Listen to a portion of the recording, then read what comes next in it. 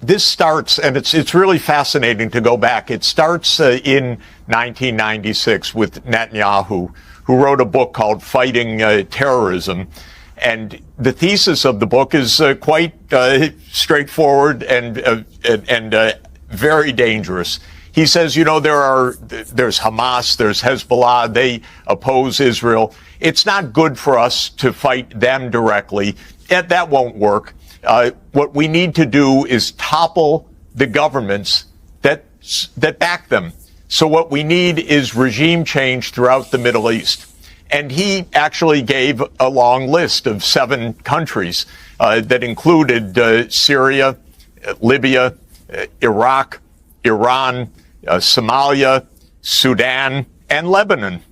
And systematically, the United States has done Netanyahu's bidding for almost 30 years now, going to war with every one of them, except for the big one that Netanyahu so much longs for, which is the war directly between the United States and Iran.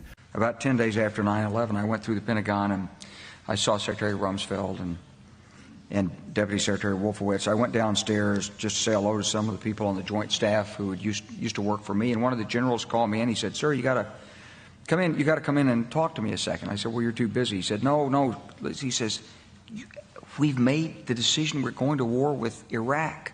This was on or about the 20th of September. So I said, "Well, did they find some information connecting Saddam to al-Qaeda?" He said, No. He says, "There's nothing new that way. They just made the decision to go to war with Iraq." He said, "I guess it's like we don't know what to do about terrorists, but we've got a good military and we can take down governments." And he said, "I guess if the only tool you have is a hammer, every problem has to look like a nail."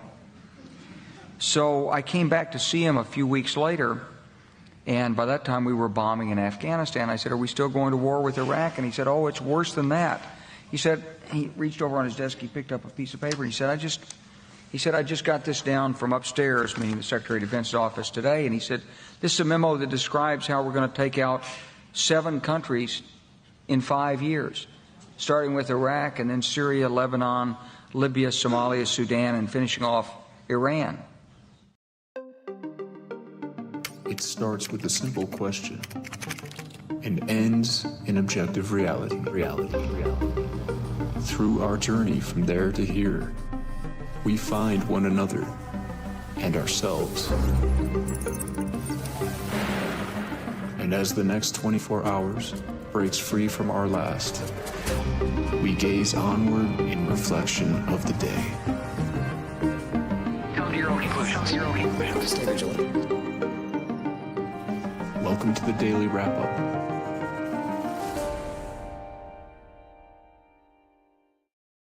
Friday, October 10th, 2025. Thank you for joining me today. I played that clip many times. The clip itself from an interview, the discussion from the book, the reality of that, very widely publicized, despite not being very much immersed within the mainstream conversation. The clip of General Wesley Clark, 7 countries, 5 years. This is not new information. But just thinking about what we're going to go over today and what we've been discussing, it's just really profound to look at that, to think about that. And this is a verifiable fact. Whether or not you think that it explains everything we're dealing with, the point is that I argue, and I think it's very easy to see, that pretty much every major problem we're dealing with can stem back to that relationship. And the provable reality that our governments, the evolving nature of our government, whatever that is, has been coerced, blackmailed, manipulated, bought off, in a kind of rapidly escalating way right up to this very point. These aren't debatable topics, guys. And what's important to see is that through many, many things that have been coerced, wars, the ongoing, destruction of this country in a larger way, not to go into every fine point of how this works out. War, obviously, whether that's blowback, whether that's the sending of Americans to do the bidding of a foreign government, understanding where we are today. And as well, the other part of what we're going to discuss today, and there's many different things, that now, what are they calling Antifa? What are they calling Palestinian supporters? What are they calling leftists in general, apparently? Terrorists. You're all terrorists now because you have a different idea, not because you committed a terrorist act or broke the law even, but because of that flag, which therefore wink, wink means you're going to do all those things. You know, sort of like the left said when they were doing the same thing in reverse, that you guys all decried as absolutely unconstitutional. And I'm only speaking to the partisan conversation, which I don't even think represents the majority today. I think most obvious, average people can see that this violates the Constitution, even if you think it makes sense. And you pick the topic we're aiming at right there. My point, though, is, okay, if they're doing that, what is driving that conversation? What is the effort? Nobody's denying this, that's pushing against Palestine conversations, to protest Israel. I mean, they're high-fiving about it between the U.S. and Israeli government, their policies, the media. It's not even secret. So what I'm trying to highlight right there is that conversation is about how they coerce the U.S. government to go after its enemies, conduct wars for it. Well, guess what's happening now? You are the one they're aiming at. Because what they say, we're going after the people and Netanyahu has set in front of Congress many times and made the case for why we have to, in the case of the book he was referencing there, topple these governments, remove those people from the conversation. Well, the problem is now that's you. You are the biggest block. People like Charlie Kirk, who are beginning to inform their audiences away from the Israeli propaganda, are the block. They are the ones in the way of them. I mean, I guess succeeding in their agenda. I argue it's just completely not collapsing inwardly because of the losing control of the narrative.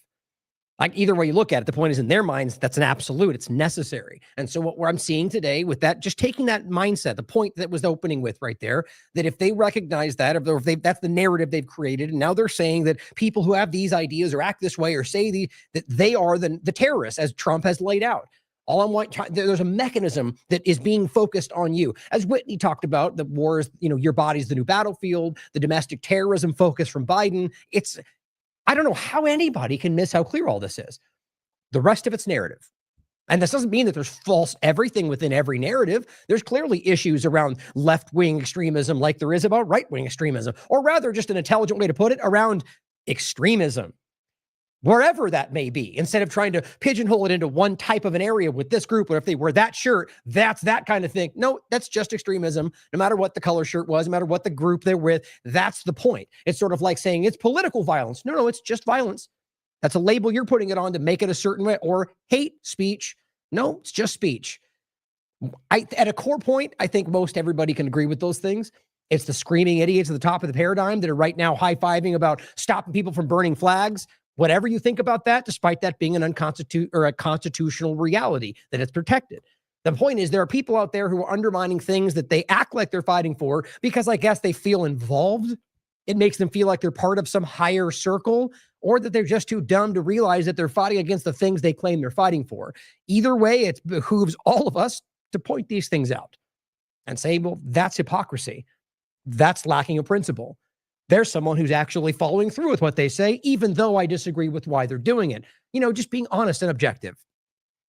So what we're going to go through today in general is the larger point around this, and that mindset. How all of this seems to be, not just the ongoing fake ceasefire that we'll talk about. The latter part today we'll be getting into, which I think everybody saw coming, the lies around this conversation, and the fact that, in case you're missing it, as of right now, Israel is still currently bombing Gaza and has been every moment since they claimed this was a ceasefire. Just like literally every single time we pointed this out. Maybe save for a few where they were actually pretending to stop, even though they weren't, and they were bombing in the West Bank or secretly doing things in Gaza they didn't want you to see, but they were pretending to stop. They didn't even feign stopping this time. And yet they all screamed, we won, ceasefire, Nobel Peace Prize. We'll talk about that. We'll talk about the illusion that I see of the James Comey and Letitia James indictments, which are just accusations like we were talking about. I hope they go to jail. They deserve to. I don't think that's what's going to happen. And so if you can think about that original point, my point would be taking something as simple as this. Why would you think that's happening? And why do you think that connects to the conversation of Israel corruption, or rather just foreign government influence? I think it's because this is about dividing this country along partisan lines and feigning to go after people for corruption when the entire thing is corrupt, to get you completely mired in a conversation that will never go anywhere. Like the conversation of debating the as if your vote actually translates to the outcome today, getting you debating about how that was stolen. In no way am I arguing those things don't happen or you shouldn't care about it. The point is that if you recognize how we've been played and how long ago these things were taken. The rest of it seems to be largely theater, but prove it to yourself. Look into it. But the fact that we get mired in these conversations. And so the point is today with the conversation of the indictments and fake accountability, this will drift on for the rest of their administration. And I argue nothing's going to happen. And we'll go over why it seems the evidence is already suggesting that. We'll talk about some foreign policy points I think are also still relevant around that same larger foreign policy point around Afghanistan and bombings from Pakistan and why I think that actually happened. Conversations around Venezuela and Colombia, seeing as how the last ship they attacked, Colombia is claiming were Colombian citizens. Interesting point, since we were just talking about the Colombia overlap, and the U.S. is stressing that we're still allies, we're still on the same page. We'll find out how that goes. We're going to talk about Qatar and the Qatari airbase being built in Idaho. I mean, it's just keep screaming that you're winning, everybody out there pretending like this is not the opposite of everything you thought was going to happen, because that's insane. And even people like Laura Loomer. I mean, a video of Donald Trump talking about how Qatar, the government, are basically terrorists and now doing this. It's Israel, guys. That's what this is. Qatar is, I mean, like a lot of this, UAE, these things are basically facilitation and sidestepping things for Israel. And the point is, even those like Loomer screaming about why this can't happen are still supporting Donald Trump. We'll talk about the Charlie Kirk overlaps to all of this. We're going to get into some Israel influence and largely latter end with the fake ceasefire and the many, many points around that, which are, hard to get into. But the sad reality is, no matter what ultimately happens, I don't care if today, this moment, Donald Trump and Netanyahu genuinely decided to go, yay, ceasefire. We will stop everything. We'll let them build their own state. And everything you ever wanted can happen. They're still not forgetting a year and a half of genocide. That's something we really need to think about. Even if they actually gave you everything today, are we going to forget that they've been funding and arming and like in like a jovial sense, allowing a genocide to continue while telling you you're lying about it, that you're gaslighting, that you're a terrorist? There's just no way around that. There is no praising them for anything that happens around this conversation. Well, let's just make it clear, Trump and Biden at the very least, since both of them have continued to fund and support the genocide. There's no way around that. Maybe if it was months and they were funding it and then suddenly realized, no, we're talking about ongoing, long-term, in-your-face genocide support to this very moment. And they lied about the ceasefire. So keep that in mind as we go through it. I'm going to start today with a shout out to a recent interview. Really, it's just, if Catherine Austin Fitts always just as a way of putting things, and we titled this the reverse Robin Hood. Why has Trump become anti-capitalist? And it's interesting because, that's not the narrative, right? It's supposed to be the capitalist versus the communist. And the reality is, as she'll tell you in her opinion, as the financial expert in the conversation, that we have never had a more anti-capitalist president than Donald Trump. That's her opinion. You can decide for yourself. But look at the policies. Look at TikTok. Look at NVIDIA. Look at Intel. Look at screaming down corporate media outlets to do what they're told or get on, or the FCC or any number of smaller points that show you the exact opposite. And that, it doesn't have to be. It's anti-capitalist in her opinion, and I would agree with that. But, fascism, communism, it's very interesting how many of those things share. And arguably, you could go a lot of different directions. My point would be that at the end of the day, recognizing that these people are lying about what they're really trying to accomplish is the point.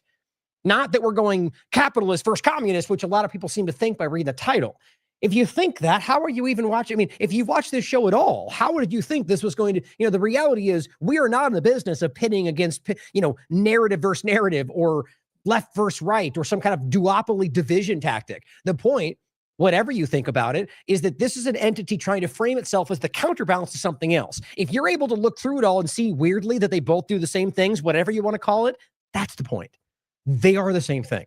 And they use these coercive wedge issues to get you looking anywhere other than what they're building around you. It's a really great interview that I recommend you check out. Now, I want to also start with some points on Epstein, and we'll just begin there, and then we're going to get into the indictments and build from there on how this all seems to connect. But just again, I didn't want this to be missed. It's amazing how little attention this is getting. I get it, there's a lot going on, but I'm still kind of baffled about how the Epstein conversation. I mean, I guess what I'm trying to say is that there's a ton of people that seem, even at the higher levels of the partisan game, who seem to be going like, where's the list? I'm not buying it. Where are the arrests? But yet then I don't really see that much, like there's not a lot of real push right now. For me, The idea that you can have the Cash getting caught lying right in front of everybody in multiple ways that Massey directly called out, and this is reiterating that right here, about the 20 people that you could very least tell us about, all the victims that are behind them going, release the files on me that you pretend you're not for my protection. It's such a obvious theater show. And yet we get very little conversation about this. From the people who have been making a case about why this was going to change everything right up until they suddenly told you it wasn't real. I mean, this should have destroyed everything. Hey, maybe it did. Maybe we're at a point where everyone's already aware of this, and this is them dwindling it forward in hopes they can push you into a panopticon where it won't matter anymore. But let's watch this clip first to just refresh the memory about how incredible it is that this is still not being discussed by the ones telling you they were going to change the world by discussing this. Applied, according to the transcript, there is no credible information that he trafficked them to anyone else. According to victims who cooperated with the FBI in that investigation, these documents in FBI possession, your possession, detail at least 20 men, including Mr. Jess Staley, CEO of Barclays Bank, who Jeffrey Epstein trafficked victims to. That list also includes at least 19 other individuals, one Hollywood producer worth a few $100 million, one royal prince, one high-profile individual in the music industry, one very prominent banker, one high-profile government official, one high-profile former politician, one owner of a car company in Italy, one rock star, one magician, at least 6 billionaires, including a billionaire from Canada. Yeah, and a partridge in a pear tree, right? Everything, everywhere, right? I mean, the takeaway is provable points, but that society was infiltrated. That's the real point about what Zionism is doing. But recognize what he's trying to, at least as I take this, by the way, is there's ones he mentioned that you can prove. People often, ask, why wouldn't he announce them? And that's a fair point if he has it. But the question is, or the point is, it seems as if a lot of that information is within the FBI's awareness, but not known to people who have this information he's reading, that there's a reason those things were held back. And that's the point. Either way, whether it's Massey and Cash, question these things. The point is the government is clearly not allowing that information. And Cash was even lying to you, telling you he wasn't allowed to, when really the block was really only in Florida. It's just blatant misrepresentation while they're out there screaming about accountability and then even get fact checked on Twitter about how they haven't done that. I think I even have that next, but really important to think about this and how this is right in front of you right now. 20 people. We know that Trump had the names, his name personally redacted from all this. We know that they held back personal other information about people that they were associates. This was all very publicly released. They're straight up covering this up in hopes that people like Alex Jones, Nick Sorter, Benny Johnson can come out there and yell at you about something else and cheerlead about whatever they just said 30 seconds ago in hopes that you don't focus on this, on how obvious this is. I don't think it's working, but I think it works for the fake perception of what everyone's talking about. See, they're two different things. They can. My point is, if there's people out there that are kind of just wishy-washy and just going along with what's happening, they get guided into that being what's going on because they're not pushing back. I think the majority of people out here are like, I'm not buying it. I'm not having that. But they don't get represented in what they project to everybody else. And over time, those things can win out. It's a social engineering long game, guys, and we can see it happening every single day. I mean, you tell me what you think. I think it's shockingly obvious because this is insanely clear. Those three people I just listed were the ones screaming about this the most, and now they're looking over there. Seems wild to me. Here's another clip, and this is important because this is Johnson, right? Despite, let's remember at the beginning, it was like, he'll never be the guy. He's a rhino. And then he got in and he was like, he's the guy. He's our favorite. Showing you how completely whatever we're told to say is what we think that day. The whole, I support the current thing of the right. It's the same game. But here's Mike Johnson being called out even by, News Nation for why he hasn't sworn in the 218th vote. The point is they won in a recent election and are withholding to swear them in. And Massey's at least accusing them of doing that in order to withhold this vote. Now, his point is that this is what do they call it? A pro forma session. But the point clearly is that, well, you've done it before, so why not now? Well, you can decide for yourself. At the end of the day, maybe it is just a waiting game. I'm still arguing that the reason they don't do this is because right now they're doing everything they can to whittle that down to 217. They need 218 votes, one of which needs to be sworn in to make the 218th. But if someone like Nancy Mace, for example, can be convinced to not vote, like I think she currently is, to release the list, well, they won't be able to do it. And what do you know? The timing of the whole just lasts just long enough until that 218th vote no longer there anymore. What a coincidence. Sorry, go move on. And now we're back. Like, that's what I predict will happen. I hope not. But listen to this back and forth, and I find this very revealing. It's just showing you that even people on their side are going, I have to call this out. Everybody in my audience is asking for it. The Epstein files. There she is there speaking. Why, that's the politician they're supposed to swear in. Why won't you swear her in? Yeah. I mean, again, they're becoming experts at distraction and red herrings. This has absolutely nothing to do about Oh, so you didn't answer the question. Epstein. This is a scheduling matter. As soon as the Democrats vote to reopen the government, we will get back to the regular order and session of Congress. And see, he just skips right past the Epstein point. Not about Epstein. You're all distractions and red herrings. Well, okay, let's just even say the point is that they're trying to distract. Okay.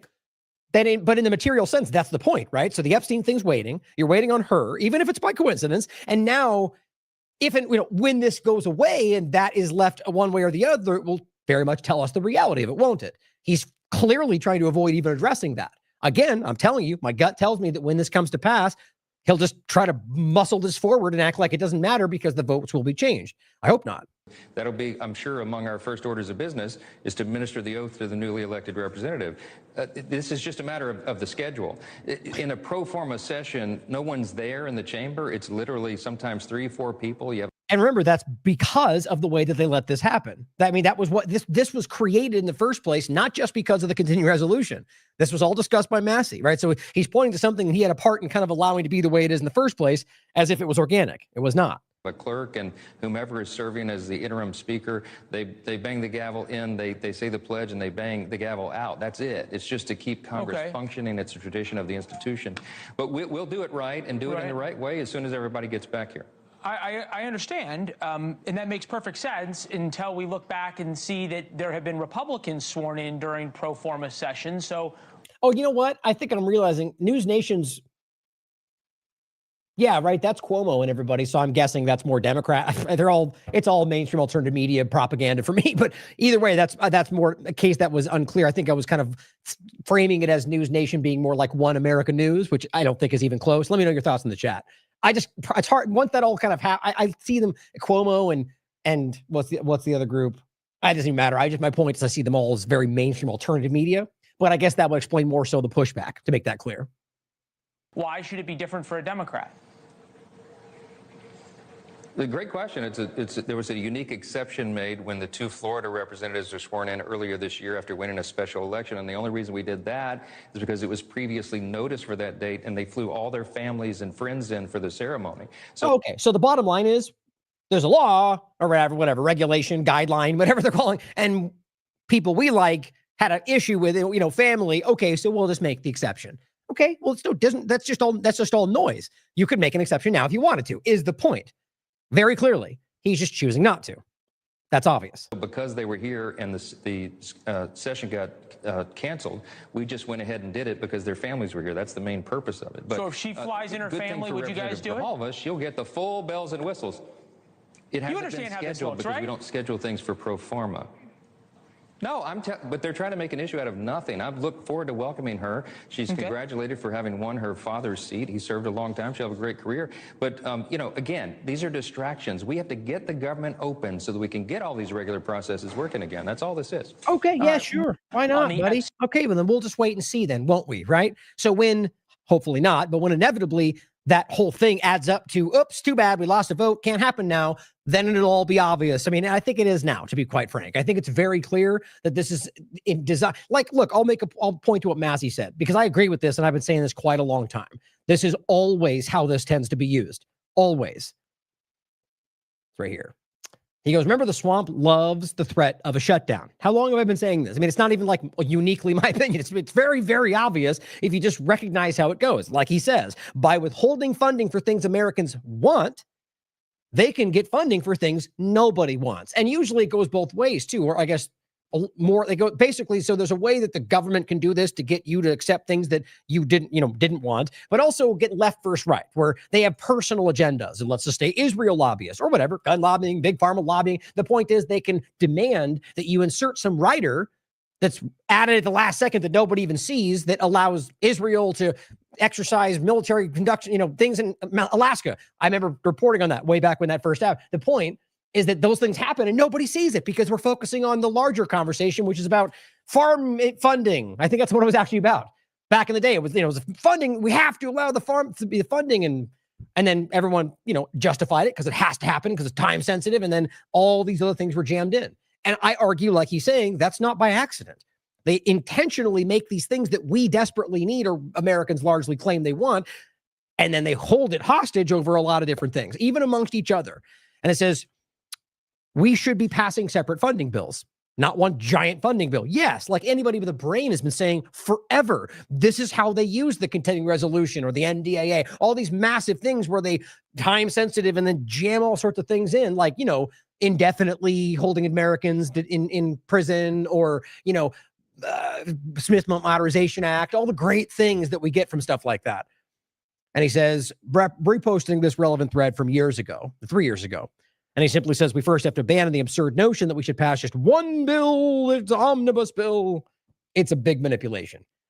God forbid this, you have to actually, work more and give more time for the things that historically were never a job, but actually a duty. And they always did other jobs. Now they're millionaires. And then they demand you respect them for doing something that should be a duty in the first place. Either way, I think that's important to think about. It is coercive. Now, here is what he was asked point blank. And this was from I think this is posted on the 7th, so I think it was recent. The point was that he's asked after this, and he's been pressured. I think this is him sort of at least stating he's kind of giving in. I don't think it'll happen. I think because right now this has been 3 days since. Either way, I think it's interesting that all this answer shows you is it's sort of like he's been dragging his feet intentionally. Earlier this year, you swore in 2 Republican members during a pro forma session. So why not swear in Adelita Grijalva, who was elected 2 weeks ago during a pro forma session? Does it have to do with her 218th signature on the discharge petition, the Epstein discharge? No, it has nothing to do with that at all. You got to love this, though, right? Regardless of whether you think that's the case or not. The fact that this is on or I'm not sure who the guy's speaking, maybe it's from another platform, but it's on C-SPAN. That's a corporate journalist asking him point blank, is this shutdown so you can manipulate the Epstein vote? I mean, think about how crazy that is. These are people at the highest level of the fake news media, and they're the ones asking things that independent media set the table for. You've never seen this before in the past, guys. Like, this is what I've been saying. Independent media is legitimately setting the conversation. That's why mainstream alternative media is so desperately floundering, trying to take control of this, and I think making themselves look more cartoonish than ever, at least to people with a brain. But I think, listen to the way he responds, though. But I just think that's very important to think about in the general sense. No, it has nothing to do with that at all. We will swear her in when everybody gets back. It's a ceremonial duty. Look, we'll schedule it, I guess, as soon as she wants. It has nothing to do with it. That's a very different response. He's getting fed up with having to, because look, it's just so many times you can act like it's just a normal thing. And everyone keeps going, well, then do it right now. What about tomorrow? What about tomorrow? And I think he just basically said, okay, well, if she wants to. So now I guess it'll be up to them to schedule it. He'll probably find a reason to deny it anyway. It's a game. We're in pro forma session because there is nothing for the House to do. The House is... He's back to his explanations. I just think that answer is very telling. So we'll wait and see what happens. But I think it's important to know where this is going. And at the end of the day, that this is a game of the, acting like they're in there fighting for you. Let it shut down. I think it's very clear. You realize, hey, look, no chemtrails. Hey, look, if that's what's happening. The point is that I think there's a lot of, despite obviously that there are people that will suffer because of to their detriment, their dependence on the government. I think there's many other ways that this society could function and much better if we got away from that. But yes, I can admit that this thing, the government just no longer existing, let's say, would there be people that would probably suffer. I would argue that if we're going to get into the whole, better for everyone kind of mindset, which I don't ever use to make my case. My point is, I think that is generally better for this country, for our society, for our politics, for our mental health, for everything. But that's my opinion. So I simply taking into consideration the definite downside, let it go. I think we should be at least I'd love to see a world where we can give it a go and see if we can exist without some overarching authoritarian government pretending to be something else. Now let's talk about the illusion of accountability, which is everywhere right now and has been for a very long time, left and right. I mean, I've said this before. Can you point to one person, and not some got caught by local police or caught up in something that was too big to ignore, like out, like because of something like that, where it was some kind of, video or a leak or local police caught him. That's always how this goes. At the high level, when have you seen a politician go to prison because of a congressional hearing or because they caught them money laundering or insider trading?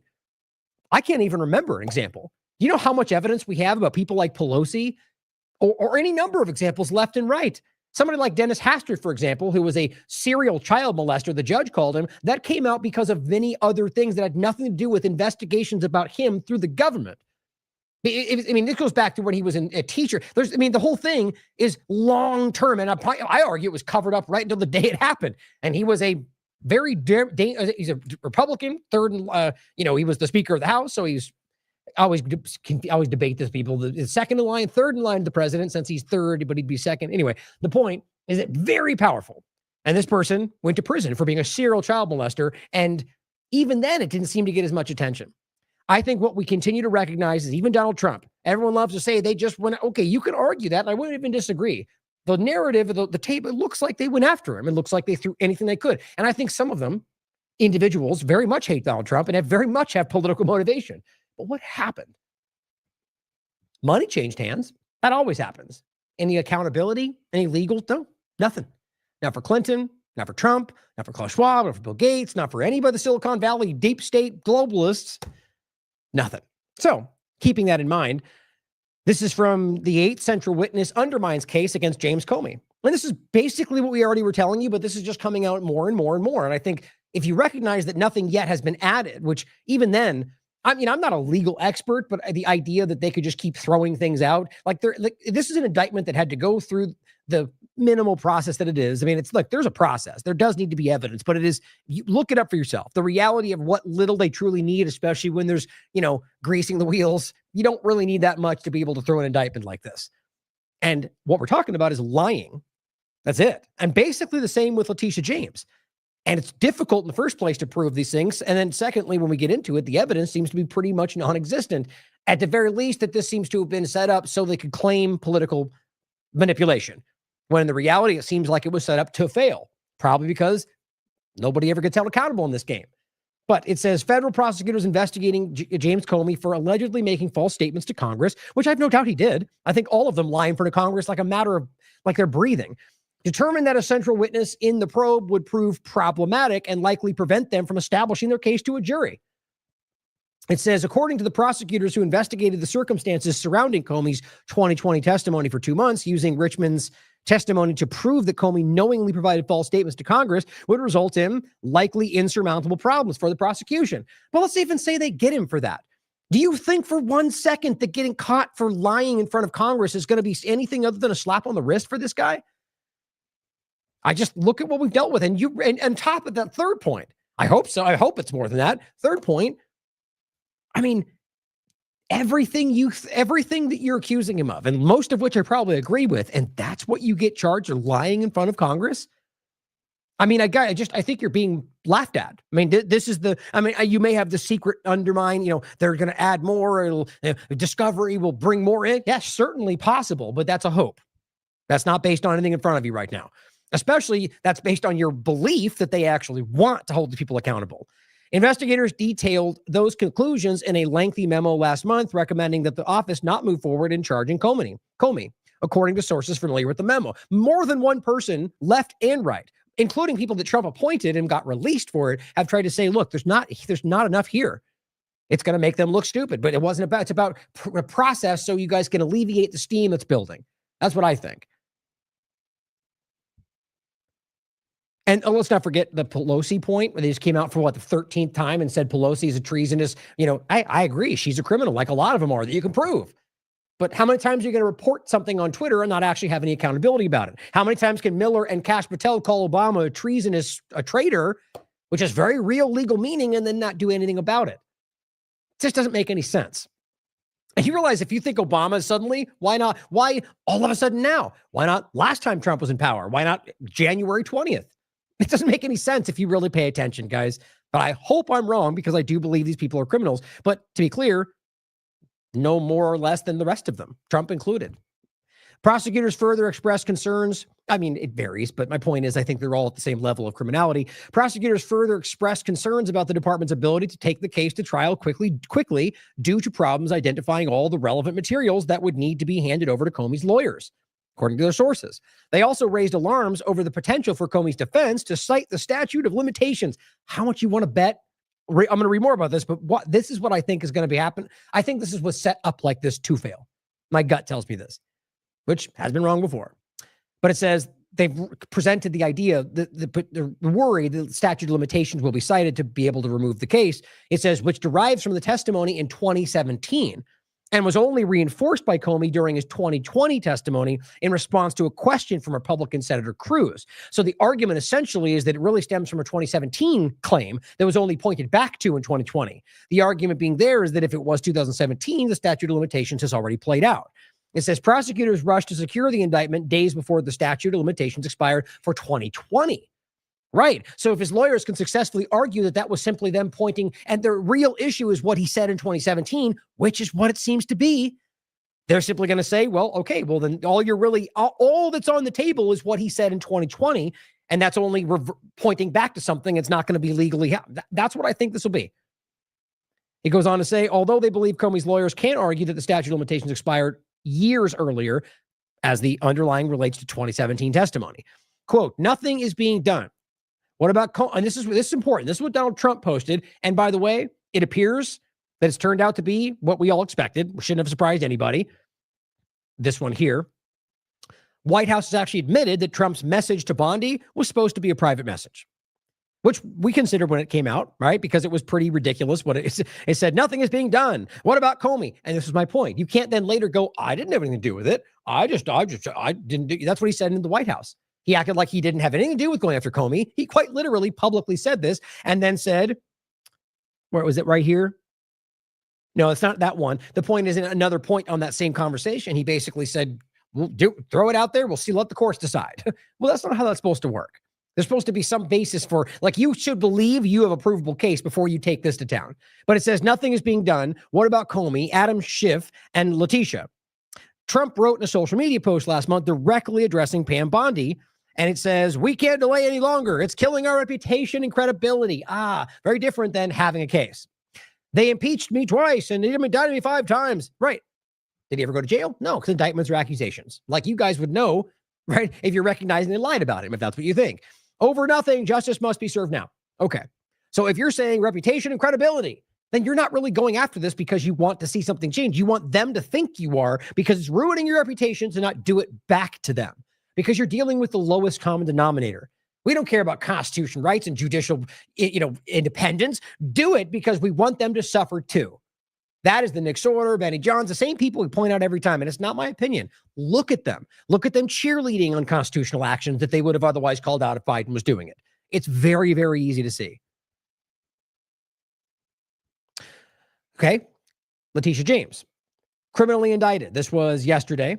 And it says James, who is, Letitia James, who led a civil fraud investigation against Trump, who, by the way, was found guilty in 2023, was indicted on charges of bank fraud in Eastern District of Virginia. Now, it's bank fraud, but apparently, as you read through it, it really cites back to like lies. So either way, though, this is what you think you're going after her for? This is peanuts when it comes to what these people are actually guilty of.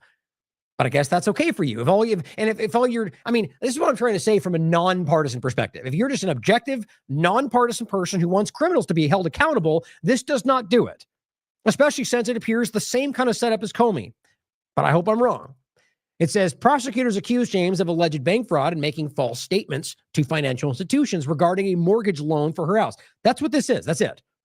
In a statement, James accused the president, who recently publicly pressured Bondi, and it says of a desperate weaponization of the justice system is what she called it, James, which exactly what it is. Exactly like what you guys did too, because our justice system has been weaponized by the government for a long time. And if we know who's influencing and controlling the policy of our government, it shouldn't be that confusing. Trump appointed Halligan, his former personal attorney, to oversee the case after another U.S. prosecutor, Eric Siebert, who Trump appointed, resigned. He was reportedly ousted after he told the Justice Department that he had not found any evidence to charge James. So this is the same thing with Comey. The person that Trump puts in place says, we don't have a case. Trump's person. So they get rid of them and say, who wants to do what I'm asking them to do, regardless of the evidence? I will. Every power-hungry person in the room. That's Bondi, Hegseth, Cash.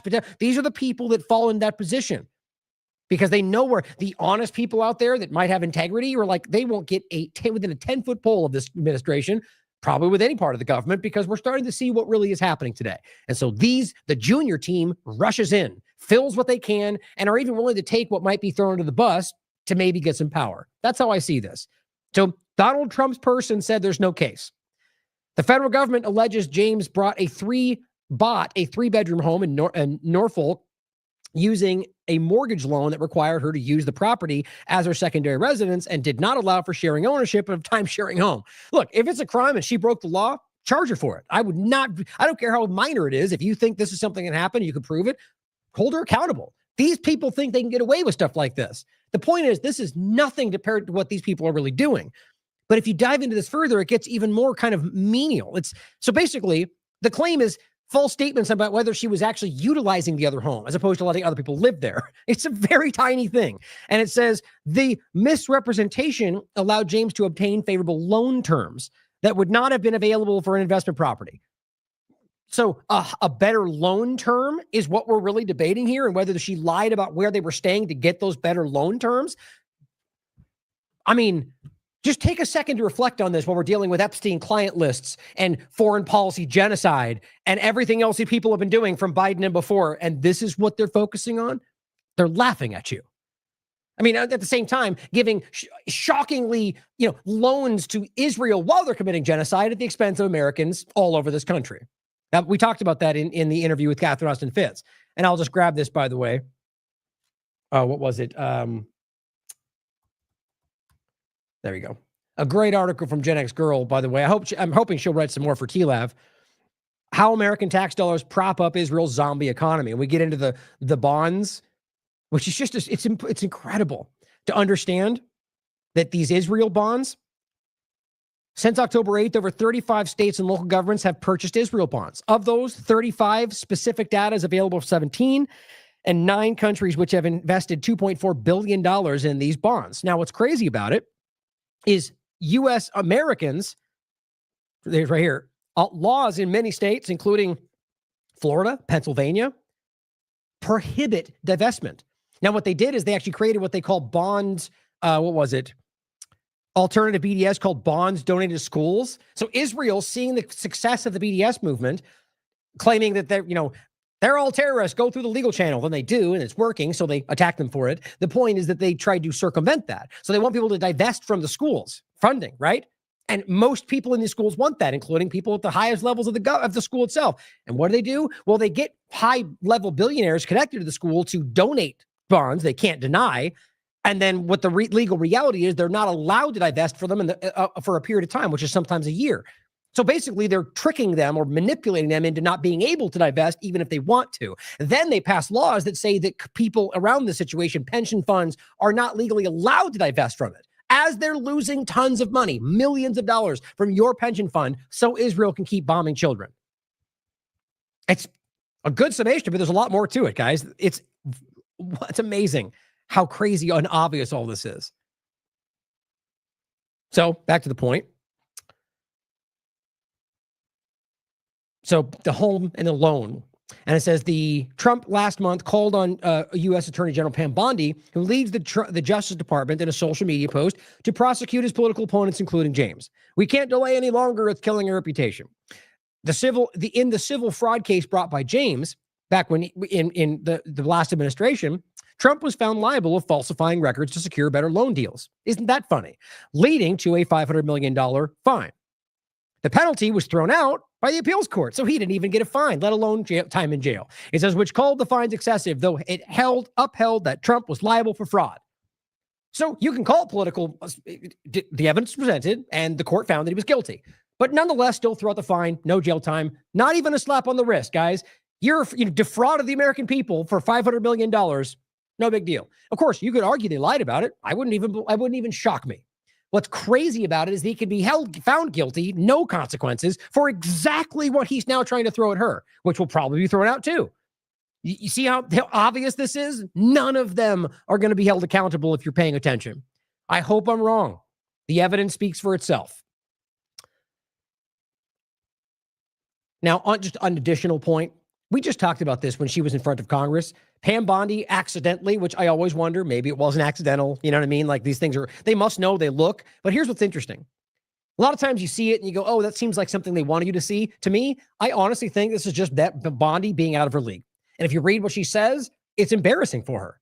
Bondi accidentally reveals her burn book for fiery Epstein hearing. What was she saying? Little quips and things he was supposed to say about each of them. Instead of answering the question, you took money from them and you, Reid Hoffman, remember?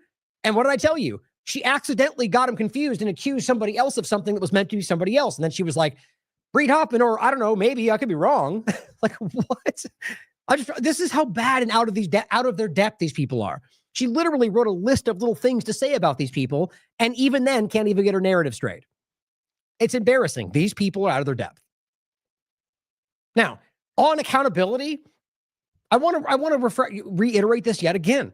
That Alex Jones saying on the 23rd, or plenty of others, that he had his big actions coming that DOJ told him were coming. Well, guess what? What I'm continuing to see from this, they did tell him that. What they did is use him like they always do.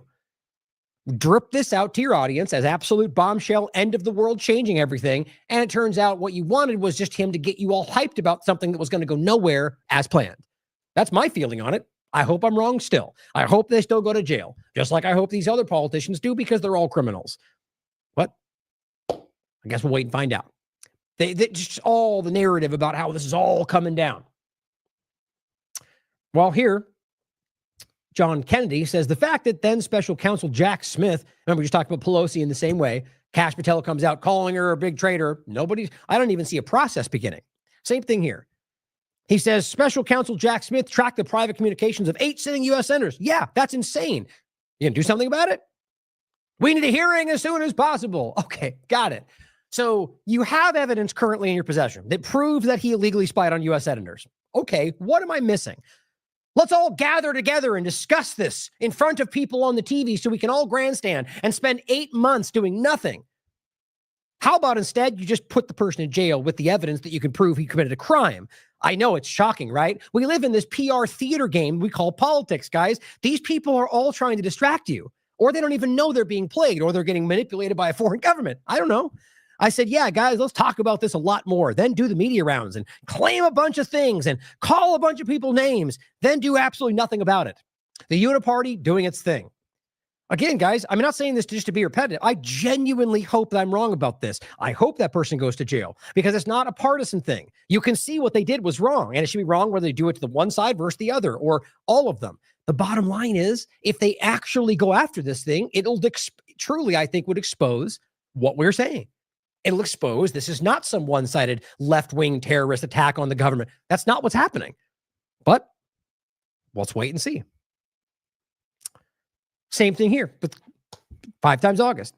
This is Disclosed TV. He says, we have 82 vaccines that we give simultaneously. And I'm a vaccine believer, by the way. I believe in a lot of vaccines, Trump says. But when you give 82 vaccines to a shot a little baby, that hasn't even formed yet. That's a lot of vaccines. And meanwhile, next day, hey, guess who's still giving 82 vaccines? The U.S. government. Every which way you look. Did they begin? But did Trump just change his mind and begin a process through which they're going to suddenly change that? No. Did they begin a slow process where they're going to try to use evidence? No. They just said these things out loud, went right back to allowing those things to happen. As August points out, yay, let's just keep talking about and hinting at vaccines being dangerous, but continue to leave them all on the market while kids keep getting injured in the meantime. Tylenol, you got to avoid immediately. All those 82 vaccines, hey, well, you'll figure it out. You can take what you want from this, guys. I'm glad he's pointing at it. I think that's a good thing. But when you recognize that they know you all see it and they then make, for my opinion, no, they're not going to do anything about it, the best they can do is make you think it's in the works. Do something. You guys have said things like the RFK Jr. didn't need to be told this. And where are we? I was literally just laughing at Tim Pool talking to Roseanne Barr. I just happened to catch it. I was going live for Rumble.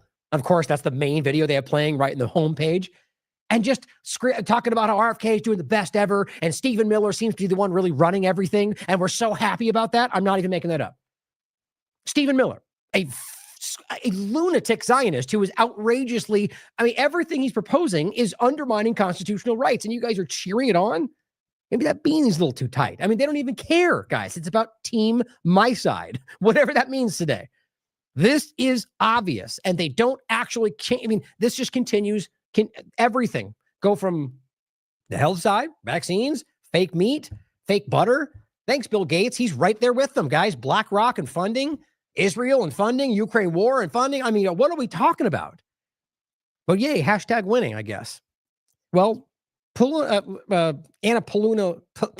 Luna, the Nobel Prize Commission's lost all credibility. Oh, now, I guess. Not when they gave Obama the Peace Prize for nothing, right? Now they did. Why? Because Trump didn't get it.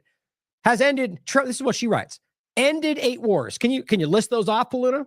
Right? Can you give me a list of the ones they've ended? I guarantee it includes Ukraine and Israel, even though nobody's arguing those even came close to ending. And what are the wars are we talking about? They're just making things up. 8 wars in 9 months. That's what Trump said the other day. That's a joke. Nobody believes that other than people lying about it. And even then, I think they actually know they're not. I think they know it's not true. Deserves the Nobel Peace Prize for supporting a genocide, for bombing Somalia, for continuing to allow everything, for ethnically cleansing a location and building a what do they call it? Gaza resort? What do they call it? I forget the name they used. I just don't understand how anybody could take that seriously. And this is my point. They know they're simply nodding to the others, like a Sorter, like a John, who will just care. Go look at their platforms. They all went, yay, this thing. I support the thing. We're all angry about the thing that's supposed to happen. That's what's happening. Here is Simon Godek, somebody with principles who actually cares. He says, so let me get this straight. You're all raging that Trump didn't win the Nobel Peace Prize, which is just an absurd thing to talk about. But you're not raging that he let Fauci walk free or that he kept the client list sealed. And that's what you're mad about? You see, these people are dishonest, guys. They don't care about what they claim to. They claim to care about what you want and then cheer what Trump does. And then pretend they're the same thing. It's right in your face. Everywhere you look.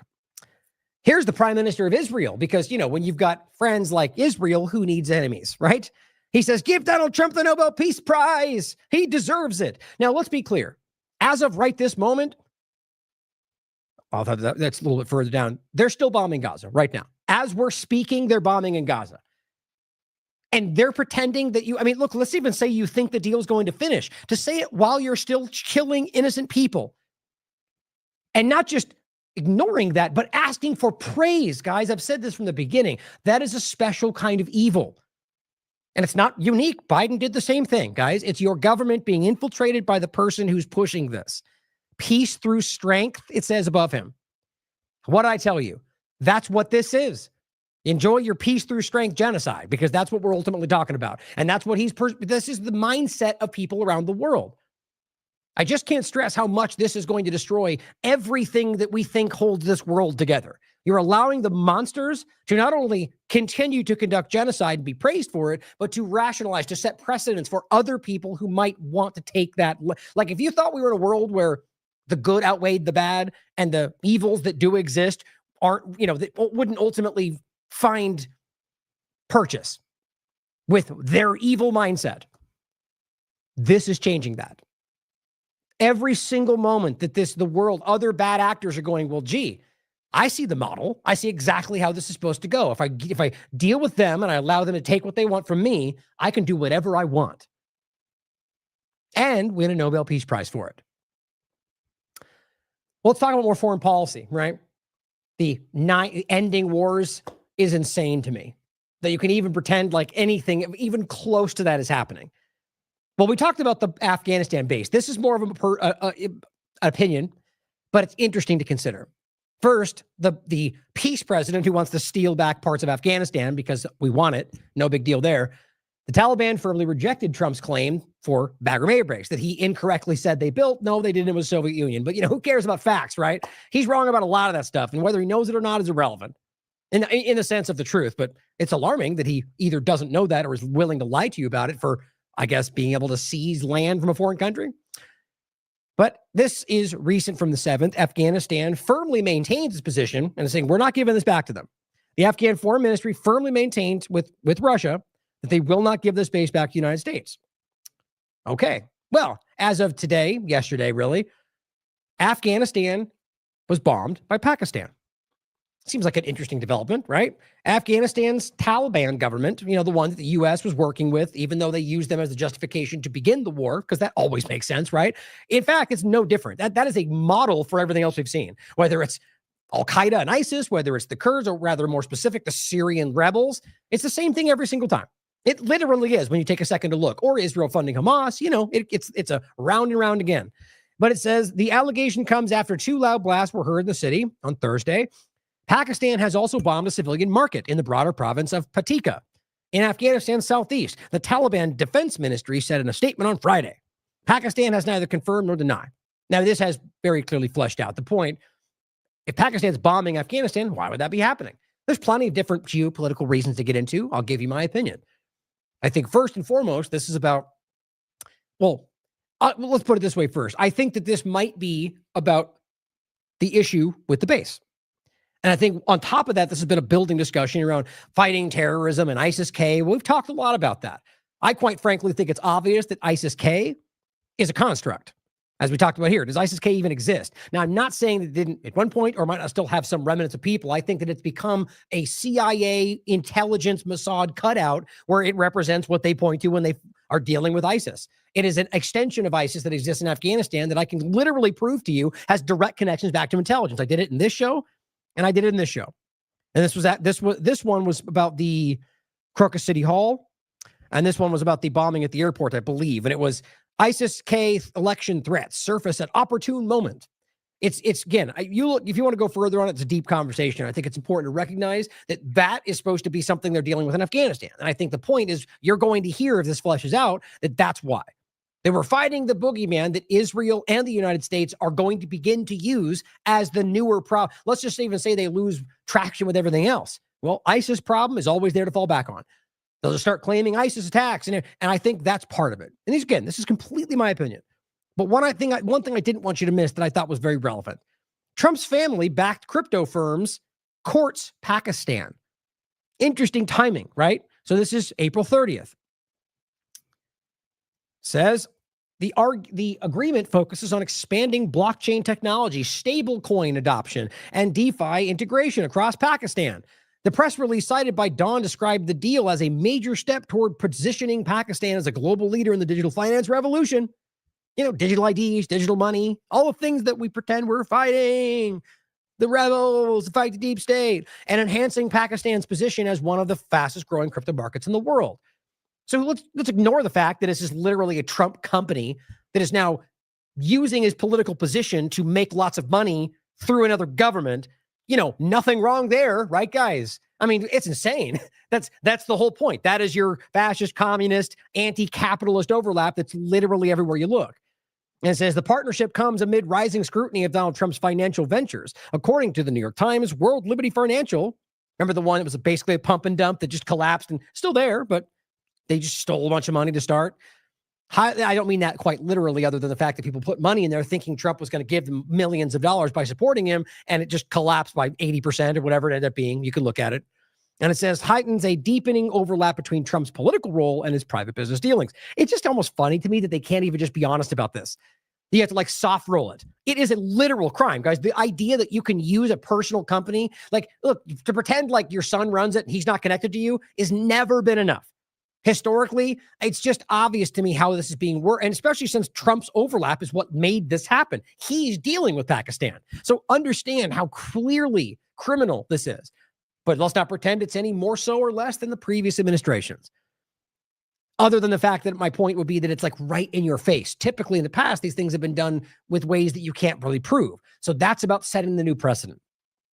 Mr. Trump's return to the White House has opened lucrative new pathways for him to cash in on his power, whether through his social media company or new overseas and real estate deals, like Gaza. But none of the Trump family's other business endeavors pose conflicts of interest that compare to those that have emerged since the birth of World Liberty. The firm, largely owned by the Trump family corporate entity, has erased centuries-old presidential norms, eviscerating the boundary between private enterprise and the government policy in a manner without precedent in modern American history. It says in October 2024, World Liberty Financial, the crypto platform, raised $300 million in selling 20 billion WFI tokens at $0.015 each. It now plans to launch a $1 stable coin pegged to the US dollar. Like, we all didn't literally predict this being your central bank digital currency side. This is the stable coin version, privatized version that is way worse than any CBDC you ever thought was coming. And I don't mean that because of this one, but because that's what the stable private coin version of that is. And it is way worse. All the same problems, way less accountability if there ever was in the first place. And we were telling you, Catherine, IMA, everybody, Whitney, Derek, we've been telling you this was coming. And this is not new. We told you back when this first started, and it is going to be part of this game. But it says to boost liquidity and support its U.S. expansion, World Liberty secured $25 million investment from DWF Labs, a Dubai-based market dealer. They're literally working with foreign governments through this Trump company. Earlier this month, the company's founders also met with Binance's Zhao in Abu Dhabi. Zhao recently completed a 4-month prison sentence after pleading guilty to crypto fraud. But hey, let's work with Liberty Financial because that's good optics, right? They don't care, is the point. Ondo Finance sold 130,000 coins to World Liberty and later donated $1 million to Trump's organization or his inauguration. See how obvious that overlap is? The company is backed by Peter Thiel. Of course it is, because this is all much bigger than it seems. But guys, this is transparent. Now, look, like I said, you can make arguments like Pelosi and funding and the investments before the pandemic. This is just right in your face. And it's not like they're saying, well, they did it first, so we can do it too. They're pretending that's not what's happening while criticizing what they did. Just people have blinders on about their chosen ideologue. That somehow it's okay when he does it because he's fighting for freedom. It's childish. Now, I'll include these for to talk about ISIS-K. I think it's important to understand where that seems to be going, but we'll keep an eye on this. I think the important thing to think about is whether what's now suddenly happening in Afghanistan has to do with some other coercive movement happening, right? That ultimately Afghanistan bucks the new plan for what they want to do in Afghanistan and possible coercion to get Pakistan to take action against a group they were already talking about, and Israel wanting the same, as well as the rare earth minerals that take place in Afghanistan that China is now pushing back on. I've been saying this for years. So is anybody who's paying attention. The rare earth minerals, I bet you I can even get this to pop up. There it is. Look at that. We put this out 2017. U.S. to extract minerals from Afghanistan to defray the cost of assistance. In other words, we're going to rape your country because we stole everything and destroyed it. And now you owe us. That's what they're saying. Defray the cost of assistance, which destroyed the entire country, left the terrorist group that you told you were fighting in power, but you get assistance. And it's lithium, rare earth minerals, all from the mountains. Very public. The point is that was one major issue. And now that China, which we'll probably get into another show, Trump is just posting about it. He's all worked up about it, and he's very much on the weak position in all this. They're basically doing what he's doing with tariffs, but on rare earth minerals in a more of an abstract way, but it's an easy way to think about it. And he's all upset. And how dare he? They're going to ruin everything. And they're doing the same thing you're doing. The point is clearly this is a huge issue. Suddenly now Afghans being pointed to, I think that may be why. Or Venezuela, rare earth minerals, lithium, and gold and oil. This is not an accident, guys. I think there's an easy point to make here about why this may be happening. You can consider it for yourself. So let's talk about Colombia and Venezuela. And it's the same kind of overlap. I think these are all happening for very clear reasons. This one alone for just possibly the point about being able to, you can talk about the flotillas. You can talk about a lot of stuff Israel's done in international waters or international law. This seems to be changing that in the precedent sense anyway. Colombian President Petro says the latest ship bombed by the U.S. off Venezuela's coast was actually a Colombian vessel, which wouldn't surprise me. These people don't even seem to be verifying anything. There's no evidence. And to this very moment, excuse me, right before I started, not a single piece of evidence, not one. They have not presented anything. The U.S. government has not proven a single point about whether they were committing drug trafficking, let alone to the point that you would call a narco-terrorist. You understand this If they're selling drugs in a boat, they don't become a narco-terrorist. It's a whole category. It's about terrorism, not just selling drugs. And this is them just conflating it all because they need to be able to take action like you're seeing. And you can't do that with somebody selling a bag of weed, okay? This is something where they're bombing people, and without any due process in international waters, there is no stretch of the imagination where that's legal, even if everything they said was true. They're trying to change that reality by just pumping their chest and saying, challenge me. We're saying it's okay. You challenge me. You see what happens to your country tomorrow. You see what suddenly starts happening within there when Israel or sanctions or, this is what they do. They coercively use their power against everybody. All of a sudden you get tariffs, and all of a sudden it's the obvious reality. And he says, Petro warns Trump now that triggering a war scenario in the Caribbean. This is no war against smuggling, he says. It's a war for oil, and it must be stopped by the world. This is from Reuters. He suggests that a vessel bombed by the U.S. was Colombian. It says indications show, this is what he wrote on Twitter, that the last boat bombed was Colombian with Colombian citizens inside. He says the aggression is against all of Latin America and the Caribbean. So you could say he's lying, I guess, but it's a very, very basic, straightforward statement. Colombians were on it. It's a Colombian ship. That's an attack. Simple, right? Here's how they responded. Just showing again, it's not the point to understand is these people are out of their depth. They don't know the way they respond is emotional, reactive, and usually gives you more insight. And he says, the United States looks forward to President Petro publicly retracting his baseless and reprehensible statement so that we can return to a productive dialogue on building a strong, prosperous future for the people of the United States and Colombia. No, couldn't you just say incorrect? It was not a Colombian boat. Sorry, here's our evidence to prove so what's reprehensible about him saying you bombed a Colombian ship? This is just the way that they're all acting. You claim righteous indignation and outrage and push back, lie, deny, never say you're sorry. It's what they're doing everywhere. It's not new, but we've seen this hard slant by this kind of Curtis Yarvin philosophy of the insider globalist technocrats. Overall, you're simply trying to act like it's insulting when you haven't proven it in one way or the other. And so he goes on to say, the official said Colombia is an essential strategic partner, despite their differences. And the two share priorities, regional security. See, there's an important overlap here. I think he knows this, Petro, especially since my point in the general sense about going after Venezuela for trafficking, even though you can clearly prove that Colombia is the largest exporter and through another ally of the United States, it's peanuts compared to what you can prove from Colombia. And they don't care. They're just lying to you. They're using this for other purposes. But here's what he said. Let the White House give us the information. Oh, how crazy is that idea? How about you prove what you're saying? Give us the information about the people who died due to U.S. missiles so we can see if my information is unfounded. Now, does anybody think for 1 second they're going to do that? Honestly, ask yourself, are you right now going, maybe? No, you know better. You know because they're lying. That's my opinion. I can't prove that. Very well could be that they do have evidence and it'll come out tomorrow. That's being objective. The truth is, historically, just like we clearly expected the Israeli government to not abide by the ceasefire because they've done it every single time before this. So it's really not that hard to see it. He said, prove it. I'm saying you killed a Colombian boat, Colombians on a Colombian boat. You're calling it reprehensible and acting offended. And that's it, I guess.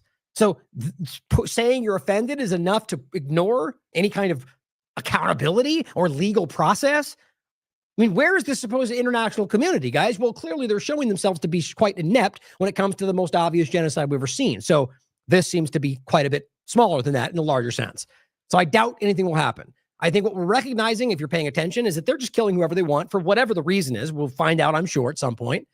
And it has nothing to do with, it seems like whether it's even Venezuela or drug trafficking, it seems like they're trying to create a precedent for something much larger, which I'm sure we'll piece together soon enough. Either way, this is terrorism, guys. Remember when they were calling the Yemenis pirates? What in the world do you call this? Even if you can prove these are trafficking drugs, there's international waters. There's a legal reality here that are they the world police? I know they love to see themselves that way. Trump swore famously before he would never allow that. Here we are. There is just no, and again, remember the argument is that they're coming after Americans? They already proved the first one was turning around, let alone how they could ever prove these things were eventually going to the United States. And then if that's the case, that somehow that is an immediate threat of killing Americans with selling something you can't prove they even have. This is so flimsy, it's insane. And they're doing it anyway. But here's DC Drano, with this typically unintelligent mainstream alternative take. He says, I'm confused. Yeah, we know, bud. We know. And he says, Rand Paul doesn't think Trump can drone strike narco terrorists coming to the American. Well, he can't. Funny, there's not like an if and or, but you can't. It's illegal. There's no legal reality there. These people who pretend they're at the highest level of the media right now are some of the dumbest people in the room, or they don't care if they look stupid to sell the agenda. He says, but he did think Obama could drone strike terrorists attacking other countries. Okay. Well, is this not what we always talk about? So what's your point, Drano? That because Rand Paul said it was okay then, even though it's illegal then too, that it's okay you do it now and it's illegal? Or that if Rand Paul thinks it's okay, then it must be legal, right? I mean, this is the most childish take. It is an uninformed, subjective, kind of manipulative take to be like, see, they're hypocrites. Okay, so that it's not illegal because he's a hypocrite, or it is? I mean, I don't even know what he thinks he's trying to make the point here, but overall, you can read the article for yourself, seeing as how they never do that. What's funny is he gives you a screenshot of two different headlines because that's circulating on Twitter, and these people never even looked at these things, I would argue. And it says, Rand Paul defends Obama's drone mistake. This one says, Rand Paul stands by Obama over drone attack. So it's the same article. Here's one of them. Rand Paul defends Obama's drone mistake. Now you can read it for yourself. To argue that this is somehow the reality is clearly he has been very aggressively against the idea of these drone strikes, but weirdly enough makes the case in this one that because hostages were involved, 2015, that therefore this was a different circumstance and that it was a mistake. But if you read the article, in no way is Rand Paul saying this is an okay circumstance for them to drone people without evidence. It's my point. DC Drano probably doesn't even know that. He doesn't even care. He's making a subjective Twitter files type point to try to manipulate you into accepting a terrorist attack. And Daniel McAdams says, why are you so ignorant? Rand spent hours arguing against Obama droning people, you idiot. You're referring to a completely different instance. Now, overall, I don't even think he's confusing these with today. What I think is the point is he's trying to suggest that because he did before, now he's not. And I guess what? He's a partisan? Again, let's just even say that's true. What does that have to do with whether this is an illegal act, you complete clown? But that's all he's trying to do. It's like Netanyahu coming out and going, well, you didn't complain when Iraq was being killed. Well, yeah, we all did. So your genocide's okay because they did one first? Yeah, you're really intelligent.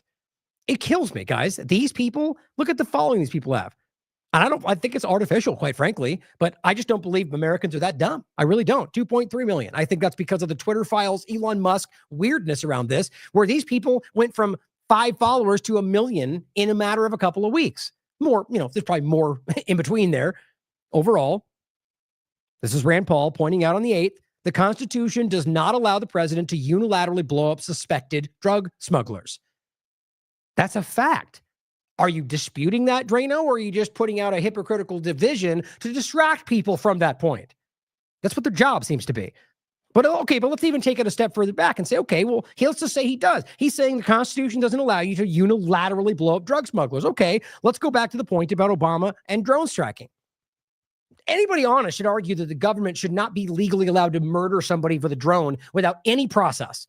That's always been an honest person's stance, in my opinion. But overall, you're comparing an alleged drug trafficker inside international waters without any evidence to somebody that they're bombing on the other side of the country with, I guess, some level of process they claim they can back up. Again, the point is both of them are wrong, guys. But to conflate the two just seems lazy. What he's trying to do, I argue, is trying to make Trump's actions against these little skiffs in the water with no evidence into some massive war on terror type operation, because I get the sense where this is going. Whether Venezuela or Afghanistan or everything else in Venezuela, this is building. I think we sense that. And this is going to be about something other, probably just distraction, if you want my honest opinion, but I think rare earth minerals, occupation, anything other than we're failing you in every possible way. Here's Max Blumenthal. As always, Cristian Amanpour, these people, regardless of having sometimes good takes on certain topics. I asked Venezuelan's opposition leader, she says, whether he would support Trump administration overthrowing Maduro, and he told me, I would support dismantling the drug cartel that's running my country. So, as Max points out rightly, This DC-based U.S. government asset, which is what he is, who has spent more time at Washington Nationals games than in any meaningful political position over the past 5 years, is not Venezuelans' opposition leader. These are, let's just even say he's born and grew up in Venezuela. These are people who have been cultivated by a foreign power. It's not even a secret. Like Guaido, for example, and we're just going to go through this yet again. Clearly, there's an effort happening here, guys, but this is, if you thought they couldn't get it done before, imagine this junior team trying to play it out. Well, we talked about this back then. This was posted on the 10th, 2025. We talked about this and this discussion back on right here. This was 2024. And the title was Bird Flu Emergency Declared, Israel's Syria False Flag, and the Right Makes Regime Change Great Again. Now, this woman was the person who wrote this letter to Netanyahu saying, to sum it up, please, please come overthrow this government. Not a joke. Come, please, regime change our country to Israel. And she is the one that they're trying to not only give a Nobel Peace Prize to, but the point is that there's just like the new guy, they're just one after another of fill-in puppets being put there by foreign powers. 2025 Nobel Peace Prize winner, Maria Corina Machado, she won it, once wrote to Israeli Prime Minister Benjamin Netanyahu and asked him to help overthrow Venezuela's Maduro. 2025, if you get a Nobel Prize for trying to convince a foreign genocidal apartheid state to attack your own country and overthrow its leadership. That's the world we're in. This is Mencho Sint. Low IQ corruption, giving the Nobel Prize to Trump. Top-level corruption, giving the Nobel Prize to a politician to manufacture consent for Trump's regime change in Venezuela. See, so now you could argue that what they're doing is setting this up to fall, right? For the very intention of this justifying what they, like this, whether it's claiming that Maduro stole the election again or whatever it is, this, I agree with them. This feels like this is coming together for the agenda of the next effort against Venezuela. Really, if I had to pick one thing, lithium. Rare earth minerals. I think that's a central point for where the world is going right now. And Venezuela has one of them, I think, one of the largest unrealized lithium deposits in the world. Going underground, says Venezuela's President Maduro, says Israel's massacres in Gaza are the most horrific genocide since Hitler. Maria Corina Machado, Venezuela's struggle is Israel's struggle. Right. The Venezuelan politician that supported Israel in carrying out a Holocaust just won the Nobel Peace Prize. That's the world we live in today. Now, we talked about this with Jimmy Dore back in 2024, another U.S.-led Venezuelan coup attempt. And this was before. This was Musk, beginning of Trump's administration, Elon Musk, and manipulation of the right. The point is that this has been going on a long time. Remember this? We'll coup whoever we want. Deal with it. Asking about lithium. That's what it was about. Now, we've talked about this many times. It's important to understand how long this has been coming. Now, this is what Hegseth just put out. At the president's direction, the Department of War is establishing a new counter-narcotics joint task force. Yeah, because that's what we need. More bureaucratic groups. Do you need a joint task force to enforce the law? No, you don't. No. Do you need for a PSYOP your command? No, you don't. But this is about more and more and more. This is what it looks like to shrink the government. Keep telling yourself that. And it says, in the area of responsibility to crush the cartels, the cartels that you can prove they're otherwise working with, or that the DEA was just caught working with and funding and allowing it. Actually, see if I can grab that real quick. No, dang it. I should have grabbed that before. That's not the one. That we just talked about the last show. It was, I forget the amount of money. The point is that it was the major article, I think it was Forbes. Let me see if I can get it real quick with that. Nope. Let's see. There it is. Nice. This is crazy to me because of how obvious this all is. This was on August 19th of this year. The DEA laundered $19 million of cartel drug money into cash and crypto, and then did its best to gaslight so they didn't actually get caught, held accountable for the cartels, guys. Has anybody go to jail? No, of course not. That's not how this game is played.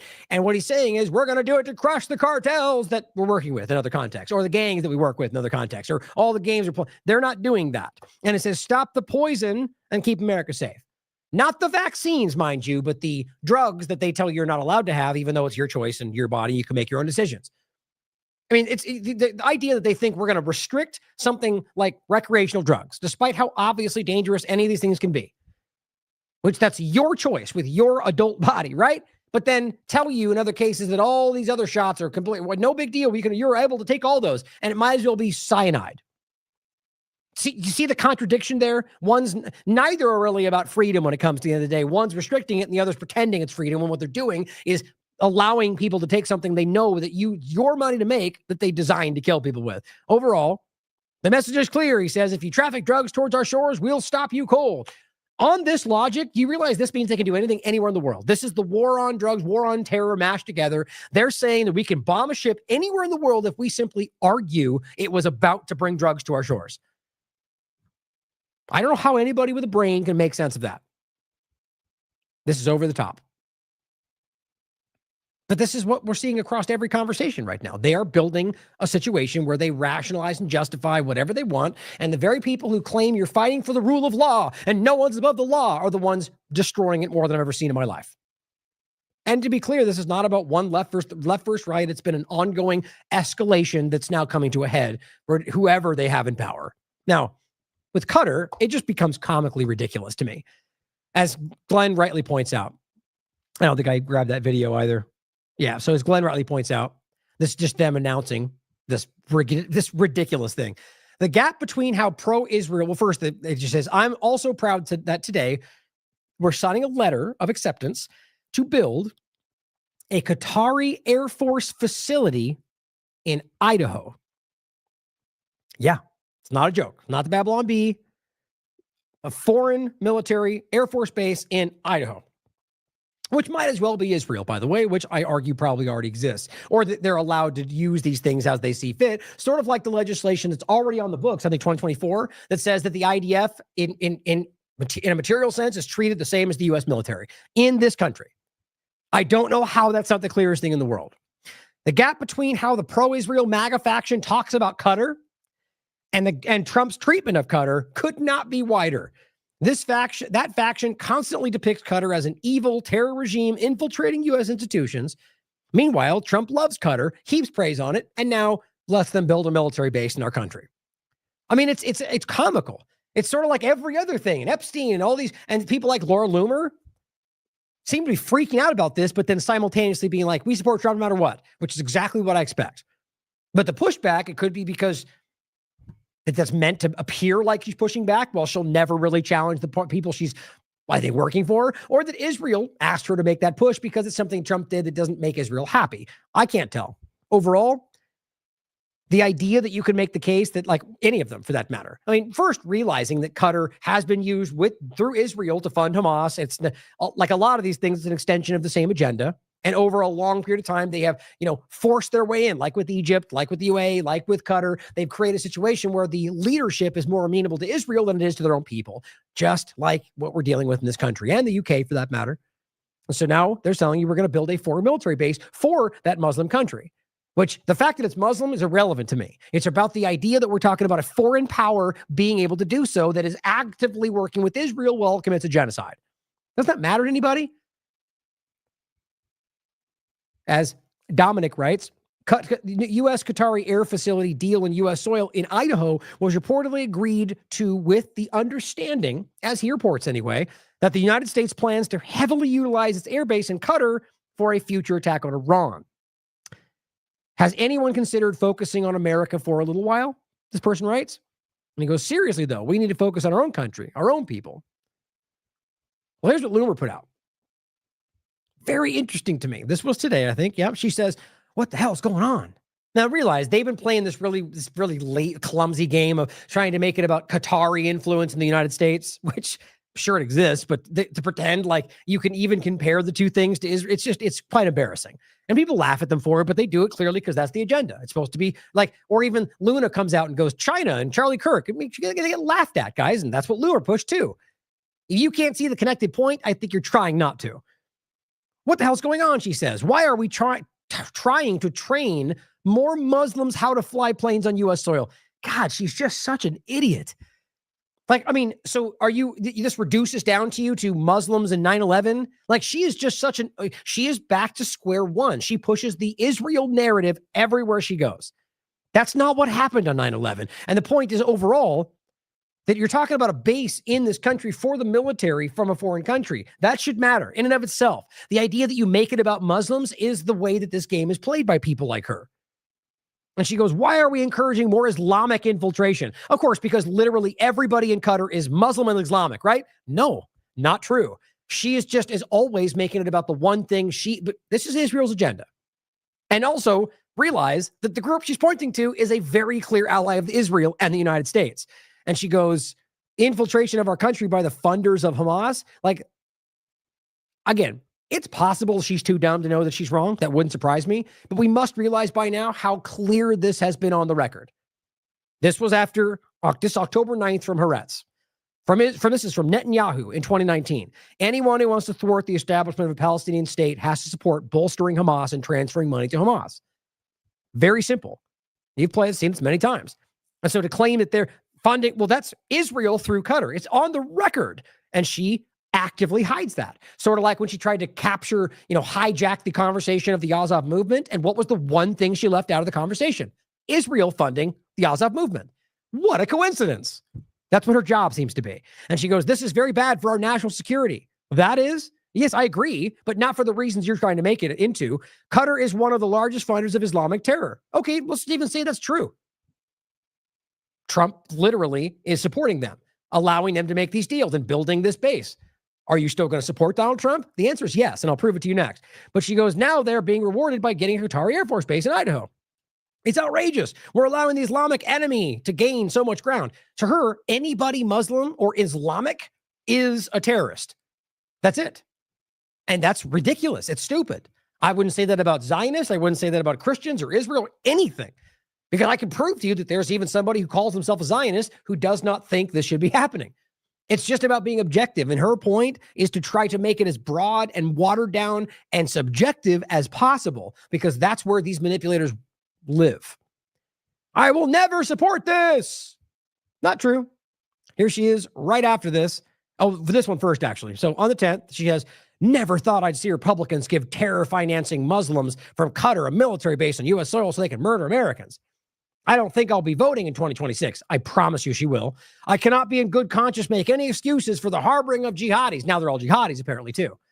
I mean, this is what bad journalism looks like. And she goes, oh, really just bigotry. And she says, this is where I draw the line. Okay. Let's watch the clip. I think it's right to post this. The fact that Trump had just said this so many years ago and now he's supporting him. That matters. Of Qatar, unfortunately, has historically been a funder of terrorism at a very high level. And in the wake of that conference, nations came together and spoke to me about confronting Qatar over its behavior.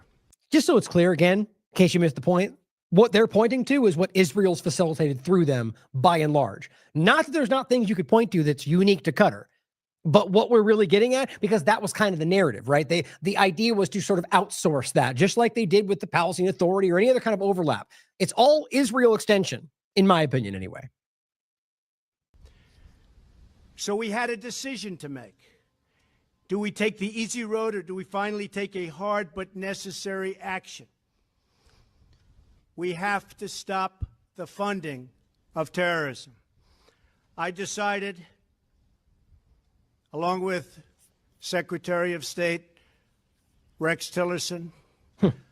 Funny how rapidly these things change, right? Then it was somebody else, then it was somebody else. Our great generals and military people. The time had come to call on Qatar to end its funding. Okay. So now we're talking about this government having a base where they can fly freely in and out of the United States and use this airspace to do other things. I mean, is that America first?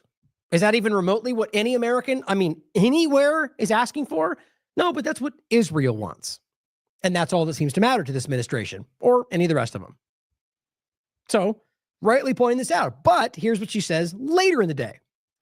President Trump's amazing man. I proudly voted for him for 3 years. Then goes, but if he allows Islam to gain ground in our country, all of our hard work and sacrifice will be wiped out by genocidal Muslims who seek to impose Sharia law in America and destroy the West. No, that's Israel. That's the radical Islam funding that they create to drive it in to make the case for what they're doing. There are people that believe this stuff. But the game of Sharia law in America, that's an obvious. There is not a single legal reality of that happening anywhere in the country other than narratives floated and people saying it on Twitter. It's unconstitutional. Legally it would be very easy to make the case that it's just so embarrassing. Even in Dearborn, Michigan, by the way, they're all just trying to gaslight you about this. Islam equals death cult. No, it's just like any other ideology, and there's bad and there's good. You guys are children. But she says something different, doesn't she? If he allows Islam to gain our country, you know why? Because she got so much pushback from the team sport politics players that she needs to feel like she's important. She comes out and goes, well, I love him and Trump's great, but if he goes bad with this, I'm not going to support him. See how different that is? So other than, this is it, I can't vote for him anymore, I'm not voting next time. You're now going, well, I'm going to watch. And if he goes wrong with this, I'm not going to support him. You will too. And you will continue to support him blindly because Israel tells you to. That's what's happening. My opinion, completely. But I just think it's painful to watch these people try to act like they're pushing back. This is the equivalent. What's a good overlap? Like just the fact that what she talks about and having Trump do this is pretty embarrassing for her, isn't it? Because one, this should be a hard line to where she's like, okay, I can't support him anymore. But she does anyway. Because she's a complete, why don't you go eat some more dog food online and make out of the $100? This person is, if there was any objectivity, people who are completely lacking principle and integrity shouldn't have any position. But that's not the world we live in. But let's see, I'll play the other video just in case we missed the point about how Israel funds Hamas and they use Qatar to do it and had at least up until October 7th. Are you saying Benjamin Netanyahu deliberately boosted Hamas to try to prevent a Palestinian state? Yeah, sure. He deliberately and systematically even told, is on record, whoever wants to avoid the threat of a two-state solution has to support my policy of paying protection money to the Hamas. So what we did, with the permission of our Prime Minister, is to let Qatar to transfer a huge amount of money in cash, probably more than $1.4 billion. By doing it, we increased the power of Hamas. We did everything in order to make sure that Hamas will go on controlling Gaza, and Palestinian Authority will control the West Bank, so they will fight each other. It's still crazy to me how these things can be so public and still we have to debate these things, or the Mossad, the 60 Minutes video where they're literally telling you how they create fake companies to manipulate supply chains and manipulate business and create terrorist attacks. But we have to, can't say that. You might be racist. It's mind blowing where we are with things like that. Right? You don't bring in $1.4 billion in cash in a place where you literally can't buy aid. That's why it's shipped in, and claim you gave them that for aid. It's pretty ridiculous, guys. The world we live in is cartoonish today. Gen X Girl points out, Israel agents claim the Qatar lobby pays more to U.S. elections than Israel, except they're lying, and she breaks it down pretty easily. She researched it with Track APAC and basically points out that FARA and non-FARA lobby money for Israel and Qatar, the Israel lobby is 3 times what Qatar is. And 2/3 of the Israel money is not FARA registered. And that's the way they play that game. And it says FARA registrants cannot donate to elections. It's illegal. And that's why APAC, all of it, all of these things should be illegal. And they really are if we understand the reality of it. Look at that. So funny how these things work. It looks like I'm not following her, but I am. It's just funny. It's so manipulative. I guarantee you there's these things like the way that they channel these is so people don't find the right people. And it's blocking information. Why do you think they stop why they suppress hashtags and why they suppress links used? They're trying to avoid you from being able to keep momentum going and collect back and, that hashtag, let's see who else said that. It's suppressed today. Now, talking about Charlie in this overlap, I want to give you a couple of updates of Charlie Kirk. Then we're going to get into Israel, Antifa, domestic terrorism, and talk about the ceasefire conversation to end. Now, I just thought that was interesting. This is from the Mirror USA. Turning Point USA in turmoil after leaked Charlie Kirk texts. Now, you already know all of this. The point is that there was a lot, an insane amount of pushback about every claim around Israel having nothing to do with Charlie Kirk. And then every single point seems to continue to get more and more proven, including the text messages that make the core point that he felt threatened by his donors, the Jewish donors that were trying to give him money. And he felt threatened by them. And people called you how dare you say those things? You're so racist. Just like talking about rape on October 7th. How dare you? And we proved they were lying. And this very day, the point is that Turning Point USA, as you saw later, came out, and it's this right here, and said those are real. And I guess caused a lot of uncomfortable situations for people like Misfit Patriot, who came out and was like, you prove that, I'll give you all the shekels that Israel gives me. Like, trying to make a joke about it, and made himself look like a fool. Not very difficult for him. But overall, I think what we're seeing is that, to the point to where they have to sort of admit these things, it is very real. And let's just cut to the chase. The point about the larger conversation of Charlie's evolving opinion about all of that. All but a few points have been proven. How does that not become a larger conversation? Knowing how this went down, knowing what's happened afterward, that the funding he refused is suddenly now coming through. You got Ben Shapiro and these hardcore Zionists who he was pulling away from, now basically leading the show. It seems insane, but it's just like you have to acknowledge how clear all this is. And so with this last point and the revelation around that, I just wanted people to reflect on this and what this should show you if that is the case. And I believe it is. The evidence around it, what that connects to, the work, independent and partisan, it's very dark, but it's important. And it speaks to the larger control over this country that is everywhere. Now, on that note, here's another example of something that is being even further fleshed out. This is, as Lauren Witzke's pointing out, approximately 36 hours after Charlie posted that he was leaving the pro-Israel movement, he had a meeting with Rabbi Wolicki. Josh Hammer, who we mentioned in those text chains, and others, so they could refine Charlie's talking points on Israel. The rabbi said he was combative during the meeting. All this stuff has been denied up until now. It's all starting to come out. And that Charlie was starting to annoy people in the Jewish community when he questioned October 7th and taking America First position on issues, right? Because America First is not Israel First. How dare you? That's not a secret, guys. And if you care to understand how deep that goes in the supposed America First movement, if you haven't seen it by now, it'll shock you. And I think that's in this point, it's the crux of the issue. So overall, I just want people to reflect on this with what he's saying here. People were damn near ostracized for saying what he's admitting to right here. And now looking at the big picture, guys, I don't know how you don't consider that something was done to him because of this evolving point. The Tyler Robinson point and how completely, what's going on with that? Are we just pretending? Is this just Butler all over again? Just brush it aside? Oh, he was a lefty crazy guy. Well, that's never been proven. He hasn't even admitted he was guilty. The very people who love to be, we're rebels fighting the deep state, are the people that are damn near covering this up right now. And acting like they're fighting for Charlie, by the way. Here's what he said. Preparing for his campus tour, he decided that he wanted to have a meeting. Josh Hammer was on the call, Josh, and I was on the call, and a couple of Charlie's staff to talk through Israel issues. He was really grappling with these issues. I know that he's all... That statement alone, the idea that he was grappling, that's not him hardcore Israel sided, despite how he'd always been. You can watch the videos, the many of them in the last couple of weeks, where he was starting to go, what's going on? I'm not even allowed to speak about Israel. How is that possible? So grappling is real. Also having meaningful conversations with people who are anti-Israel, and that's fine, and he's going to do that. And that's all part of who Charlie is. He's going to expose himself to everything. I remember right after October 7th, I was a little concerned about some of the things he was saying afterwards, and I wasn't so emotional. I realized Charlie was looking at a lot of the Israel-America stuff through the America First lens. I was looking at it through my family's in Israel. My son's joining the IDF. Okay, think about this for a second.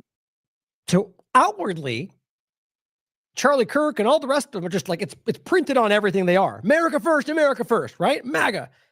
Okay, then why would he have any other impression? Ask yourself that. Why would this guy be of the mind? Why would he be unaware that he's coming through an America First lens? Why would he have to kind of make sense of that? It's a good point to ask yourself, guys, because I think the reality is a lot of this underlying issue is Israel first framed as America first. And really, to some of them, it ends up being the same thing, but not what you think when you're thinking America first.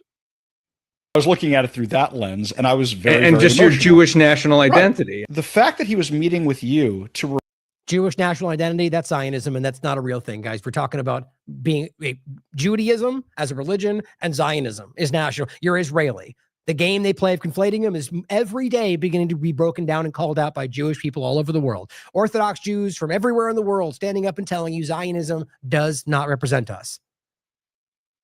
refine his talking points, I assumed there was a lot of pushback. When you know that reporter asked me what the mood of the meeting was, and I said it was combative. He was really grappling with these issues. Combative. He was getting pulled in different directions, and I understand that. There's also within him a very faithful Bible-believing evangelical Christian. If that wasn't there anchoring him with a positive orientation towards Israel, he undoubtedly would have been much further along into the anti-Israel camp with.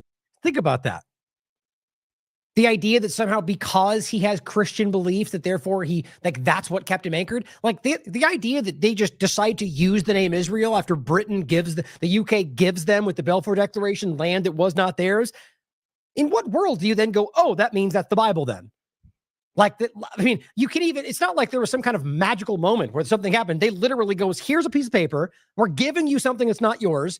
And then, by the way, for history will prove to you that they actually decided before that even happened, there was other locations they were considering, this was not some biblical moment, okay? They decided to use the word Israel because the game was to manipulate these religions. You could look at Herzl's information. You can understand the reality of his atheism, the reality of his shockingly, openly anti-Jew position. It's just crazy to me. So what they're trying to say is that this is how they use Christianity to manipulate people for a Zionist outcome. Whether he knows that or not, that's the reality of it. Whom he shared a lot of opinions and positive orientation towards Israel. He undoubtedly would have been much further along into the anti-Israel camp with whom he shared a lot of opinions. And that's where he annoyed people in the Jewish community with some of the criticisms he had for Israel. Yeah, how dare he criticize the state of Israel, which has nothing. It's, the idea that criticizing the state action is somehow against Jewish people is the dumb thing they're always pushing. Think about how ridiculous that is. Can they overlap? Sure. Maybe you're racist for that. The point is, it doesn't matter. If you're talking about Netanyahu conducting policy that caused the bombing and killed people, and you're going, I think that's a crime. For someone to say you hate Jewish people should make you just go, it's confounding. Doesn't make any sense. But they've successfully used that Zionism to shut people down. And now, more than I've ever seen in this country, at a time when it's never been more seen or obvious, right? So the time when that ploy has never been more transparent, they're pushing it more than I've ever seen. How does that make sense? Very interesting. Desperate, I would argue. So Murray points out, you need to ask yourself, why is Jack Posobiec repeatedly, relentlessly pushing the corrupt FBI's laughable narrative while completely ignoring the right to due process and presumption of innocence for Tyler Robinson? You realize at this very moment, that's the case. This has not gone through process. There's not been a court. He hasn't been found guilty. So there is no world in which we go, we know he's guilty or anything for that matter. And we know what they're doing. He goes, this look organic to you? Look at this. And I'm willing to bet you there's more than 4 times. But these are 4 separate times and 4 separate days saying, I saw a leftist murder Charlie Kirk and I saw them celebrated. Identical over and over and over. That's my point about the way they conduct this propaganda. One, you don't know he's a leftist. No one's proven that. And you don't know he's guilty outside of the claims that's been circulating. Now, it could be. The evidence points that way. But are you of the mind, Jack Posobiec, that the government never lies about these things? Or is it only because your team is in power? Or maybe because you have a government connection to psychological operations? Who knows? Come on, guys. From an objective, honest point, you have to laugh at this. But this is the team. This is what they do. He's also involved with this PSYOP Antifa meeting they just had. We'll talk about that. But don't forget, here's what Alex Jones said. This was before they had even caught Tyler Robinson. I don't know how I don't know how people gain reputation or continue to hold any positive reputation when things like this can be pointed to. Oh, you can grab that real quick. I thought I had that. It's really very quick, but it's just worth hearing. You know, the emotional, screaming argument that we know something that nobody, still to this very moment, we don't know for sure, which is that the left did this. The left are coming. The left are after us. You just can't be, if you're not honest about this, then you're deliberately, like, you're not honest. Let's put it that way. If you can't look at this clip and acknowledge what he did here was embarrassing, that should be called out. Even if you think everything he's ever done and ever will do is great, if you can't acknowledge that this was ridiculous, then I think you're being dishonest about it, because this deserves to be ridiculed. Democrats just killed Charlie Kirk today. They're desperate. They're losing. They want to intimidate you and me and everybody else. The Democrats just killed Charlie Kirk today. They're desperate. They're losing. They want to intimidate you and me and everybody else. Right, because that's not incitement at all. And I would never argue that his statements, regardless of whether he was telling you to murder people, are the that people doing those things are his legal responsibility. I don't think that. You could argue he's responsible, but legally responsible? Never. In no world is somebody else's actions your responsibility. That's the game they're all playing. Just like the left, they are the right side of the same game, guys. They're creating a situation where they can go after whoever they want, bomb whatever ship they want, wherever they want, because you're an evil lefty terrorist. Or whatever narrative it is tomorrow, or what it was yesterday, right? It's just so transparent. He pretended to call these things out for quite a long time, or maybe he did and he changed his mind. I don't know. It's wild to me. This is at a time when they didn't know. They hadn't, there was the guy in the blue shirt, and they were, we know it, boomer, lefty, we know. Even then, you didn't know that guy was a lefty. This is what they were told to say, or this is what they knew would benefit them, and they all rushed out to be the first one to yell breaking with 17 red lights to go, we do it, even though we still don't. How do you maintain a reputation after something like that? Because we live in a gaslit artificial reality. Here's Tim Pool, who came out on the 7th, by the way, and says, this is Candace Owens, who's been saying this, I mean, since the moment this happened, saying, what the F is going on? This is crazy. Candace says Charlie expressed fear that he was going to be killed just before he was murdered. I said, where the F have you been? Oh, that's right. Gaslighting. Right. So I just want you to think about the fact that people will come out, you know, okay, the Tim Pools of the world and people in this position, in my opinion, are not honest about this, have a very clear agenda, whether it's just profiteering, and will come out about something like this, which they've been avoiding when it becomes too big to ignore, and do something like that, and then never talk about it again. But that way they go, oh, we brought it up back then and we cared about it. Are you going to pretend that you don't know that he doesn't know about this conversation that's been swirling around everything for the last? Of course he does. He's been ignoring it. He's been lying. He's been gaslighting people about it. Just pointing these things out. Here is Tucker Carlson coming at the other direction. Question them all. Regardless, I think a lot of these people are in many ways building clout for the next lie, but nonetheless, what he says here, I agree with. I think it deserves to be pointed at. He just turned the gun around, is what this person writes. You can listen to it.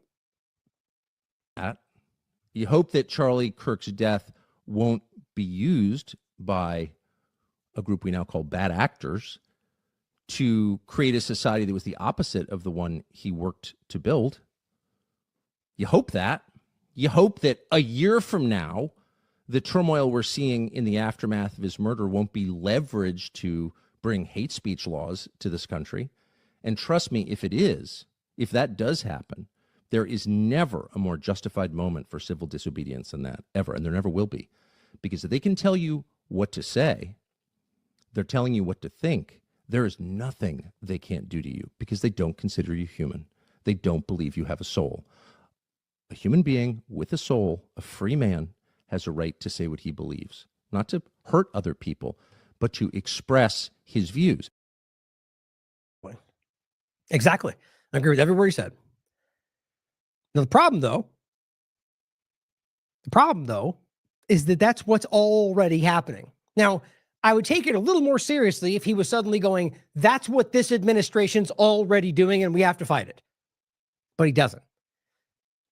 Right? So, you know, I mean, I'll take what I can get. I'll still point to it. I don't trust him. I don't trust the intent, but I'm glad he's pointing at it because a lot of people who would otherwise not even consider it are going, yeah, good point. And then look at what Bondi's doing and going, okay, isn't that exactly yes, that's exactly what she's doing. Free speech, and then there's hate speech. And there is no place, especially now, especially after what happened to Charlie, in our society. My position is that even hate speech should be completely and totally allowed in our country. The most disgusting speech should absolutely be protected. And it's not a viewpoint that is held by the left. The ACLU used to hold this viewpoint. The American Civil Liberties Union, they sued so that legitimate Nazis could march through downtown Skokie. You remember this? Yeah, and you guys, I've told you many times, that was the ADL. Like, that you could easily prove Skokie, and specifically it was Mordecai Levy, I believe was his name, was an agent for Israel who got caught marching as a Nazi. Nothing new, same stuff we're dealing with today. But just remember this, guys. Remember that this is exactly what they're already doing. From now, the turmoil we're seeing in the aftermath of his murder won't be leveraged to bring hate speech laws to this country. Now, especially after what happened to Charlie, in our society. My position is that there's free speech and then there's hate speech. It's pretty simple. So I'm glad he's pointing at it, though. Overall, we can see this happening. And it's being used in a lot of ways to drive in the agenda. You know, it's funny because it's from the right. It's honest ones anyway. You've made the same case for the government, largely the left, I guess, for the way you're looking at it. But you can see the construct. You can see the way that this works. Never let a good crisis go to waste. Now suddenly can't be, because I guess you don't want to challenge the feeling that this may be all leading to some conclusion that will win the day. That's hope, guys. I want to hope too, but I don't let hope cloud the obvious in front of me. Now, just to point that again, here's Laura Loomer out here making cases about all this stuff and free speech. This is what she said. It's the same thing Tucker was just pointing to. She says, this is not freedom of speech. This is glorification of violence, and it should be illegal. It's incitement. Well, what the guy is saying, we showed you last time, all he's saying with a megaphone in the middle of the street, we got Charlie in the neck, and laughing about it. Yeah, that may drive you crazy, and I think it's disgusting for him to do that. He's a human being. He's got a family. But it's free speech. And the moment that people like Loomer go, except that, because I'm outraged, you're a snowflake just like the left. You are exactly what you claim to condemn when it is in your interest. It's just a principle, guys. I think it's disgusting. But is he committing a crime? No. He's making fun. And to be very honest, he's trolling you, and he's winning. The whole game at the left can't meme and they can't troll. Well, you guys are currently the vulnerable ones and showing every day that the left is trolling the hell out of you. And, but in many cases, now you've got a power structure willing to go after them for making a joke. And then you're proving the point in reverse, like many honest people have been calling out the entire time. Well, let's not forget, though, hate speech is exactly what Trump told you he would be fighting for, to allow that to be used against you. Here are clips from Trump's campaign trail 2024. With Israel flags behind it, which makes no sense. Trump openly states that Israel used to control the U.S. Congress and said that it will again when he's president. It's right there in the last video. Or the many times where he says that you can't say these things or we're going to get rid of the Jew haters from the country, many of which just wave a Palestinian flag and have no hatred toward Jewish people. But they say that, and so he's telling you that you can't say these words. You can't do this or say that about Israel, or we'll go after you. And he's proving it, as well as the point about the flag, or hate speech and the internet, 1,000 different examples of Trump being a hypocrite. It's not unique to just him. It's not a partisan thing alone. Truth is, they've been doing this for a long time, and I wish people like Tucker would truly call it out because it might actually make a difference right now. Now, in regard to the media overlap, before we get into this weird panel they just had, Dropsite News reports that CNN's Van Jones is among 16 mainstream journalists. This is on top of the 50 states one Israel thing with the 250 members of Congress, or the $7,000 proposed almost $1 million budget for funding independent media. Now you've got 16 mainstream journalists. Yeah, the trope of Zionists controlling the media, what a lie, right? Of course, the game is they want to make it about the Jewish religion, and that's where they conflate things so you can make you right. The point is, it's not debatable. The Zionist power structure, governments, which is not just Israel, by the way, very clearly have influence over policy, over media. It's not a secret. And see, if they can make people think that means you just hate a person because of the religion, see how easy that is to shut down an obvious, provable conversation because people are terrified to be called that? Yeah, it's worked for a long time. It's not working anymore. 16 journalists, if you want to call them that, including 2 New York Times reporters serving as mentors in a new journalism fellowship explicitly created to help Israel win its information war. They are literally co-opting this stuff everywhere, from Barry Weiss and her new fake platform to Larry Ellison or the Ellison family and TikTok or CBS News, or, I mean, you name it. Every single one across the board, you can consolidate into a corner of a very few people in one hand that all blindly support Israel. And you're now watching those changes in CBS, in other platforms, literally watching day by day. Drop sites, how do you say that? Kudawis reports that Jackie Karsh, who launched the fellowship after October 7th, said it was her way to shift the narrative for Israel's favor. It's not even hiding, guys. It's very clear, citing a call to fight on the battlegrounds of academia, law, business, media, not true, false, but just what Israel needs us to say. To them, it means the same thing, I argue. Anyway, the simple point is to recognize that it's everywhere. Independent, mainstream alternative, mainstream media, government, academia, corporations, Peter Thiel, Alex Karp. I mean, guys, it's just everywhere you look. Now, this is an interesting one. It's a little bit out of disjointed, but I wanted to show this. I thought this was really interesting. So the point to me is the infiltration really in Israel and this very, very, very, very obvious Zionist Matt Miller. This is fascinating to me for 2 reasons. One, he says the quiet part out loud, and he always is. He's a very clear fascist. He's very much of that mindset, and I think he's proudly, if it comes down to it. And he says plenary authority, which is important to understand the name. We'll get to in a second. But it's more to me about the way CNN not only allows this moment, edits it out. So 2 things on that point is that really, if CNN and left media were out to get them every single day, which in some levels that's the case, but overall, I think media, government are in one direction. So the point is that CNN, if we're told the narrative they're hating against Trump, had an opportunity to play a video where Matt Miller kind of just spaced out for a minute, but also play the term that people would then go, oh my God, he's a fascist. And instead, they cut both those things out. How do you make sense of that?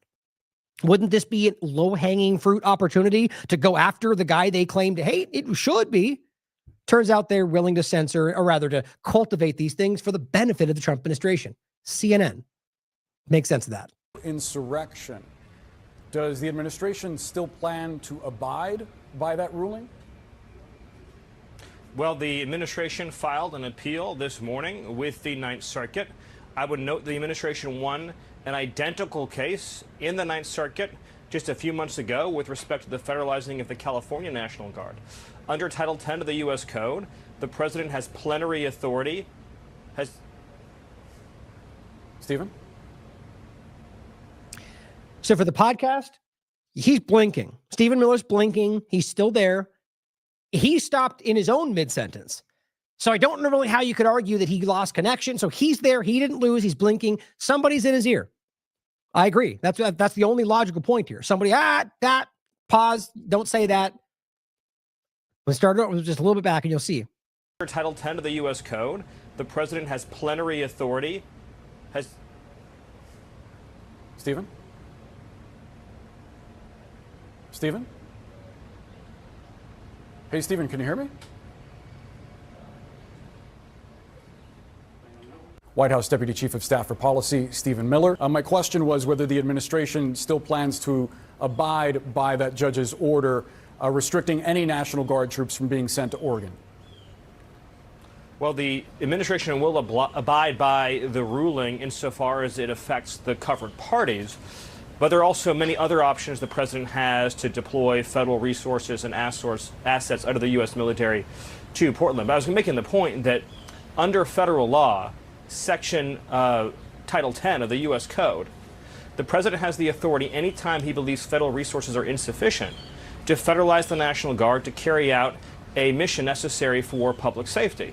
So it's important to understand that in Portland, ICE officers have been subjected to over 100 nights of terrorist assault, doxing, murder threats, violent attack, and every other means imaginable. So the obvious point is that he did not say that. Right. So interesting nonetheless. It's nothing provable, but I do think it's interesting to consider why, one, that wouldn't be used by CNN or criticized. It was cut out. Here's what it says in the Seattle Times article, and this is the title is, and the conspiracy theory started flying. Well, the simple point is that if you read it for yourself, he paused. There was no real point of why he did that. They just went back and started again, and he removed that term. That's what happened. And it says plenary authority is a legal term that effectively means limitless power. It's not hard to see what happened here, guys. That is saying the quiet part out loud. It says the Trump administration has invoked the term at least once before in a legal argument as to why the president should be allowed to rapidly deport Venezuelan migrants under the Alien Enemies Act. A federal appeals court ruled against the administration in that case last month. I just find that fascinating. Another point is the regard to Israel and the influence. FARA filings reveal how Israel quietly embeds itself in the U.S. media ecosystem through layers of contractors, DDG Geopolitics. One little known firm, Targeted Communications Global LLC, plays a crucial role in the subcontractors shaping American news coverage and ad campaigns on behalf of Israel's foreign ministry and tourism ministry. It says in March 2025, Targeted Communications registered under FARA as working under direction and control of the Israeli Ministry of Foreign Affairs, but receiving a paycheck via SKDK, which is, what's that? SKDK Knickerbocker, a powerhouse U.S. PR firm. Their task? Coordinated outreach to Fox, CNN, NBC, ABC, Newsmax, and dozens of journalists to amplify Israel's message. So when they pointed a U.S. firm, and I would argue anyway, as opposed to this being direct extension of Israel's foreign ministry, the surface is pointed to a PR element. And so that's why it becomes having a foreign registered agent influence media directly onto platforms is obviously not what we pretend is happening. I argue what CNN and ABC and that they pretend isn't happening either. This is by August 2025, they added a new contract with Israel's Ministry of Tourism. This time, subcontracted through Havas Media Group, USA. Remember all these names, by the way. Their role? Communications and media relations for a multi-million-dollar Israel ad campaign targeting Americans. It's just not even, you point these things out and in and of themselves prove the point we're making. And yet people want to call you racist for having an issue with it. It's not because they're even the overlap to Judaism, whether or not that's even the point, Israeli, but it's not even about Israel. It's about any foreign entity having this ability. And this is why they're losing control of this narrative, because people like us and the way we're framing this is clearly breaking over the conversation. And it says, but with no direct contract with Israel. Instead, this is what I was saying, is money and instructions flow through this company, giving Israel plausible distance. So they can pretend it's totally not a literal foreign agent. This structure, Israel, Havas, SKDK, Targeted Communications, U.S. Media, lets Israeli ministries flood American media and digital platforms with coordinated messaging without appearing to directly control it. It's a subcontracting shell game designed for influence, not transparency. These filings matter. They show how small PR firms function as operational nodes in a much larger Israeli influence architecture. And that wouldn't be allowed if the U.S. government didn't see it and ignore it. Overall, this is just like the lobbying game. They pretend like it's totally not just direct bribing of politicians, and then that Israel can do that through U.S. companies like AIPAC. Guys, this is a cartoon. Everyone can see what's happening. Your governments know that you see it. They don't care. It's right on the surface of the conversation. Here, Gen X Girl points out, and this is going into the next point as well, this is insanity, she says. The United States president is considering using the Insurrection Act based on stories by Israel-paid influencers, literally one of the primary ones like Cam Higbee. We've talked about this guy throughout October 7th forward, and the guy is a complete blind Zionist reporter. And he says he went to Israel 365, paid trips to Israel, Netanyahu influencer meetings. He's a diehard supporter of this game. FARA registration shows Israel paid $900,000 for U.S. influencers from July to December. Who is inviting these foreign agents to the White House? Why is U.S. domestic policy being directed by Israel influencers? You already know the answer to that, guys. But Higbee is just one of them. Let's go through some of this, and it's kind of embarrassing for a lot of reasons. But as Just a Thought points out, this is Cam Higbee again. The future of journalism in the country is bright. Oh, how embarrassing. Some of these people are absolute children. And she says, these are not journalists. These are social media influencers who are paid by special interest groups to push specific narratives. This is not a real meeting about a real issue. This is a PR stunt about manufactured issue that is being used to label dissidents as terrorists. 100%. So let's talk about that. Here's what Pam Bondi and the White House put out on the 9th. Make no mistake, I'll play the video for you. Antifa is a radical terrorist organization that explicitly calls for the overthrow of the U.S. government, law enforcement authorities, and our system of law. Under the Trump administration, Antifa's days are over. Okay? Well, first, I guess they don't know the Constitution, especially since it's literally enshrined in the Constitution that Americans can have the legal right and even the bill and really think and believe what you want to call for the destruction of this government. To quite literally say, it says to alter or abolish it, should it not be acting for the interest of this country to make it clear, or the people rather. So it literally says that, you understand. So for someone to say, I want to alter or abolish this government is literally the Constitution. And they're saying, so what they're trying to say is the overthrow of the U.S. government. So when I'm saying I want to live in a world without government, they frame that as overthrow the government. And in essence, you could argue that that would be something that would have to happen for there to be no government or to be removed. But I'm not making the case about how and why. I'm saying I want a world without government to exist. Or let's just say as an American, you go, I want to abolish the government entirely and put something different in its place. These are things that are rooted in the origin of the Constitution. And they want you to be called a terrorist. That's not new. Believing too much in the Constitution has been something the U.S. government has used to label people as dissidents for 2 decades. It's very easy to prove. These people are the ones challenging the Constitution. These people are the ones challenging historical U.S. I mean, everything we believe represents this country. So is Biden. So is Bush. So is Obama. It's not secret. The point is that right now, this is becoming more real than it ever has been. And aimed at you, I think, was always the plan. But so, overthrow of the government, law enforcement authorities, or our system of law. So if you try to change any of these things, you're now a terrorist. I guarantee that's where this is framing, because as this gets more and more unconstitutional and you start going, well, the government is authoritarian, the government is literally unconstitutional, you're now a terrorist. You want to overthrow the government. Well, if the government becomes unconstitutional, if the U.S. government's proven to be working for a foreign agent, what does that change? Suddenly when we go, well, aren't they the criminal? You're a terrorist. Well, that tends to be the claim of many authoritarian governments against people calling out their crimes. Never am I calling for violence. In fact, I argue there's plenty of mechanisms through which this country, the people of this country, at least at the current moment, can find momentum to actually push these people out of power, because there's plenty of other people, of course, sadly enough, when we have to live in a world where government exists, that would be willing to step into these positions if it was not a clown show. Hopefully we can maybe do like a, John McAfee, who I interviewed back before he passed away. His major stance was elect me so I can dismantle the government. I love that. But anyway, so she says this isn't activism, it's anarchy. Well, again, how about we first understand what these definitions mean? There's the definition of anarchism. Anarchism stands for the liberation of the human mind from the dominion of religion and the liberation of the human mind from the coercion of property. Liberation from the shackles of restraint and government. It stands for a social order based on the free grouping of individuals. That's what anarchy is. Not chaos. The only ideology that has no place for leaders and rulers. I shouldn't say leaders, rulers. Because leaders are naturally arising in a freestanding of individuals in a social order. The point is that they want you to think that, because there's no world for them in a world where we don't need government to live our lives. But Antifa is a radical terrorist organization. There's lots of points to get into about how they're using this, and they can deem anybody Antifa because there's no real definable points to all of this right now. And anybody wearing a mask and protesting ICE is now Antifa. They've made that clear. And activism, protesting, that's your legal right. And so all they're trying to say is now if you come out and protest what we're saying is important, you are now anarchy. Activism is anarchy. Freedom is, war is peace.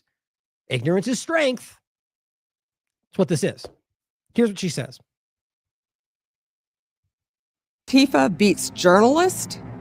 Antifa attacks our police stations. Okay, so just right out of the gate, you look at these cases, they're talking about people protesting. Now, I'm not going to say I know they're Antifa or not. I don't. Neither do they, because there's never even been an effort to make the case. They arrest somebody at a protest and they call it Antifa. Look into it. It's very clear. So that becomes a very alarming, slippery slope, doesn't it? Where they can then go, you're Antifa. Like that's some kind of reverse Oprah show. You're Antifa, and you're Antifa, and you're Antifa. You're going to jail, and you're going to jail. That's where we are. And if you think for 1 second this won't be applied by the next administration, left or right, you're the child in the room. And I think we all know that's not the case. We all know, or rather that is, we all know that this will be continually used as far forward as it will never go away. Like it never has. Power never gets turned back over. They attack our courthouses. They dox our law enforcement officers. No more. Yeah, what they mean by that is report what they're doing and demand accountability. Now, anybody who actually does go, here's their home address, put them in jail, charge them, prove it, put them in jail. What they're saying is they demanded my badge number. They posted where these people were arresting somebody that you can publicly see, or people who are doing the tracking app. So there are people who are in these positions who are not giving warrants, they're not identifying their names, they're not giving their badge numbers. There's zero accountability. And so how dare people try to hold them accountable by saying, here's where they are, here's what's happening. Now, yes, could somebody use that to go attack them? Sure. And guess what? That would be a crime. And if they do so, put them in jail for it. See how simple this all becomes? The game of hyperbolic, maybe if they do this and then, both sides use that against you every single day. They are a terrorist group, and we are coming after them. We are here at the White House today to unmask Antifa, to follow the money all the way to the top if you want to get to the bottom of who is fomenting this chaos. How much you want to bet anything? How much you want to bet that this never goes anywhere other than individuals being deemed Antifa and getting arrested for protest? How much you want to bet this never, ever, ever goes to any RICO case or ever goes to anything? And if it does, that it never actually materializes in some kind of massive arrest? How much you want to bet? Now, look, I can easily overlap with the Patriot Front too. The reality of how clearly you can show influence, funding, and manipulation of a lot of these groups that your government left and right has done its entire existence. Yeah, that should matter. And you want to start with Antifa alone? Good, I support it. But make a legal case. Prove that you are, present your evidence, go after Soros, whoever you want to claim, show me the legal reality of that traffic or of the network, and go after the top. Do you think that'll happen? Does anybody anywhere actually think that's what's going to happen? Or are you just enjoying watching Democrats get arrested? Violence in our country, you must follow the money. I was a mainstream reporter in Seattle for 10 years before I quit mainstream media, in part due to its refusal to acknowledge the dangers of yes, another mainstream media journalist who's now suddenly independent, but not really. Antifa and radical left-wing violence. Part of the problem that we have is that a lot of people refuse to believe that Antifa is real, is just a made-up thing, but I have seen them. They are real, they are dangerous, and they are violent. Okay, so when they commit a crime, charge them for a crime, present your evidence, put them in jail. Why is anybody in this room, other than manipulators, actually of the mind that we should create a sprawling kind of construct that the government can use to say, well, you didn't actually do that thing, but you were there too, so you're charged? Is that like January 6th? Yeah, same kind of thing. But the overarching point is that if you think they broke the law, then you can easily present your case and charge them with a crime. All you're doing is trying to create a larger game that can be used against anybody they want, which is what they always do. They are an organized, systemic, international criminal enterprise. And what the FBI is going to do is trace the money, follow the funds, and find every single person that was involved in funding the riots and the violent acts of criminality that they're perpetrating on our street. Yeah. Clearly he wasn't reading that at all. Guys, do you think that'll happen? I would bet, and I don't know for sure, I could definitely be wrong. I would love to bet somebody on this. Genuinely, that nobody will ever get to some network of international funding. Really? I would love to see that come down. Watched Antifa brutally beat, harass, and threaten Americans in the street, but all of that... What they mean is people did. So good, charge them with a crime. What does that mean? That literally anybody anywhere that is part of this protest is now a terrorist organization? Why does this make sense to anybody? What is this game where you can broaden it out? These people did here at this one event. Therefore, everybody wearing a black mask is a terrorist. How tired this becomes. It's always the same game. Ends with the Trump administration. I was brutally attacked and almost killed by Antifa in the streets of Seattle. All of my colleagues have been attacked. I can't think of a single one who hasn't. Violence against journalists and police officers in our streets can't stand. You're right. So arrest them then. Put them in jail. Charge them with a crime, put them in jail. Everything else is nonsense. Everything else is bluster and building for an agenda. Israel funded journalist. This is the special element of this. This guy with his really cool jacket is just part of the clown show more than anything else in this conversation. Just days ago, I was in the Portland jailhouse, and now I'm in the White House. Oh my God, he's even carrying the flag right there. He's just carrying this, dragging this thing around the entire time. This administration is built different, and Antifa's days are numbered. God, I'm telling you, these people are just like the weakest thing in the room. What these people are, even the way they talk, the lack of intelligence and everything they're doing, these people are being propped up by a broken thing. It's just wild to me. I don't believe we're in a world where people like this are, they're objectively stupid. What they do, the way they talk, what they present, the lacking of evidence, the subjective cheerleading about everything they point to. It's just sad to me. And I think this shows people that they are like, can't they not find people who are better presenting to push these things? Probably not. I think this is an ongoing collapsing of the narrative, of the influence, of the government, of the empire. I want to thank President Donald Trump for designating Antifa a terrorist organization, and I'm looking forward to the FBI and the DOJ hunting down these people like the terrorists that they are. What is this, real world Antifa version? I mean, guys, this is the PR presidency we're talking about. I'm John. I'm looking forward to Antifa going down. Thanks, John. Numbered. And I want to thank President Donald Trump for designating Antifa a terrorist organization, and I'm looking forward to the FBI and the DOJ hunting down these people like the terrorists that they are. All I gotta say, it's a bad day to be Antifa. And Antifa's day. I mean, seriously? This is wildly overproduced. Like it's some kind of reality TV show, because that's how these people view the world. Trump was literally a reality TV star, guys. These people think that's everything this is. Days of using violence and intimidation against their political opposition are over. Yeah, because that's only on the left, huh? And I've continued to report on them over the years, despite the threats of violence and actual violence that's happened, because I owe a thank you to this country, the United States, for settling my parents who were victims of communism in Vietnam. 1 month ago, Charlie Kirk was murdered by a violent leftist. There you are. Right back to it. Posobiec knows his marching orders. We all saw it, and we all saw thousands of leftists celebrate it. Antifa symbols were found on the bullet casings of the gun used. Symbols? No, what he meant is the word fascist or chow fascist, which was from a game. You could literally prove it was from the Helldivers game that he was playing. Look it up for yourself. It's easy to verify. But see, this liar doesn't care about the facts. He cares about going, Antifa symbols were found, bullets, that we know it's Antifa. No, they weren't. These were words that were from something else. So now anyone that says the word fascist is now Antifa, which, by the way, they've already started doing. This guy is one of the worst. My point is, I think very clearly of all of them, my opinion is this guy is still tapped into some kind of operative element. To shoot and kill. Completely my opinion. Kill my friend. We won't take it anymore. President Trump is not going to stand for it. And I'm so grateful that we have a leader in the White House that understands how we need to fight these sophisticated networks and how we need to take these terrorists out. We're not going to take it anymore. Why is any of this necessary? See, this is the kind of thing that is laughable to the rest of the world. This is all PR bluster. Do the thing. Sit around, have a conversation. Give us the breakdown. You don't need some flashy 30. This is about trying to propagandize you with the scary music and the whole thing. And these are a bunch of people repeating subjective claims, most of which is rooted in personal opinion. I've been attacked by Antifa, doxxed by Antifa, harassed by Antifa, but we're not standing down. We're now coming for you. Guys, I'm embarrassed. I'm embarrassed as an American for something like this. Am I crazy? So that's what she posted. Let me see. I had a little point here. Let's see. I think it was the same thing. Oh, yeah. No, I'm glad. So this is important, actually. So I think what she's saying there is activism, right? It's anarchy. It's not activism.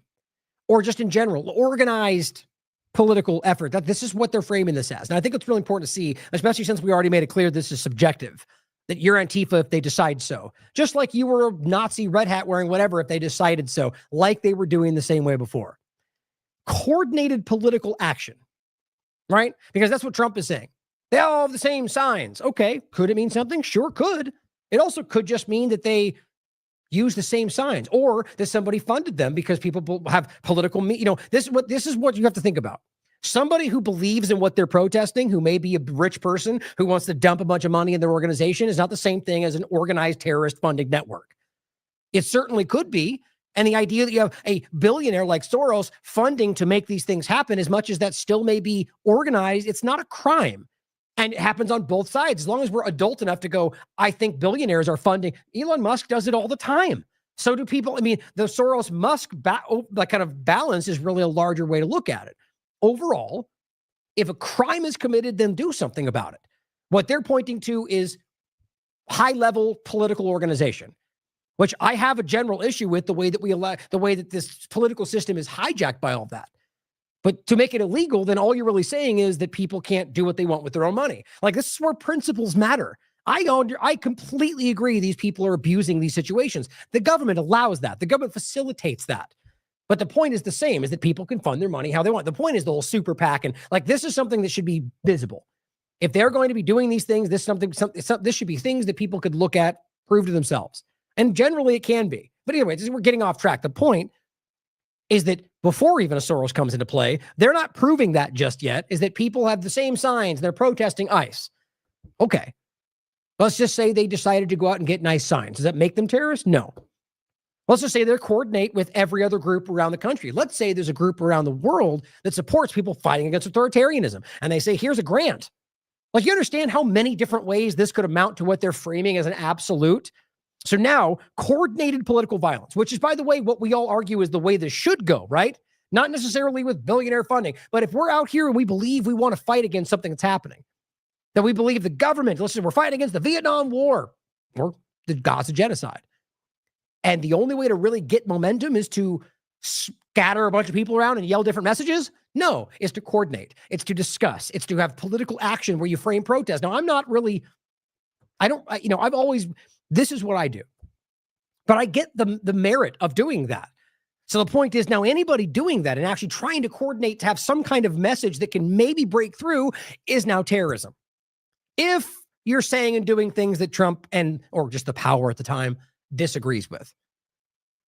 Now, whether or not you think they're taking honest action now, you know as well as I that is where this will go.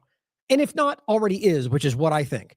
That anybody standing up and going, I don't agree with this, is now going to be deemed a terrorist. Biden did the same thing as we posted with Whitney's article. Who is a terrorist in Biden's America might as well be the exact same article for Trump, because they're both doing the exact same thing. So here, Pam Bondi laying out, well, as this person frames it, acting like they're going to put them to death like they did cartel members. That's more of the opinion of the way they frame it. Just listen to what she says in and of itself. And I think it's enough to point out this is, as saying they're claiming she suggests they'll execute people they catch. Just like we did with the cartels, we're going to take the same approach with Antifa. Now, that's, I think, is more of a nod to what people that support them want to think, which is RICO, and it's going to be some larger international, I doubt it. Overall, this broadens out how they can aim it, and they're going to use this wherever they want. That's what I think is happening. We're not going to stop at just arresting the violent criminals we can see in the streets. Fighting crime is more than just getting the bad guy off the streets. It's breaking down the organization brick by brick. Okay, so let's say you catch somebody or a lot of somebodies who aren't part of some organized effort. Or maybe there's have any intention of going after the organized effort. What's the benefit of creating this kind of situation? Well, it's like I said, you can literally start creating circumstances where you frame this as something larger. And sure as hell it's going to distract from everything that's currently happening. Like, the crazy thing is you have a lot of that happening. Coordinated political infiltration, manipulation, whether media, vote, that's all happening through Israel in the most shockingly obvious way I've ever seen in my life. So they make this about something else entirely. Even though I argue it's probably part of the same manipulation, which is largely why I don't think they're ever going to come to a head with this, because I think we know where it comes back to. Just like we did with cartels, we're going to take the same approach, President Trump, with Antifa. Destroy the entire organization from top to bottom. Now, again, she has, she's reading her little thing. And it's hard to watch these people who are always trying to put on the show. Just say what you think. I think a lot of people cannot construct their thoughts without having it written down in front of them, like she was showing before. We're going to take nation From top to bottom, we're going to take them apart. Thanks to your bold leadership and the designation of Antifa as a terrorist organization, which is exactly what they are, Americans will no longer tolerate their unhinged violence. Thank you. Thank you very much. There's another one, by the way, which is the one I was thinking of, but you'll see what I mean. Just same kind of thing, though. Just, reading from a thing that you prepared, which is, whatever. That's what a lot of them do. But overall, the point is creating the idea that this is a organized again, despite working with the cartels, right? Which is the same deal here, I argue, because I really do genuinely argue that there's more connective use of these groups, like PSYOP type internal manipulations, like Patriot Front, Antifa, or plenty of others that I think are pretty easy to prove. So here is a couple of other journalists who are all there just kind of going around the circles and telling their stories about Antifa, which is the same points, but I'll play some of these videos for you. What they're talking about is their personal experiences. Now, sure, maybe that everything is true about it. I'm not even doubting it. How do these individual personal stories about something that happened to you by somebody in a mask, are we saying that every one of these people have proven a network connection? No, in fact, none of them have. I would even argue maybe somebody like Andy No has probably done some but here and now, I'm not seeing a presentation about how we can prove that the things that happen to you are tied to an organized, funded network action of terrorism. Because you see, they're not even trying to do that. They're just giving you a bunch of, just like they do with immigration.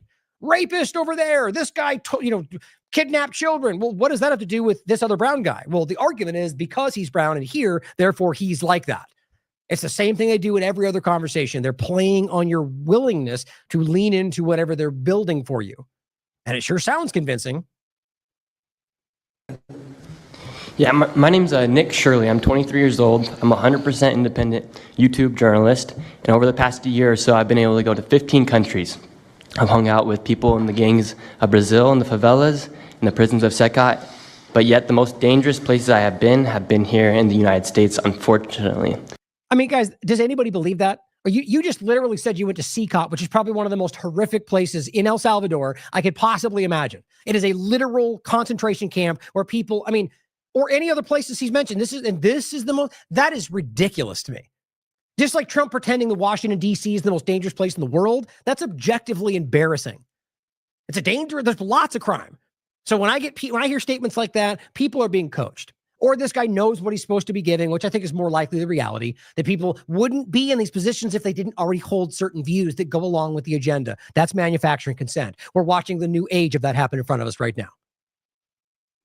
And I've had the opportunity to show people about the protest Antifa here in the United States, and there's nothing organic about what they are doing here in the United States. I've watched people be bussed in from states. I've watched the same lady at a protest in Atlanta be bused to the protest in D.C. Okay, so let's just take them one by one. Okay, so people bussing around for protests. So sure, that could mean coordination. In what way does that then translate to terrorism? Because you're coordinating political action? Is my point, guys. They're stopping where they basically go, look, they're working together. So in what world does that mean terrorism? But overall, let's just even move aside the Soros possibility, which is obviously real, or anybody else. Are we pretending that it's not possible that people could want to involve themselves? Okay, if we're of the mind, which I agree, that this is a massive constitutional issue, which is unprecedented, don't you think people might also go, well, this is important, so maybe I'll want to go and join that protest too, because it's happening all over the country? That's outside the realm of possibility? No. I'm not saying I know that either, because I'm not being subjectively one-sided like most of them are. I don't know. It could be. But the truth is obvious that people busing from different locations could be that they care. Could be that there's a political motivation. It could be that somebody paid them to be there. None of which actually is illegal, by the way. But I have criticisms with how your government does that and gaslights you with every conversation. My point is none of this is being proven here. Then in New York City, there's nothing that is honest about what they are doing. And they have signs. I've seen the same signs here in D.C. and in London as well. Yeah, because they work together and have similar messaging, or they're being paid. Could be either, couldn't it? See how simple this is? And these people are just using their personal opinions to progress the agenda that Trump wants. That's why this guy repeated it. He's obviously nervous, and he repeated the ones he spoke, the signs, and it's very clear that's what Trump points to every time, and none of which is actually approvable. Bring that to court then. They'll go, okay, how does that prove anything? Could mean something. It's not provable. Throwing it out. There's nothing they've actually yet presented that actually makes this case other than it could be.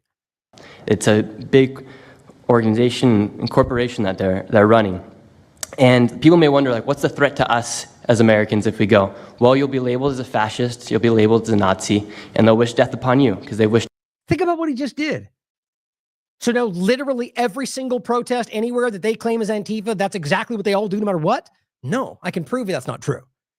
They'll want to kill you. They'll go after you, call you a Nazi. Well, don't you guys do exactly that? Yes, you do. Fascist, terrorist, every day, every day. Everyone in this room has been doing it all week. You're a terrorist, Nazi, lefty. They do the same thing.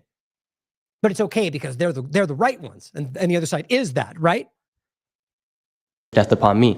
And just last week in Portland, Oregon, I watched a lady get trapped in her car, surrounded by Antifa, and her sister messaged me after seeing the video. She said, the only reason I think my sister was safe is because you were there recording.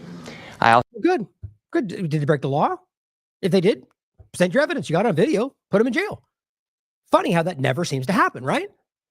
If they broke the law, do something. If this is about somehow using things like this to make a larger case the government can use to go after anyone they want, then just say that out loud. Also, was chased out by a member of Antifa who said he would smoke me. And next thing he knew, a DHS sniper had lasers on his chest. If he was not there, who knows what would have happened. Oh, God, these people, it just makes me, it's just sad. So where in there did somebody break the law? These subjective points. So yeah, he said he'd smoke you. Maybe he was just blustering because he's a coward, like a lot of them are.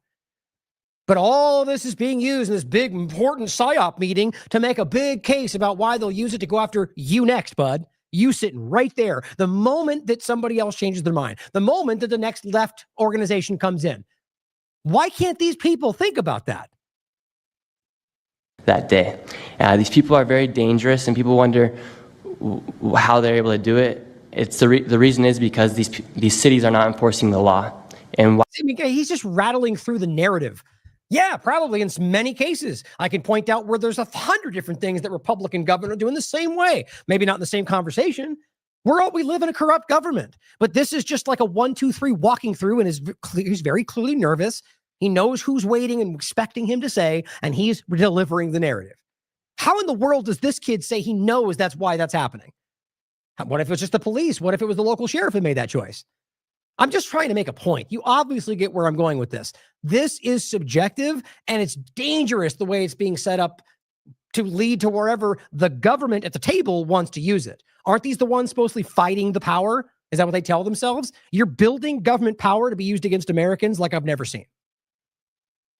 Why should these people be worried if the law is not being enforced? And we are not far right, nor are we far wrong. We're just right. And the truth about what's happening. Yeah, well done. We're just right and you're wrong. Very objective standpoint from a journalist. I mean, guys, there is right and wrong, okay? There are people who are correct and those who are incorrect. My point is that you're framing it as like that the right is right. Like that's the way he did it. We're not alt-right or whatever, but we're just right and you're wrong. It was just it probably thought it was really pithy when he wrote it down. That's what it comes down to. At the end of the day, that all of this, nothing has any real, but please watch the video, which is linked in the other tweet of the entire thing if you want to sit through 2 hours of nonsense. And no way am I saying there's not a real issue with this. What I'm saying is what they're doing with it is not actually stopping whatever you think you're trying to fight here. Here in America with these groups is very dangerous. And I thank you, Mr. President, and your administration as well for acknowledging that. Thank you very much. It's too bad you have to go through it. I know, it's a little crazy, right, Mr. President? Well, you're going to get to the bottom of it, so it's a very... Yeah, rare. I know, right, Trump, right? It's just weird. You know what's also very obvious to me? And this is not even my opinion, guys. Every single one of them are just so desperate to ingratiate themselves with Trump. We're like, you're the guy, Trump, and you're the best. And we're I'm in your circle now, right? Because we're all on the same team. Like, that's what Nick is all about in this. And it's really sad to watch. Like I mean, if you're trying to pretend to be a journalist, then what you're doing and the way you're conducting yourself in this conversation, all of you is sad. You're pandering to the most powerful person in this country. That's not what a journalist is supposed to do. And overall, they don't even seem to care. Or rather, I think that's the way they've convinced themselves is what journalists do these days. I guess why not? That's what every other journalist seems to do in the mainstream media, what they pretend to be fighting. Here is another one. This is Paulina Luna. I'm just going to read this. The White House just announced they discovered that over $100 million in taxpayer funds and laundered Democrat donations went to Antifa. Oh my gosh, to linked organizations and protest networks. Okay, George Soros, Arbel Advisors, Tide Networks. Oh my God, bombshell. Let's just even say, for sake of conversation, everything in this is real. Despite how often they lie and say things that don't matter. Okay, when will they be arrested, Luna? I mean, you just said $100 million in taxpayer funds that were laundered by Democrat donations. So are you telling me you figured all that out without discovering a single person who's accountable? That seems kind of unlikely, but okay, then go after them. Who is going to get arrested for this massive crime? Or how much you want to bet it gets floated in the middle of a room of people that don't challenge anything and nobody ever comes back to it? I mean, if we're really pretending they just discovered, whatever that means, $100 million of this network funding, wouldn't there be something going on? Now, look, I'm obviously laying it on heavy, guys. I hope these people get charged with, if there's crimes to be charged. It may well end up tomorrow that I'm proven wrong and some massive RICO case comes. If it's about something you can prove as a networked, organized effort, then and breaking the law in doing so, not just being organized in political action, I'll say I was wrong, and I'm happy to see it happen. I'm still waiting for Obama, Jones. I'm still waiting for any number of them.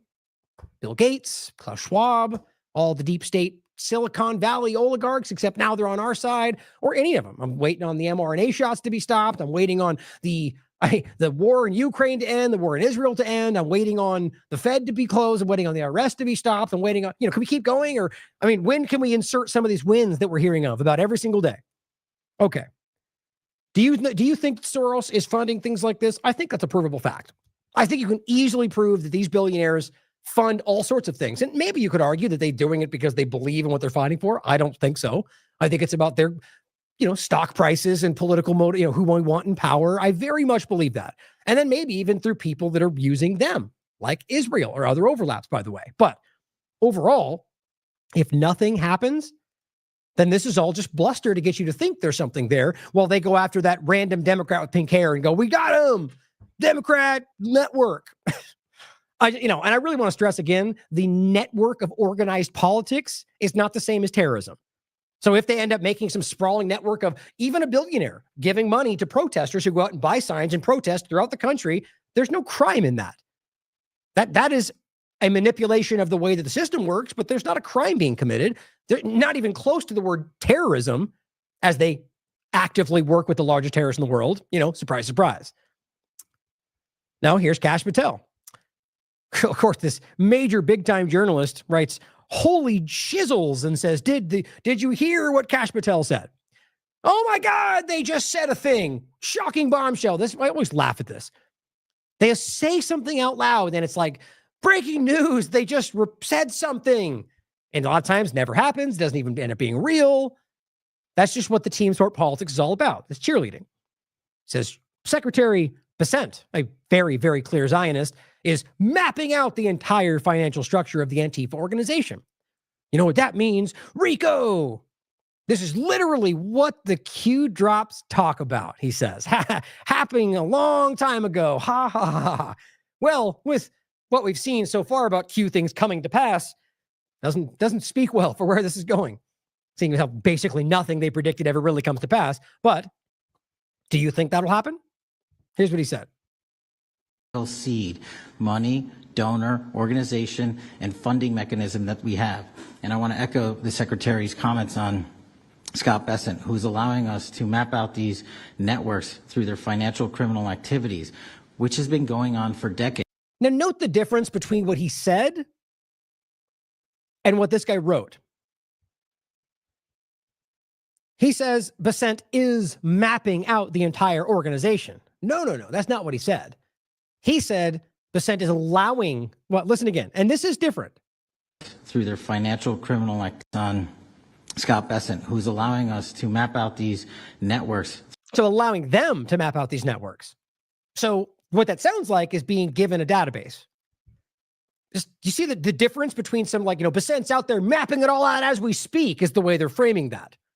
I don't think that's what's happening. Through their financial criminal activities, which has been going on for decades. And I would like to remind the American Oh, okay. So through multiple administrations. Why hasn't it changed until now? Public. They built this diseased temple of corruption over decades. And in this diseased temple of the American public, they built this diseased temple of corruption over this diseased temple of corruption. Come on. If you watch this guy speak, you know as well as I that he's not very composed. That is not something he just came up with. That is something that my opinion, maybe it means nothing, but I just think that's fascinating. Like he can't even say that very well. He planned to say that for some reason. That's my opinion. I just find that odd. Now, I don't know why that is valid or rather relevant, but it's something that just jumped in my head. And I think that's weird. Why would you make that case? This diseased temple of corruption over decades. And in 8 short months, Mr. President, you have crippled their foundation because. How? In what way? I mean, realistically, you've said a lot of things. You've passed legislative, or rather executive order, excuse me, and you've declared them a terrorist organization, and you've arrested a few people at protests. Are we really pretending like okay, so over 8 months? You mean what, in the last couple of weeks you've been talking about it? Or are you pretending for 8 months you've been focusing on Antifa? This is just so, these people are so ridiculous. It's all blood. Like, look, all I'm saying is that you don't have to, if you want to come out here and say, thank you for focusing on this and we're going to get it done. No, they have to be pandering to Trump. Trump, you're the greatest thing ever. And you've annihilated ISIS and you've destroyed Putin and Israel's gone. And, it's like, no, none of that. 8 wars and 9 days. Nope. Why don't you just embellish the things that are real as opposed to just lying about everything? Months, Mr. President, you have crippled their foundation because of your leadership here, because of the interagency, because of people like Deputy Attorney General. No, nothing of substance then, because you're here and things. Okay, I'd like to hear a material substance. So by arresting a leader, by breaking down one of the organizational funding, financial mechanisms. No, none of that. They're all exactly the way they were, but now they're breaking the foundation because Trump said Antifa bad. Blanche, and because of Attorney General Pam Bondi's fearless leadership to go after criminals wherever they are. Again, a completely meaningless thing.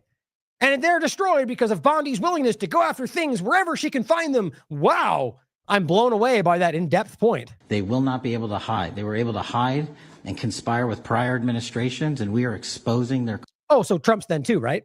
Yeah, because that was the Trump, he was there before. Yeah, I guess you forgot that. Corruption from within, and we will go to every single city in this country under Operation Summer Heat and the other operations we are doing at the FBI to bring these criminals to justice. Right, so they're going to hunt down this country to go after anybody that they want to under the guise they're fighting Antifa. We'll arrest every single one of them from whatever perch you sit in, private or public, no matter how your goal or your ambition is. I mean, am I the only one that picks up, like, just, he's grandstanding. He's trying to make himself sound so important off the perch and whatever, international or not. So you're going to get somebody who committed a crime. I'd like to see that. Let's just leave it there and I just get somebody, one person. Your entire team is saying, good, just arrest somebody. Fine, good. Say that again. Just arrest somebody finally, please. It will be crushed by the Constitution because the American people deserve law and order, and that's what we're going to give you. Yeah, except that you don't care about the Constitution, seeing as how what you're doing right now is a violation. Everything you're doing across this conversation is a violation of the Constitution. So they don't care about that, but they love to yell it out loud. So here is Jack Posobiec.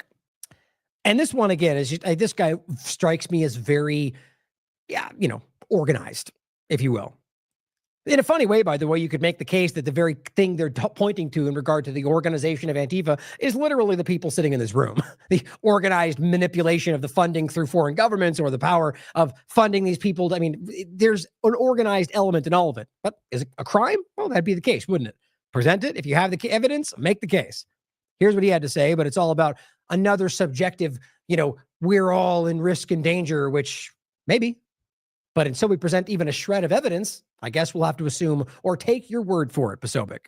Guys on campus, we are getting more and more people coming out in the face of this threat, knowing what happened to Charlie. But Mr. President. Oh, we know, do we? We know, even though nothing has actually been verified, it's still up in the air. There's no court case. It hasn't been, nothing has happened. We know it's a lefty, and we know this is sitting in a room full of people who are all nodding their heads. The president, that's just insane because that's where we are today. We need to do something about this because I fear that the next one who could be killed could be sitting at this table right now. Yeah. Or the table next over there, or the room across the way, or another building, or another country. Could be anybody, right? Anybody could die tomorrow, sure. But the idea that we're making it into we are all an extra threat more than anybody, I highly doubt that. In fact, I actually argue the exact opposite. I argue that people in that room are safer than anybody else in this field. Maybe save for like an irrational person who hates them because they're obviously manipulating, but that'd be individual actions of individual people. And if they commit the crime, they could be charged for it. Overall, the people out there that are actually exposing the things they're working for are, I think, the ones who are actually at risk. That's my opinion. And we're not going to stop, but they need to stop, and they will not stop until they are stopped. Wow. Very intelligent. A meaningless statement that's basically do whatever you want because we're on your side. They're rebels fighting the deep state. Okay, this is where, a couple more points and it gets embarrassing. Well, first of all, the first point, but one of the most relevant in my opinion, is that what they're doing, I don't know, maybe I don't want to say secondarily. It's hard to know which one of these is more important in the moment, but one of them is clearly using this to go after anybody who is calling out the government, right? Saying that they're breaking the law, sort of like Israel does with everything else they do. It's the same weird. The parallels between these governments are alarming as hell right now. But saying you're Antifa because you said fascism or because you said we're fascist, whatever it is, obviously a very unconstitutional reality. But maybe you decide which one's more important. At the same time, we have the idea that they're using all of this to further entrench us in the technocratic panopticon that is building. Very soon, ICE will know exactly where you are all the time. Trump is going to track Americans every single move. This is in addition to Palantir tracking us using our private financial, health, and travel data, social media, donations, and more. If you think they're only tracking illegals or Antifa, you haven't been paying attention. But it's the same thing, right? So Antifa now is just an extension of this. It's just a tracking. They're creating the panopticon. I don't know why we can't see this. Actually, in fact, I think everyone does. And I don't know why we can't call out the screaming idiots at the top of this paradigm who act like they're winning and fighting for you while they're enriching themselves from the empire they claim they're fighting.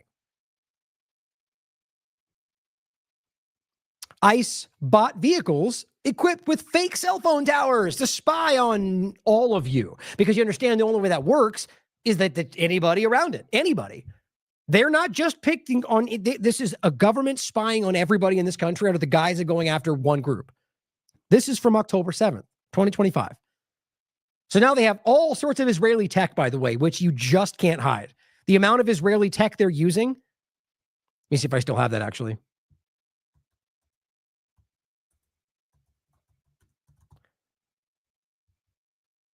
Maybe not. Yeah, there it is. Good. So it's very important, maybe just the beginning of this, to understand how much of this is sort of a funnel. It's been going on a long time, but right now more than ever, Israel is training things on murdering Palestinians, and ICE is quite literally bringing them home. Don't forget the way we started. Israel currently sees Americans as the biggest threat to its narrative control. That's not even a secret. Netanyahu is saying that. And so your government is helping them spy on you. Your government is helping a foreign government track you and everything else. Killing thing I've seen responding to these immigration raids. I'm an immigrant rights attorney, and usually I'm a pretty optimistic guy. I don't get scared easily. I love watching horror movies. Over the past 6 months, I've seen some really disturbing stuff. At one location, people hid when I showed up, and I still found them using a thermal drone that detects body heat. Where was this technology first tested? By Israel in occupied Palestine. When people get taken by ICE, they often refuse to say their names. So ICE identifies them using a facial recognition technology. Where was this tech first used? By Israel in occupied Palestine. When people refuse to let ICE search their phones, ICE will plug their phones into this box and it unlocks their phone. Where was this tech first used? By Israel in occupied Palestine. The amount of dystopian tech that the US government has taken from Israel to use in its own country is terrifying. And this is why It's very clear, guys. And this has been going on. I mean, it's just every single moment that we continue, it gets more and more and more consolidated and more obvious. I mean, a very large portion of what we were talking about in the beginning of the Trump administration, the 2025, was about a lot of the different things that we weren't sure about. Ethics pledges, Israel infiltration, Doge, and the overlap, the data, AI. I mean, a very large portion of that has turned out to be exactly what we were worried about, and that we were saying is most likely. And here we are, and it's doing backflips and saying we're right about every single thing all the time.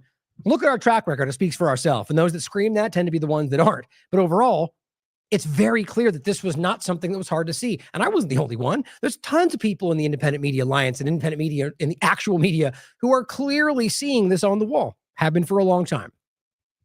Now, this, 2 points to make here, 3 technically, but 2 points about this that I think are very relevant. As they're saying that you're Antifa if they decide, right? Or just, like exactly right in this case. This person says this guy is a professional communist Antifa agitator who he says professionally gets pepper sprayed in the face while wearing clerical shirts for photo ops. This guy,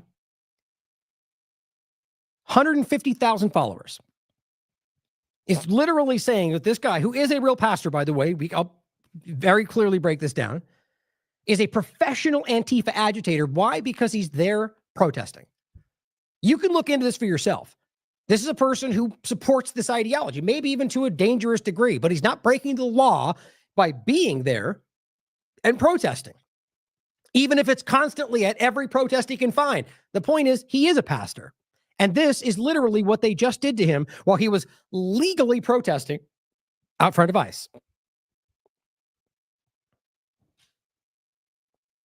That's so frustrating. I do want to play it for you. So let me grab it real quick. So this is just a quick video of him being shot in the head with a pepper spray ball. But it's pepper spray, right? This is no joke, guys. Honestly, pepper, like people don't know this, but pepper spray, mace, enough of that stuff can actually kill you. It takes a lot, but it can. It can clog up your air passage and so on. And especially some people can get hit with these things and they can be allergic or can have a reaction to it. And it can be very serious. My point is, it shouldn't be taken lightly to just casually hit a pastor who is protesting what you're doing. They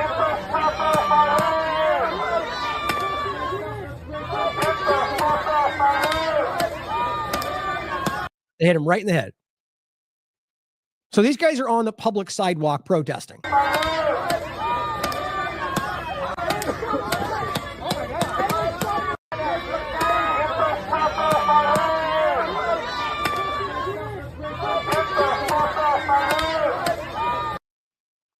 I just, in what world do they think they can get away with that?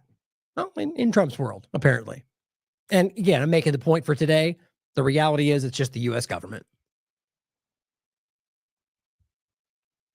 So this person comes out and calls, first of all, Aaron Melnick, he's a lawyer, and says this video of this incident is just as bad as it sounds. The priest is standing there, not doing anything remotely illegal, and without warning, a mass DHS agent on the roof shoots him in the top of the head with a pepper ball. Okay. So now this guy says, well, no, he's a professional agitator. Okay. Well, first and foremost, was he doing that there? Clearly not. He was either praying or just petitioning them with his hands out. So let's just say he's a professional agitator, whatever you think that means, and it can vary. He was still an American citizen who was still standing there in a public sidewalk, not breaking the law, and they shot him in the head. So does that mean that you don't care about his rights because you think he's doing something you disagree with? You see how dangerous this gets? These are dangerous people who, by the way, are allowed to think what they want, who are being, my point is, dangerously manipulated by a power structure to convince them that they're fighting against an evil power, which all you're doing is fighting against yourself. You are literally fighting against your own rights by doing things like this. Pepper spraying him as well. So Evan Loves War simply says he's quite literally a pastor in the First Presbyterian Church of Chicago. The fact that he participates in protests for human rights should tell you something about your beliefs. I think it's very important to make sure we understand all this, guys. To understand that what we're watching are people who are being labeled as a terrorist because they are protesting, which is their legal right in any context. It's simply because, in this case, something that they don't agree with. I mean, how do these people not stand back and go, I am exactly the left thing that I thought that I was making fun of 10 seconds ago? This guy literally is the editor of the Babylon Bee. Like, you have become your own joke, man. You have become the very hyperbolic cartoon that you make about everything else. I think it's wild how clear all this is. And again, let's be very, very clear. Even if this guy was literally Soros-paid agitator, whatever you think that means, he was not breaking the law by standing there protesting, and they shot him in the head anyway with a pepper ball.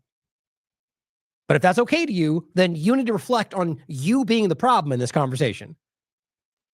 Or we just talked about this one, right? These are two very provable Republican MAGA supporters. The one's guys, Joey Gibson of the Patriot Prayer Group and his girlfriend. And they literally take their masks off and admit this in the video. So we talked about this recently. They get caught by the police, dressed up like Antifa, and all they said was they were there trying to document the Antifa, or they were there pretending to be Antifa and causing violence. Either one is possible, right? All I'm trying to show you is how easy this is. Well, how about in the case that they're there at the protest dressed like that? Aren't they not? Don't they already meet the definition of Antifa? Or is it just because you believe they have different intent? This is being flavored very clearly by their own personal beliefs. Trump and everybody else. This is obviously a part of this. And anybody non-part, or just aware, smart enough to see that partisan games are not everything, are easily able to go, yes, and we know this happens. We know that the FBI, Patriot Front, Antifa infiltrate groups, Oath Keepers, and they manipulate these things. And so we can't think of that. The right, who just got done telling us how much the FBI lies about these things, and now they're taking it at face value, but anybody that is Antifa, I know you guys aren't this stupid. Call out the screaming idiots at the top who are trying to convince everybody you shouldn't look harder at this. And then Ron DeSantis puts this out today.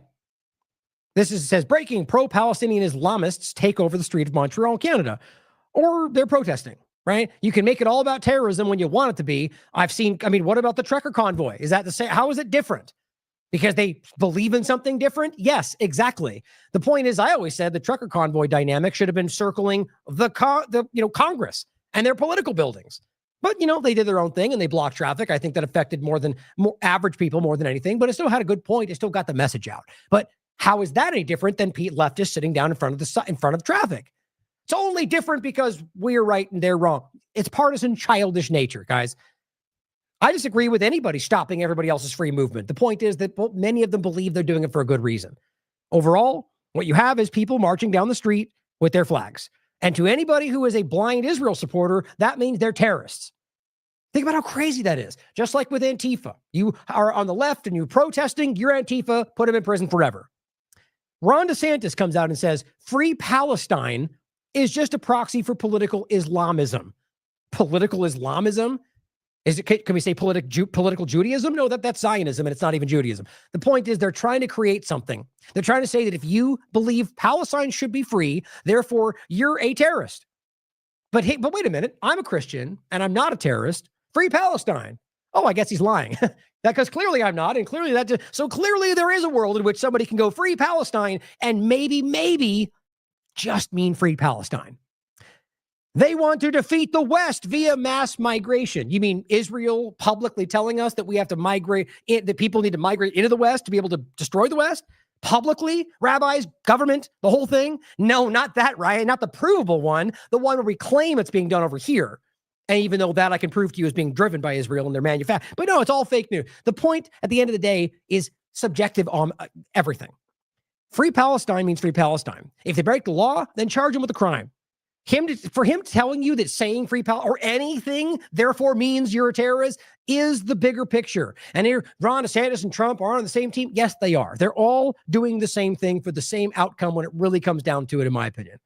This is not free speech. This is political manipulation. They're creating a world in which you're not allowed to have certain ideas. And if you do, they'll call you whatever they want. How do we not see this? Now, this is embarrassing. Trump, so let's start with the clip, I think, most importantly, about the flag burning. And hopefully we know by now that is something that's not only protected, in your inherent rights, God-given rights, but has been roundly upheld by the Supreme Court. And people that they pretended for about a second that were wanted to be on the team, Massey, Ron Paul, all of them, because they're not ridiculous, excuse me, do you mean to say that? Ridiculous, I actually, what's funny is it wasn't like I tried not to. It's just something I never actually say. I'm not even sure why that slipped out. But the point is that they're all very clearly aware that that's a constitutional reality. And so all of these people pushing this idea are just trying to do it because of their political side. And I'd like to believe we're not supported by the majority of Americans who aren't this easily fooled. But let's play this first, and then we'll go through what this weird little, desperate need for attention is from Nick's order. I'd like to suggest that we put in a bill, if you burn the American flag, 1 year in jail. Sir, this is an executive order on flag burning. It charges your attorney general. Would you listen to this? This is very important. If you burn a flag, you get 1 year in jail, no early exits, no nothing. Now, don't forget, guys, I love how this game, how the narrative evolves when they want you. And this is how dumb they think we are.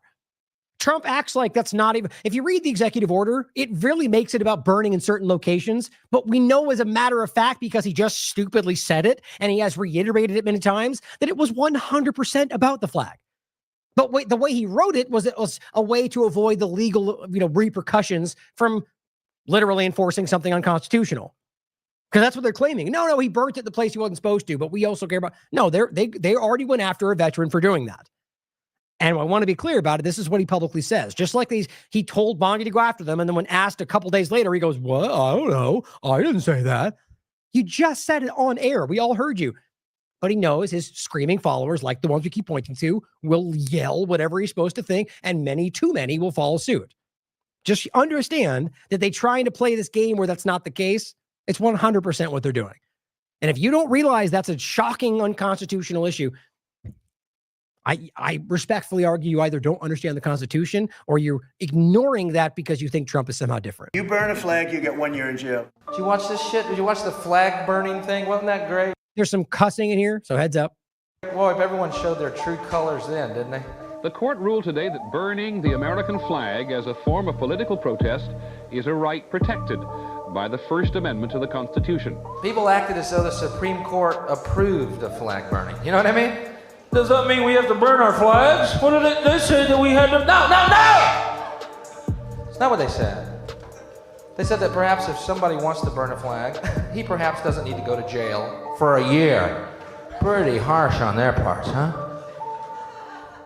Does that mean we have to burn it? They said we should burn it. They didn't say that. They didn't say that. They didn't say that. Does that mean I have to go out? No. Listen, read, think. Well, I don't get it. I don't want to burn my flag. Then don't! People snapped over this. Did you watch that? People were just, hey, buddy, let me tell you something.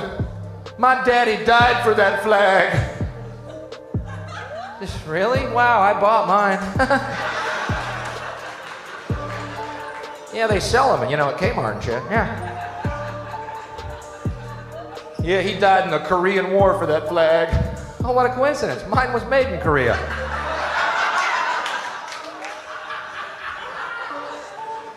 No one, and I repeat, no one has ever died for a flag. A flag is a piece of cloth.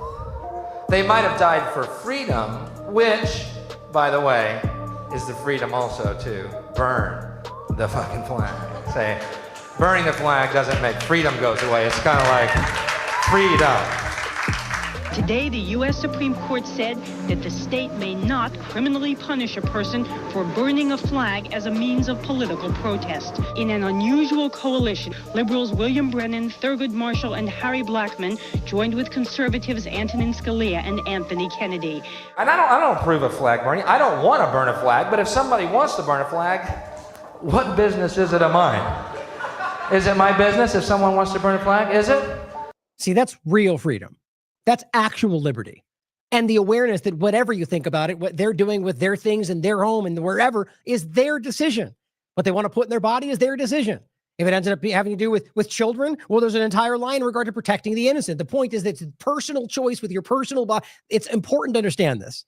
The reality today is that you've got far too many people out here acting like they believe deeply in this and cheering the exact opposite of what they should fight for. Like, assuming they actually hold that opinion. So either, again, they're too stupid to realize that what they're doing is directly the opposite of what they claim they want, or they're dishonest. It's not very difficult today. This is the point they're making about free speech, any of these constitutional realities, guys, that it is an absolute principle. Everything else is political manipulation. No, it's not. Is it my business what other people read or watch on TV? No, it's not. Justice William Brennan for the majority. The government may not prohibit the expression of an idea simply because society finds it offensive or disagreeable. That would dilute the freedom that this cherished emblem represents. And he said, if there is a bedrock principle underlying the First Amendment, it is that the government may not prohibit the expression of an idea simply because society finds the idea itself offensive or disagreeable. You can't make the flag into a sort of a religious object that's so sanctified that it can't be used in public protest. That's funny. Actually, as Kevin points out in the chat, after major events and, and even in some cases, flags that are put up on like flagpoles and such, not just like paper but like flags get thrown away. American flags after major events at the White House, for example, right? It's just so subjectively stupid all this is. And he says, well, should we throw away or should we send all the workers who took part in the waste management in jail? No, but that's not the same thing. It's like, well, yes, in principle, it would be the exact same point. It's like, this is a choice about politicization, right? And there's a very clear line. Liberty, or, ideas, what the real thing is rather anarchy than tyranny. Because people may not realize what anarchy really means, but even if you think it means chaos, I'd rather have that than tyranny. Two Reagan appointees, Antonin Scalia and Anthony Kennedy, both conservatives, provided crucial votes for the 5-judge majority. And I would like to suggest that we put in a bill, if you burn the American flag, 1 year in jail. We do not need more legislation like this. The real attack are on our liberties. The real attack in this institution is the attack on the Constitution. And this does nothing to address it. All we need to do is pass a flag amendment, and it's going to solve the problem of the attack on the Constitution, which is continuous and endless. Isn't that an incredible point to think about? Right? The idea that the argument is that there's attacks on the Constitution, largely from, foreign communists and, whatever the point would be, whatever they're framing at in this moment, there's always something new. But the attacks on the Constitution are real. So therefore we have to protect the flag from being burned, which in and of itself is unconstitutional. It just never it's always like this. As Ron Paul pointed out a lot, and still does to this very day, that they are like War Powers Act or anything else, or Smith Modernization Act. We have a problem with something. Instead of solving the problem, they legalize the bad thing and then go, well, didn't that solve the problem? No, you just made it okay to do the problem. Okay, well, then we're good. Happens all the time. In this case, the argument is protecting the constitutional rights by doing something that removes your right. It's just a perfect analogy for government. I would like to point out that the word desecrate is a very important word, and we've talked about it all day, but we haven't yet defined it. It means to deconsecrate. What I'd like to know is when we had consecrated the flag, we're holding the flag in the highest of esteem. Right. And yet liberty is really what should be on the pinnacle. Liberty in the Constitution. But to deconsecrate something means that the flag was consecrated. I'd like to just read what that means. It says to make, declare, or set apart as sacred, or such as a church, to set apart for the worship of a deity. Who and when did we raise this flag to this level? Have we deified the state to this extent? When we undermine the Constitution and the Bill of Rights, we undermine liberty, and then we diminish the value of the flag. Decensored News, great video. So think about it. Listen to Ron Paul talk, right? Listen to the principle. Listen to the passion in his words, the belief in what he's fighting for. That's what I take from it anyway. That's my opinion. But listen to that, right? And now let's get into some of these people in this room and look at the chasm between who that person was right there with principle and meaning and drive to actually save this country versus the clowns in this room who will pander to the person who's powerful. We're talking about the flag right here. So President Trump tells Nick Sorter to give Pam Bondi the information on the person that burned that flag that he had. Oh, you know what? I just realized I forgot. It's not that important. There is a video of him.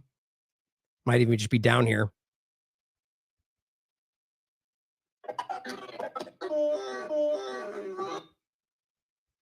Oh, they didn't even see this, but there's one. Basically, there's one where he runs up right here. Perfect. There it is. Okay, so somebody's burning a flag, which, by the way, is their constitutional right. As I said the other day, if Nick Sorter and his team were burning a Palestinian flag and Antifa ran up and tried to stop him, I'm pretty sure they would frame that as terrorism or somehow violating his rights. I guarantee that's my opinion anyway. So reverse. And so he runs up and grabs this flag, which in a weird way seems very controlled. There's nobody tries to stop him. I just get a sense that a lot of this might be a little more coordinated than we realize. Like, that's the kind of gaslighting we're dealing with. But just so you can see, he grabs the flag, he runs and he puts it out. Oh, you're so brave, Nick. You're so brave. And he walks away. No one tries to stop him. Are you kidding me? There's a whole group of people there and you steal my flag and run away with it. He doesn't run, he just walks away. No one does anything. No one even barely says anything. I call BS, by the way. But either way, the point is, he sets this up to be this big thing he's doing. And so he literally brings this burnt flag into the room and it's like, look, I've got it for you, Trump. It's right here.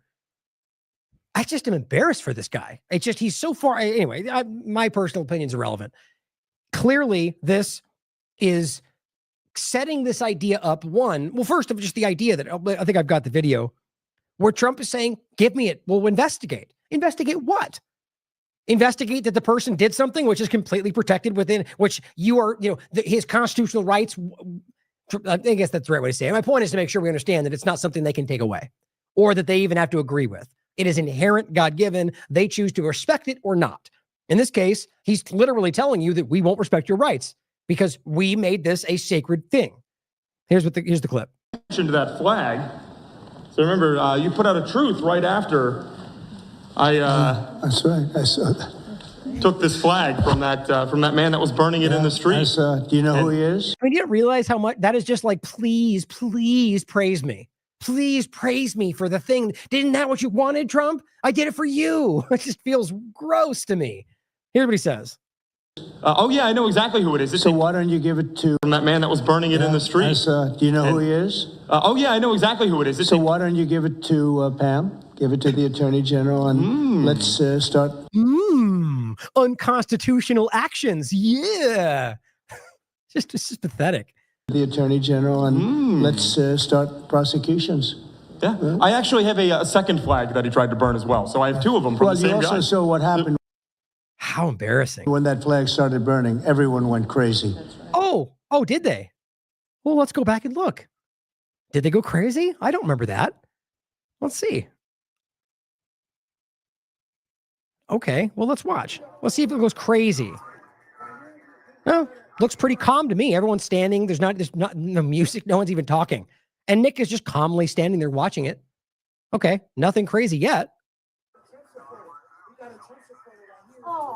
Oh. He's putting it on the ground and he's making it. So someone says he put the flag on the ground, making fun of him, right? Okay, well, I don't see people going crazy. Do you? Yeah, he walked away. Oh, that's weird. Almost like they're making that up. Why not, though? Why not just lie a little bit more? They lie about everything else. That's when it started. Everyone went crazy.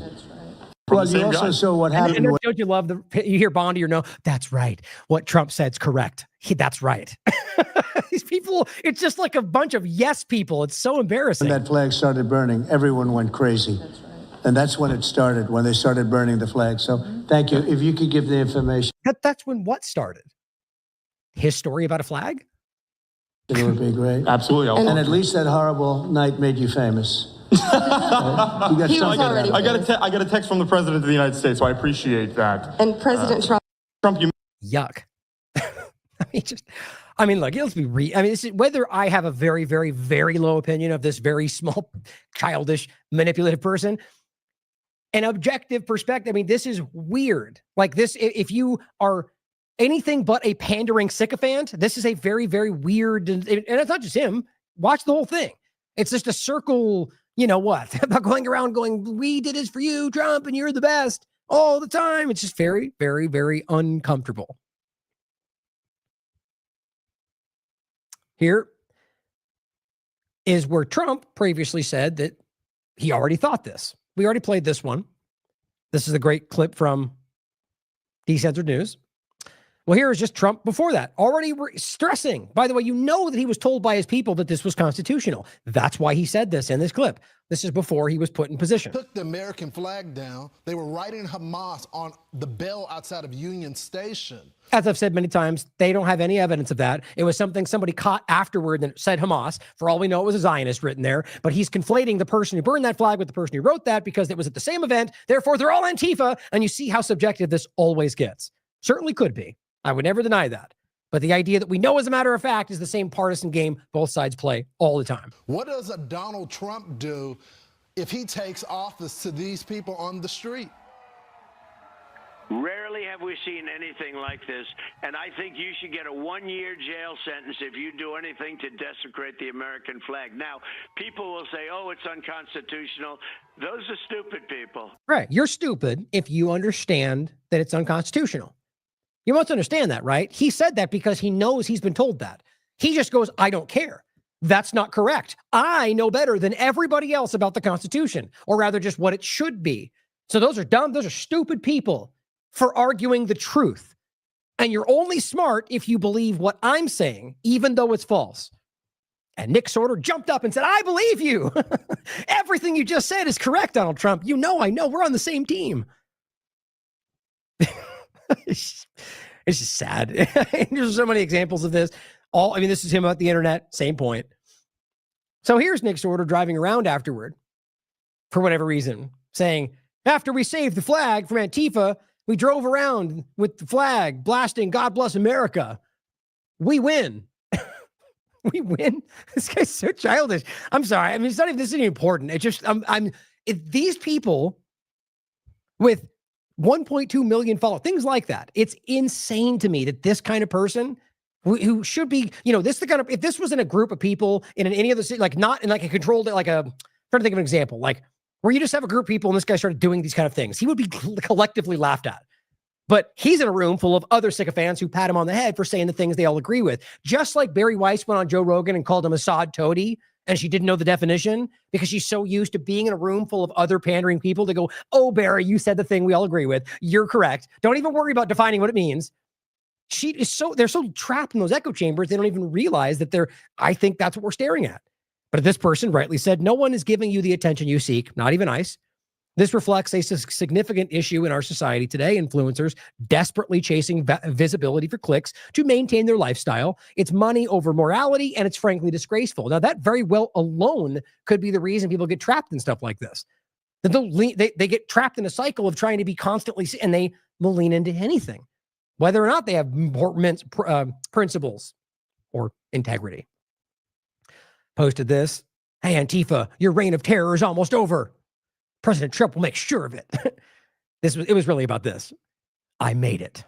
I'm in the room. Like, so we're the dividing the power, but we're now pandering to it. Woohoo. But she says, the patriotic blonde, unless they're on the Epstein list, right. Mic drop. Same people that were screaming about how we can't stop until we get it, and we can't stop until it's released. And then Trump goes, ignore it. They go, oh, what are you even talking about anymore? Who's Epstein? It's pretty sad. And making that point, this person says, shut up, no one cares. Choose liberty, says that. That person's patriotic blonde says, apparently you do. You replied, you must be quite triggered. And he's choose liberty says, you're grifting off something that will never happen. Got it? And then rightly so, COINTELPRO makes fun of him. Do not criticize Israel, Trump, Kirk, Jeffrey Epstein. I fell for it again. You're grifting off something that will never happen? You mean the release of the Epstein information that you all, wow. Well, here's Nick making his point even further, pointing out, here's a protest. So you have to understand, this is the 10th, right? So they have their whole little thing about Antifa, terrorist organization, and this is already the embodiment of this. So now, because they're there, now is this Antifa? I don't know. Is it just a group of people? Did they give you evidence of some kind of network funding that can prove went to this? And even if they did, can you prove that's terrorist activity or just somebody who wants to fund them? None of that's happening. They're using this big round table to act like there's some kind of process. So here it says, Illinois state troopers dragging and arresting anti-ICE rioters, right? Just like they do to each other, right? They're protesting. Okay. And you could look for yourself. The major group behind them, I'll play it real quick. The police are rushing in there. They're trying to arrest people. The vast majority of people standing behind them are just standing there waiting. So, as always, Derek has covered this forever. They kettle, they rush in, they confront, they cause conflict, and they blame you for violence, and they arrest everybody they can. They do it like a matter of policy. So he is cheering on the guy claiming he supports the Constitution, the fact that they're just going and arresting protesters because they're ICE, or rather they're Antifa, because they're protesting ICE. It's what I told you. It's what's happening. President Trump is forcing the state of Illinois to finally address lawlessness, protesting. You think this is not easy to see? I showed you this so many times already that Donald Trump already let this out of the bag. When in LA before his military parade, there were planned protests, and he said, if you protest, you'll be met with force. Not if you break the law, not if we pretend you're Antifa. If you protest, you will be met with force. That is unconstitutional textbook. Big on Saturday. We're going to have a lot of, and if there's any protester wants to come out, they will be met with very big force. By the way, for those people that want to protest, they're going to be met with very big force. Is that difficult to understand?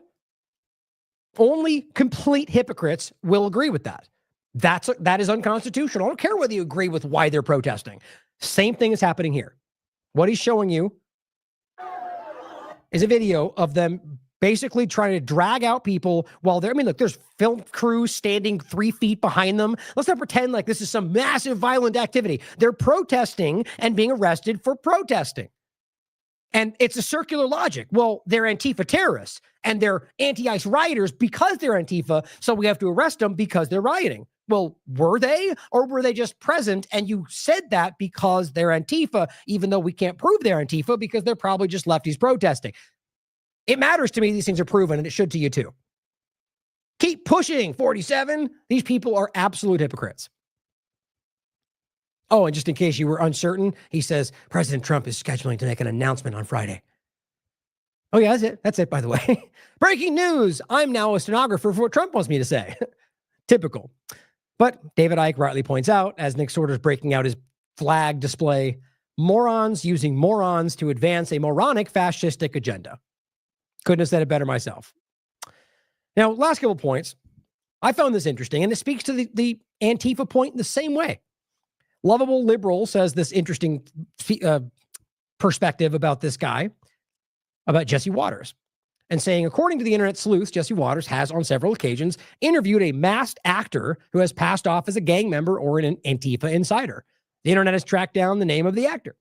Now, regardless of what your thoughts on this, this is interesting to me for many reasons to look in further.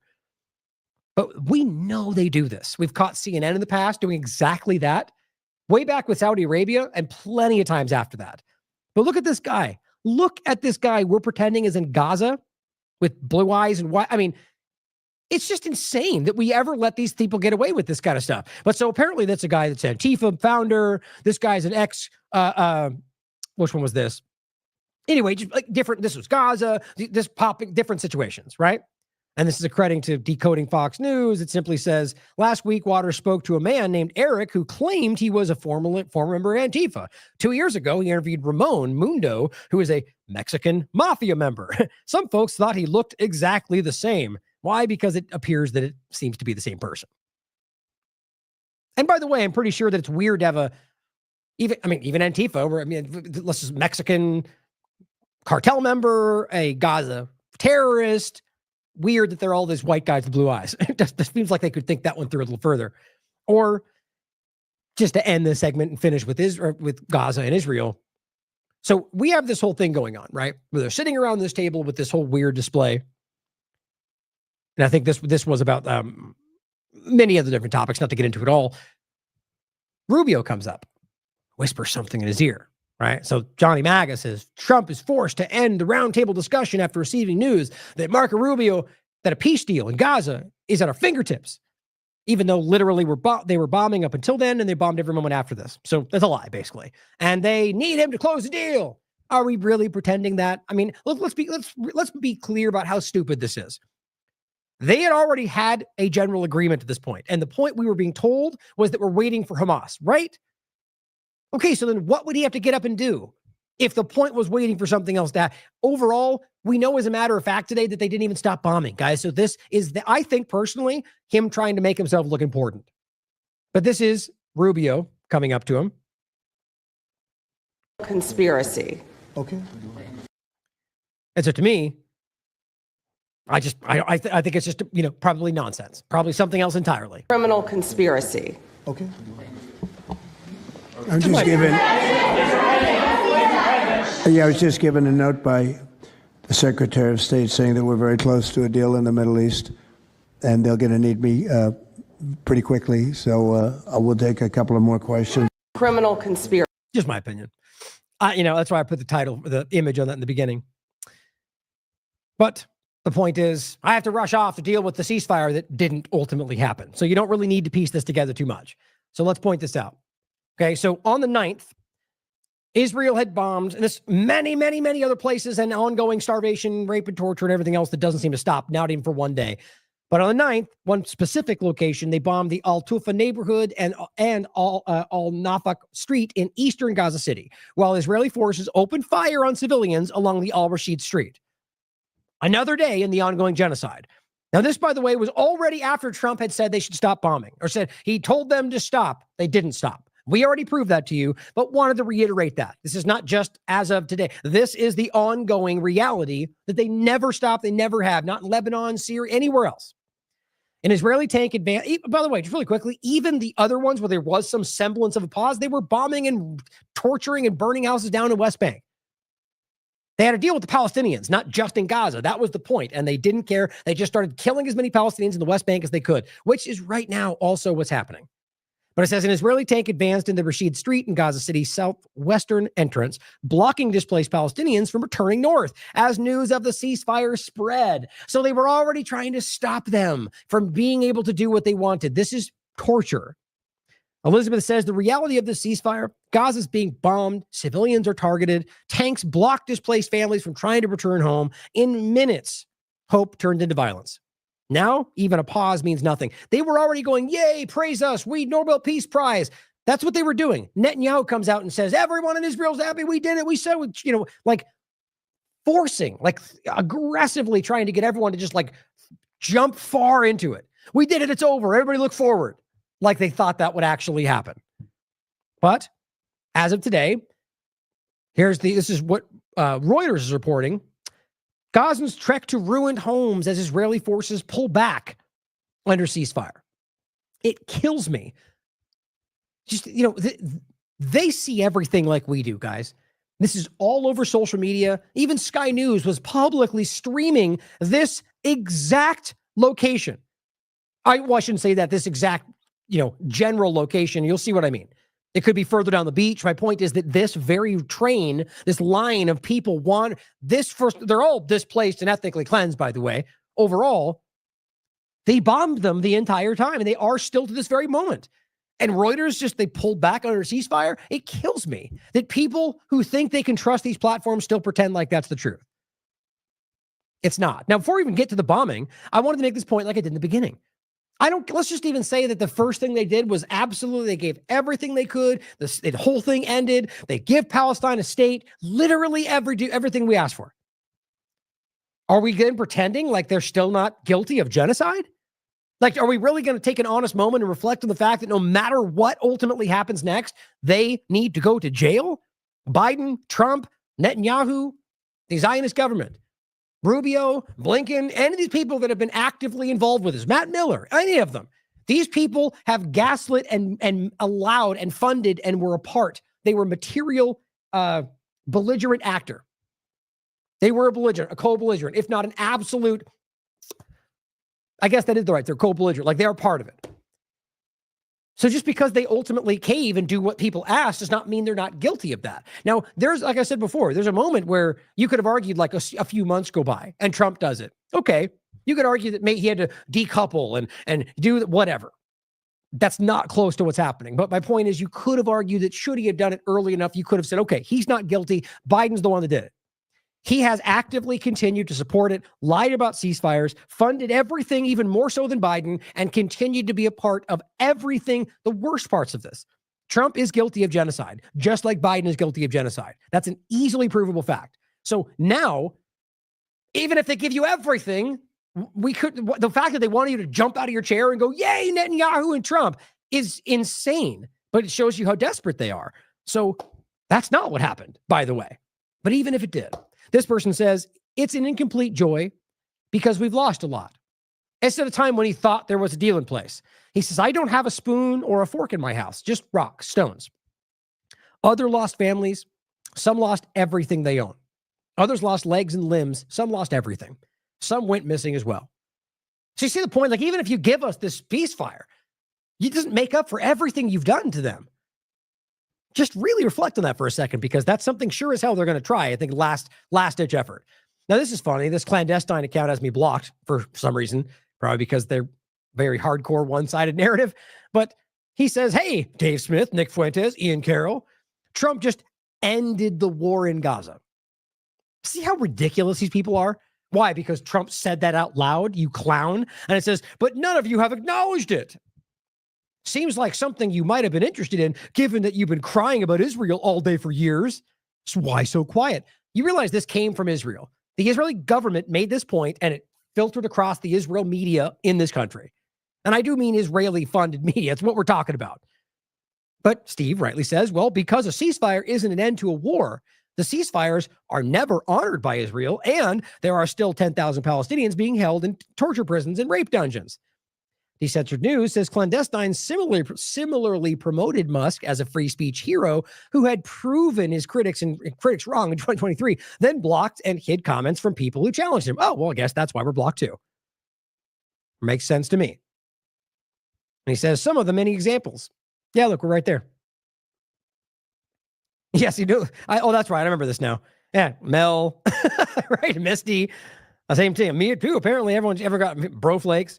What a bunch of children, right? But so the point, why would you come out and go, he just ended the war? Like, literally still happening. Whether they're bombing or not, it's a ceasefire, as Steve points out. It didn't end the war. Are these people that uneducated when it comes to the very thing they pretend they're doing every day? It seems that way. Or more likely that they're absolutely blindly a part of a certain narrative. But as I said, and this is 30 seconds after this clown's like, why didn't you say anything? Well, guess what? Israel bombed them and had been the entire time. And people like James Lee have the courage to call it out. He says, well, that didn't take very long. And people came out going AI because that's what Trump kind of set them up to do. But the truth is, you could prove this. Sky News was playing it publicly. I think here's the clip that was shared by the chairman of the Euromed Human Rights Group, Rami Abdul. But this is just one of many examples of this, guys. And they're everywhere you look. The point is, despite the ceasefire, footage shows Israeli tanks targeting Palestinians. And this was 6 a.m, October 9th. Right in the Al-Rashid street that we were just telling you about, right? That's where they were going. That's where they were forced. They blocked them with the tanks to begin with, and now they're opening fire. This is coordinated like it was with the Flower Massacre, like it has been every other time. And what's the consistent factor? The ethnic cleansing of all Palestine. Oh, wait, hold on.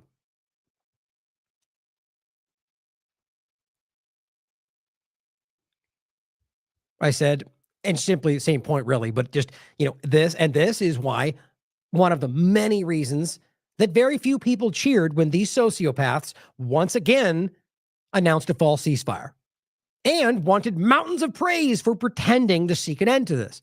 They lie, right? It's pretty simple. My father told me when I was a child, people in authority lie. Correct.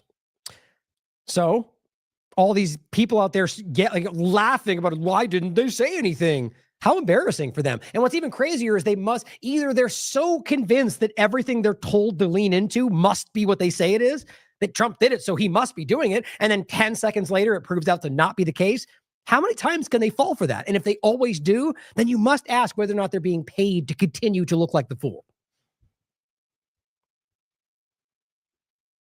Here's what Eric Doherty, speaking of fools and blind supporters and sycophants, he says tens of thousands of Palestinians are flooding towards northern Gaza. Okay, get how insane this is. He's pointing on the next day to the very location that Israel was bombing and still is right now. So you see, this is Fox News lying to you with fake information. It's what they do every single day, just like CNN. They're trying to, and look, if you watch right now, largely Fox, the ceasefire, it's wonderful and everyone's free and happy and Gaza's changing forever. That's what they're doing right now. While Israel is quite literally still bombing innocent people as we speak. And people like Eric come out and get 1 million views for saying, oh my God, look at it. It's so great. They're all returning. Tens of thousands are flooding toward northern Gaza. President Trump's ceasefire took effect and peace broke out in the region. That's what he wrote. Many of them are seeking to return to their homes or check to see if they've been stored. Oh, and guess what? Israel killed them every time they did that and are doing so right now. It's unbelievable, historic. Trump is saving thousands of lives. These people are so uninformed, it pains me. Or they don't care. Well, here's another one. This Paul guy says, woman asks a good question. Now that President Trump has made peace in Gaza. That's on the 9th, by the way. Where are all these pro-Palestinian people? Shouldn't they be celebrating this or whatever? The thing that isn't the narrative about something that hasn't even happened yet.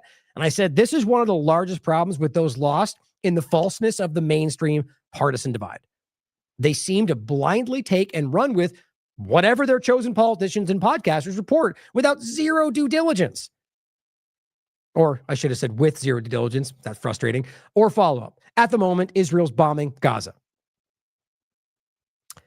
So another one, this guy, Leo Curse, ever heard of him? 95,000 followers, comedian, says, is it just me?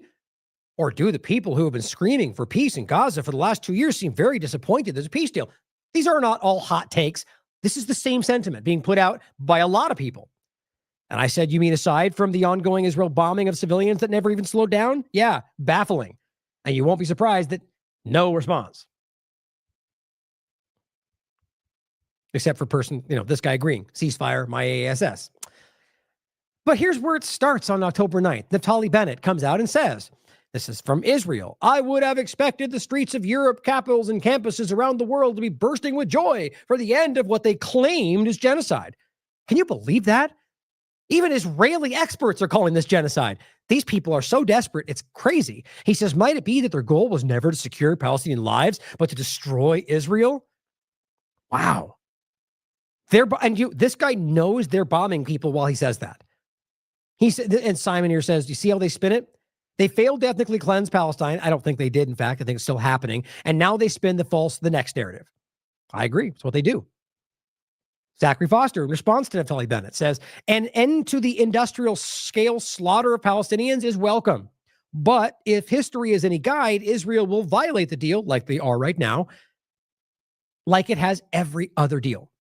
Israel's words and agreements and promises are toxic nuclear waste. You know that. So a lot of people know that. Let me preface these remarks with I never, ever believe Israeli figures. I've been in the government too long to know that the Israelis are patent liars. In their intelligence community, in their propaganda community, certainly, and in their leadership, they are inveterate liars. So he puts up an article, which you've probably seen. We've talked about it in the past. Israel and Hamas signed at least 6 deals in 2008, 2012, 2014, 2019, and 2021, and 2025. Deal number 7 was apparently agreed upon yesterday. And there's more than that if you understand like the whole Blinken. I mean, even with Trump, same thing. Like these kind of false setup and false, like they are lying to you about all of them. We've proven it every single point. The history of ceasefire talks between Israel and Hamas, 2008 to present. Spoiler alert, they have sabotaged every single one. And it's easy to, even Oslo Accords. Guys, you could look this up in UN documentation. They lied. They completely sabotaged it. Sort of like, let's use Hamas and Palestinian Islamic Jihad, or rather Palestinian Authority, and make them fight each other. That's what they're doing. They're literally creating the balance. They fund one side, or the U.S. and Israel at large have funded the most radical elements of Islam as far back as you want to look. If you can't by the way, it's a provable, easily looked up fact. If you can't accept that and acknowledge what that means while otherwise saying they're fighting terrorism, I mean, it's a willful choice to be uninformed. Here is Grok. For those that want to pretend, I was just thinking about this the other day. It's funny. So Grok was started by Elon Musk after he took over Twitter, right? Okay. Even though we know it's a DARPA program. So he takes over Twitter, all the holdovers and woke and stuff. And okay, we're changing everything. And so he rolls out Grok. Okay. Somehow still we get the woke grok, and the grok is still okay. In what way? How is that possible? So if you were going to pretend it was like a hangover Democrat or whatever, maybe the fourth time they change over grok, probably gone by that point, right? So the last time, oh, look, grok is saying Israel's committing genocide. Come on, you got to fix your woke grok, Elon. I'm thinking about the logic. I'm going, why would it be woke? Are you implying that Elon is woke, or people he worked with after this fourth iteration are still woke? Or that somehow, like, my point is, it doesn't obviously make sense. What they're saying is, we don't like what it says, therefore woke. So change it. We want to hear what we want to hear. It's not about woke or anything else. It's about narrative control. It's everywhere you look. And so my point is, here's grok, despite their 17 upgrades, constantly being trained to look, it's still telling you what's going on. Now, that's not like you should trust it. Grok gets caught lying all the time. The point in this is to recognize that their platform that they actively tweak to lie to you is still showing you that, yes, Israel appears to be conducting airstrikes and many other military operations at this moment, even as the U.S. brokered ceasefire agreement was announced earlier today. Literally bombing on the record in front of everybody, and they're all lying about it. And then Trump even says this. This was yesterday, by the way. So they were bombing yesterday, I can prove it. They're bombing today, I can prove it. Here's what Trump said. And what guarantees Hamas disarms and that Israel doesn't resume bombing once the hostages are released? The first thing we're doing is getting our hostages back, okay? And that's what people wanted more than anything else. Not Israel, though, and you could prove that because they've said that 17 times. That hostages were secondary every time. But see, Trump is just repeating the narrative. That's what he does. Maybe he doesn't even know. They wanted these hostages back that have lived in hell. Nope. Most of them are treated far, far better than even people in Gaza. All of them, in fact. All of them are treated better than any single person held in Israel prison. Almost every single one of them have come back and said they were kind. They took us shopping. They shielded our body. Look it up. But here he is, just lying to you, just casual lies. Like nobody has ever even dreamt possible.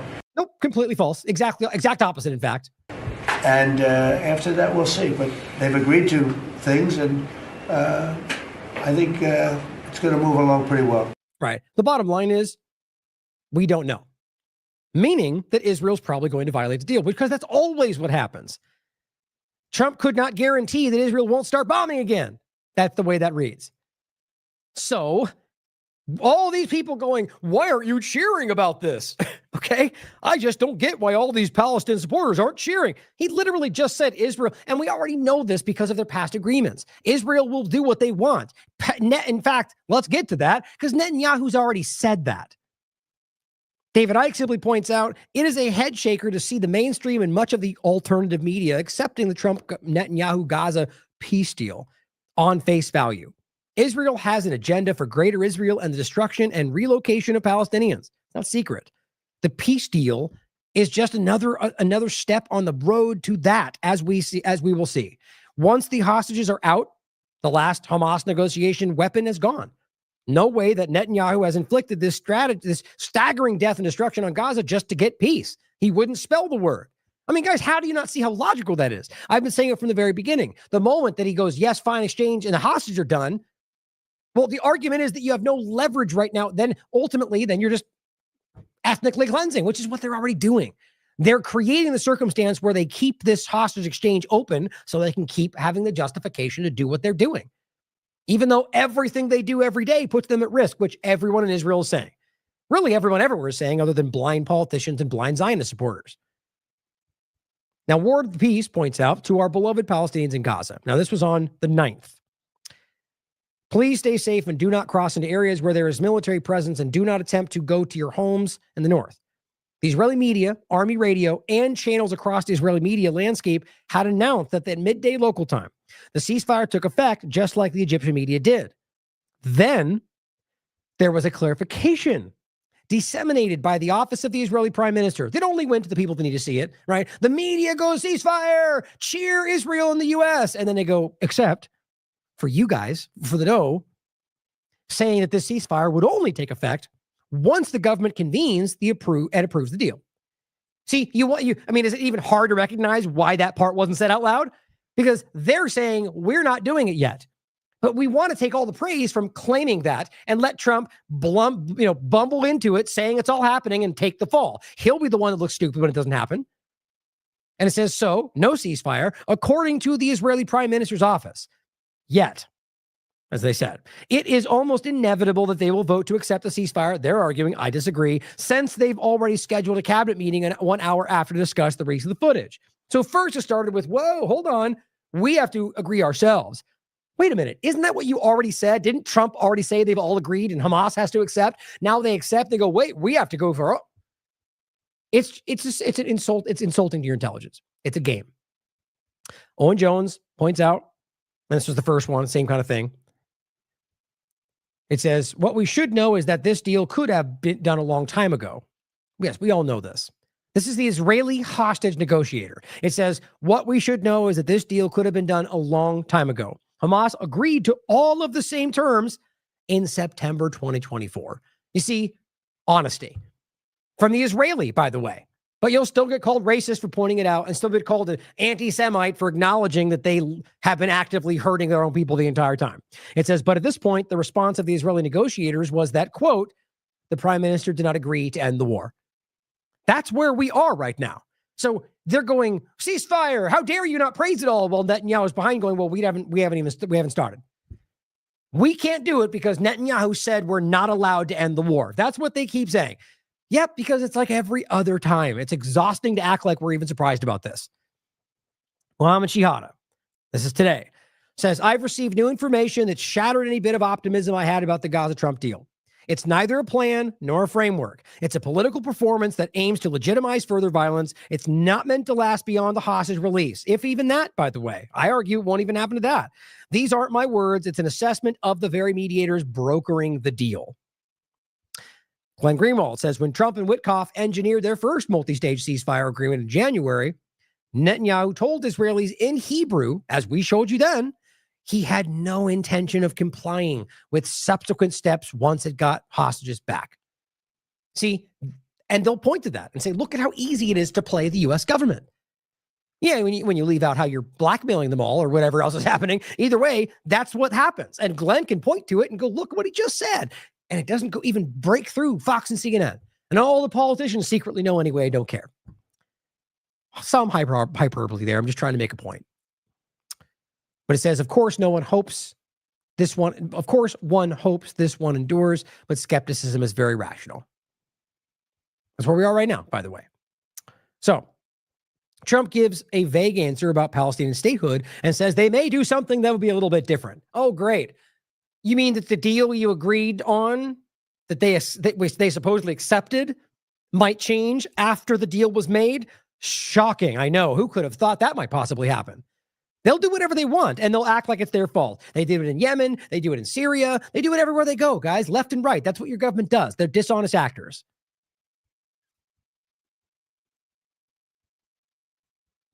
Make sure I've got this 1 second.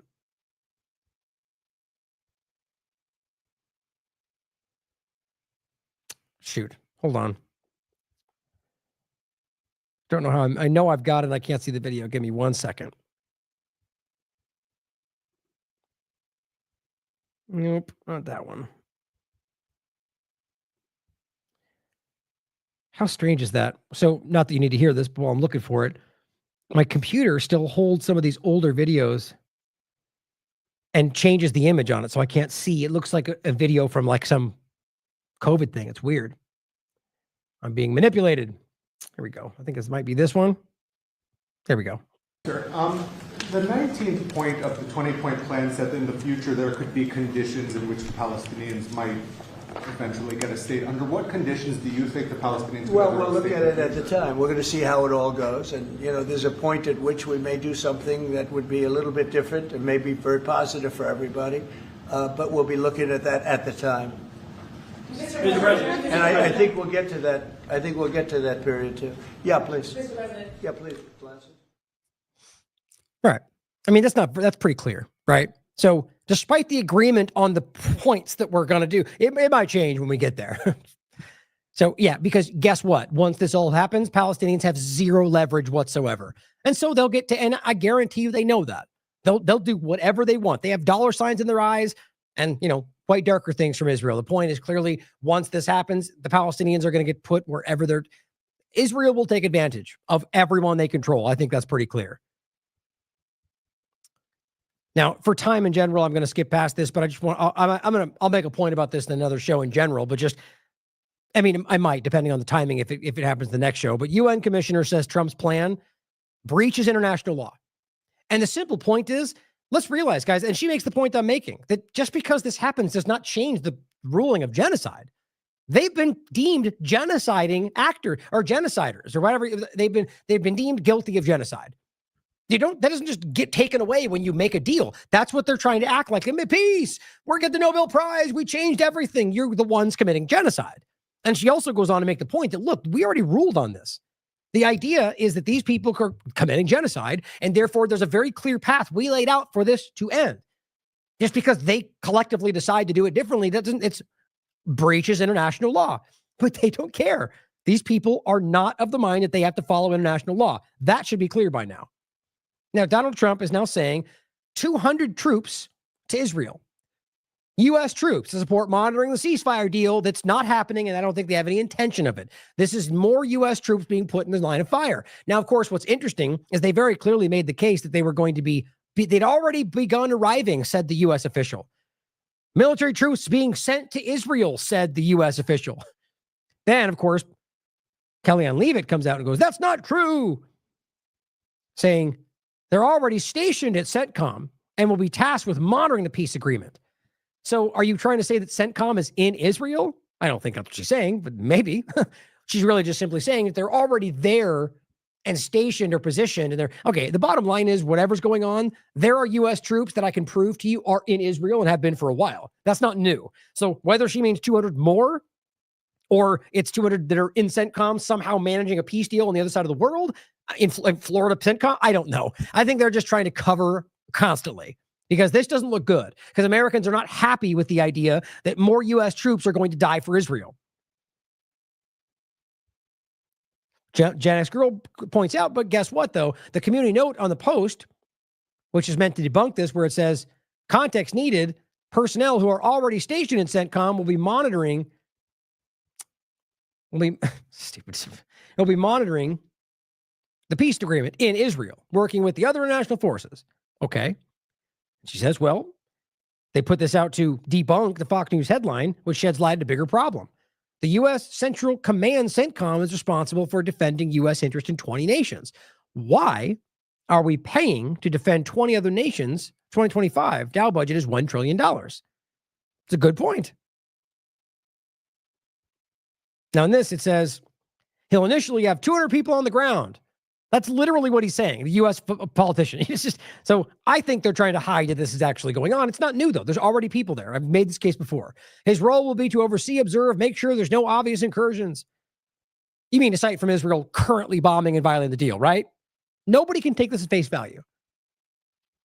Glenn says every major poll in the U.S. this year is worse than the prior one for Israel. That more Americans now sympathize with Palestinians than Israel is stunning. As Curtis Mills notes, younger Republicans are 41 points less likely than older Republicans to side with Israelis. This is exactly a Charlie Kirk thing. This is exactly an ADL Greenblatt generational problem. That's what they're trying to hide from you. And that's all the more reason why somebody like Kirk would have been taken out. Here's Taylor Greene, and I agree with what she's saying. She goes, they're not Hamas. They're literally women and children. And you can't unsee the amount of pictures and videos of children that have been blown to pieces and that they're finding them dead in the rubble. Those aren't actors. That's fake. That isn't fake war propaganda. It's very real. Good for her. I still think it's largely opportunism. I could be wrong. Either way, I support it. These were children on November 7th, 2023, sending a letter out to the world. Kids in Gaza hosting a press conference in English, begging the world for life. We come to shout and invite you to protect us. We want to live. We want peace. We want other children to live. Well, this was 23 months ago. Israel forces have killed more than 16,365 kids since that time. This is the thing. This will change the way I view the world for the rest of my life. Young lives cut short on an unimaginable scale. This is The Guardian. Corporate media, October 8th, 2025. The 18,457 children on the Gaza's list of war dead. And I guarantee you it's more than that. And by the way, names, faces, families, there's no hiding from this, guys. If there's any accountability in this world, if there's anybody with any morals and integrity, people will be held accountable for this. And let's not forget, while that's happening, there is a 16-year-old kid, third-generation American, born in Florida, who is currently being held in Israeli prison indefinitely with no charge. American kid. And I said, while numerous Americans are being held in these prisons, some of them from the flotilla, by the way, right now, including a third-generation American kid who was kidnapped while visiting parents in the West or family in the West Bank, and not a single America First politician or any other has said a word about it. Just don't know how you make sense of that without understanding what Israel's doing to this country. The U.S. has spent over $31 billion, with a B, sustaining Israel's 2-year war on Gaza and the wider region. $31 billion that Trump only went further. A new report from Brown University finds that Americans have spent $33 billion. That's $45 million every single day. Right now, Trump is spending $45 million a day to commit genocide. Biden did the same. That is $4.85 a day for every single citizen of Israel. The American taxpayers have sent every citizen in Israel a $144 check every month for 24 months straight. Not America First, guys. Now, in general, on the West Bank, guess what? You now have Israeli media saying it's now time to shift their focus to what they call Judea and Samaria. That's the West Bank. That's happening on live Israeli media. They're saying it's time to focus on that, which was always the point, guys. Or one of them anyway. The reality that Donald Trump took money from Miriam Adelson so he could get $100 million from Miriam Adelson. And her condition was West Bank annexation. There's no hiding this. There's only ignoring it. Now you have settlers, illegal settlers, who rape and torture and burn houses down. That's been publicly covered by everybody. Raising the American flag on a pole in an illegal Israeli settlement. Is this the quiet part out loud? Andre X. I'm going to play 2 videos for you to end today. Okay? This is an American citizen in the white. It's an American citizen who's an activist, along with Audrey X, who was there documenting and calling out the West Bank settlers.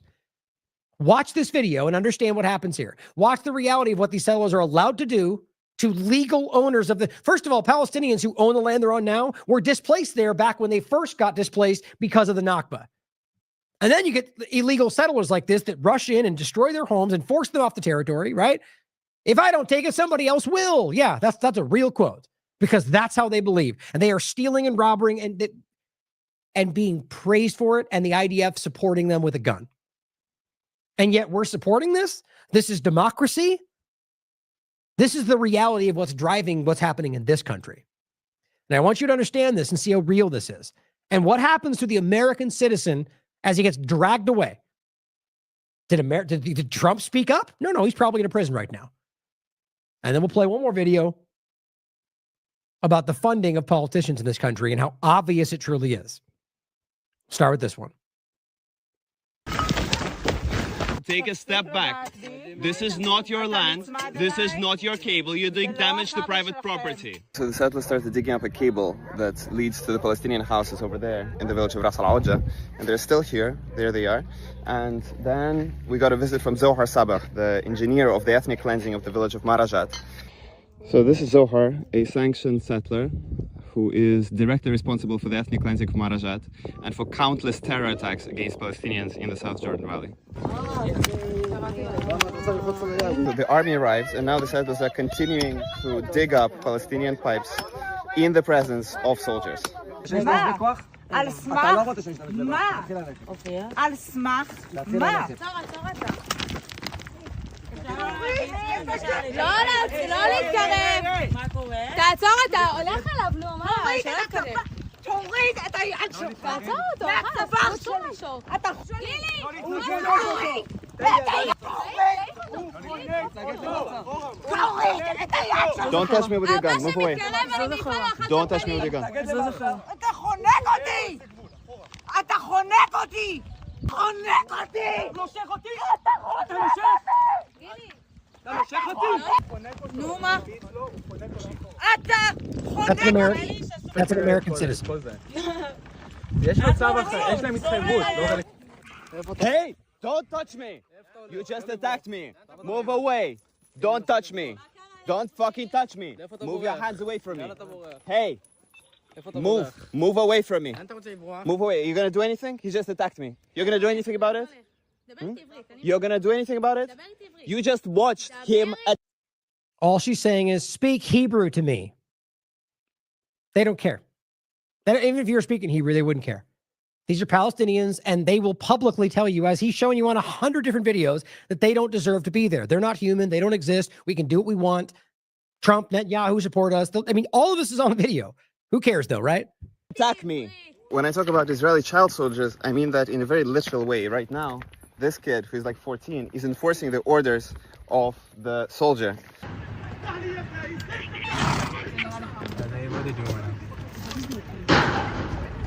He's destroying a security camera. They're destroying it or taking it? Right. That's the reality, guys. That's what they live under. You're living in your home, in a place that you've tried to make a life out of since they displaced you and stole everything from you. And then they come do this. And the IDF comes and watches and laughs and helps them do it, destroys your water, steals your home. Remember, we showed you one last time where the woman tried to jump in to stop her son from getting beat, and she got her head bashed in with a pole right in front of her family. And the IDF pointed guns at them, and they all left. Happens every single day in this country.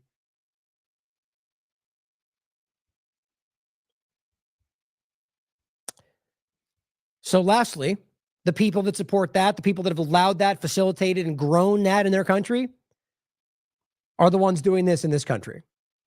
The country's government and many others are undeniably bought and paid for. And it's not just Israel. It's not just Zionism, but it's a huge part of this. And I said that old NASCAR advertising joke just really doesn't do it justice.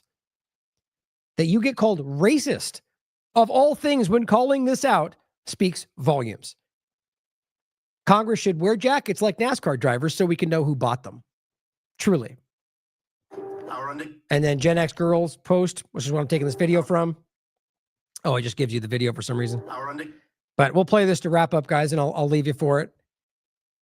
It's a clip talking about AIPAC. Now, recently, AIPAC came out and made this big denial about how, I think it was Matt Gates, who said that they would walk around AIPAC things, they'd scan their barcodes and like dance for their money kind of thing, which we know actually happens.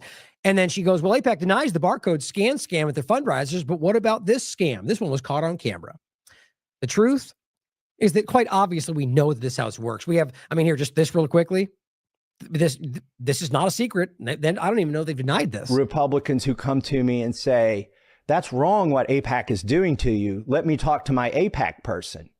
By the way, everybody but me has an AIPAC person. What's that mean, an AIPAC person? It's like your babysitter, your AIPAC babysitter who... You get it. We've talked about this many times. How in the world does that not show you everything you need to see? So this clip is simply showing you an extension of that, right? That the barcode scan, that's nothing new. What this simply shows you is the on-the-record reality of what these people expect. Doesn't mean it's always what gets delivered, right? And that's why things can shift and whatever else. But understand this is one visible, almost surface-level part of how they control this government.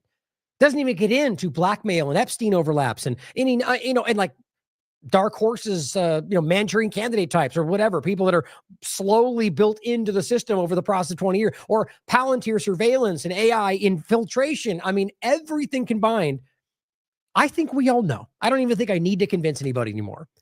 The question is really, what are we going to do about it? Violence, I don't think, is ever the answer in this conversation, but I think the reality is, first and foremost, that we simply acknowledge to each other that we see what's happening.